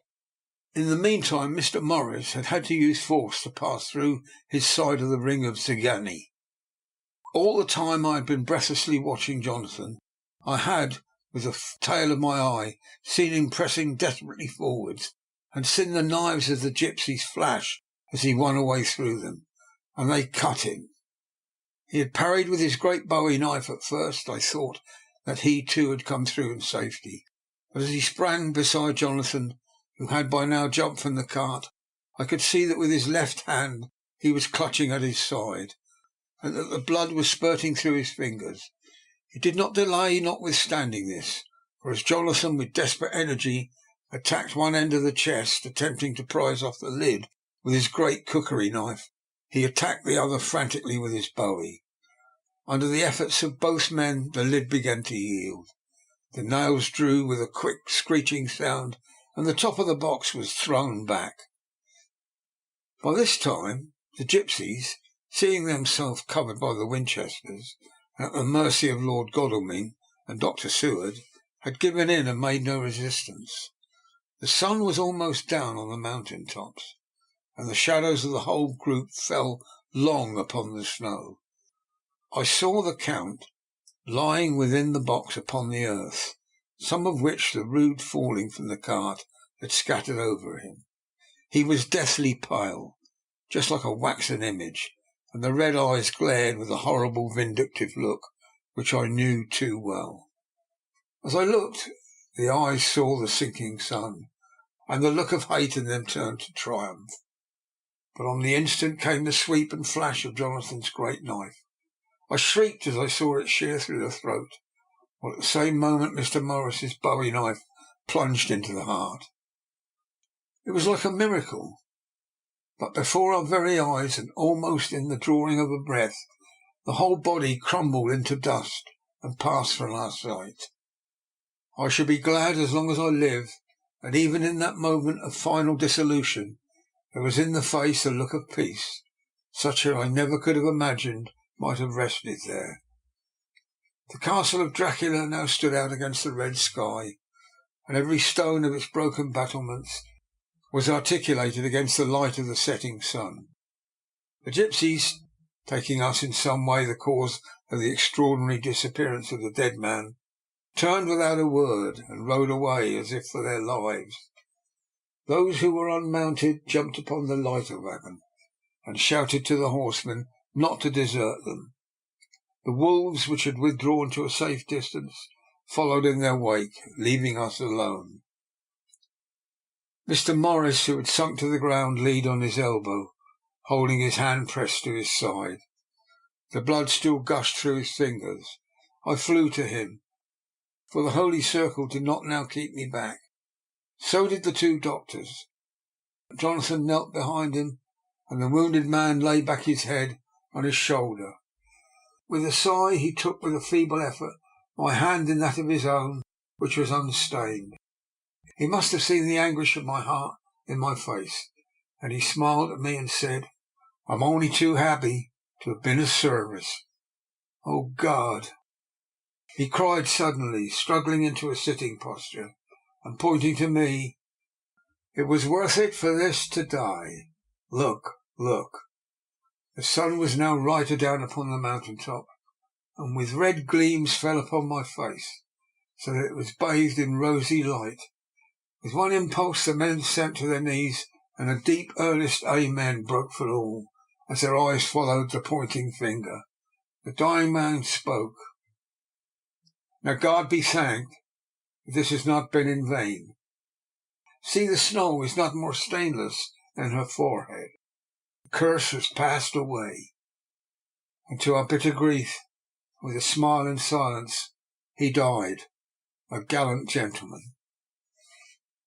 Note: 7 years ago we all went through the flames. The happiness of some of us since then is, we think, well worth the pain we endured It had added joy to Mina and to me that our boy's birthday is the same day as that on which Quincy Morris died. His mother holds, I know, the secret belief that some of our brave friend's spirit has passed into him. His bundle of names, like all our little band of men together, but we call him Quincy. In the summer of this year we made a journey to Transylvania, and went over the old ground which was and is to us so full of vivid and terrible memories. It was almost impossible to believe that the things of which we had seen with our own eyes and heard with our own ears were living truths. Every trace of all that had been was blotted out.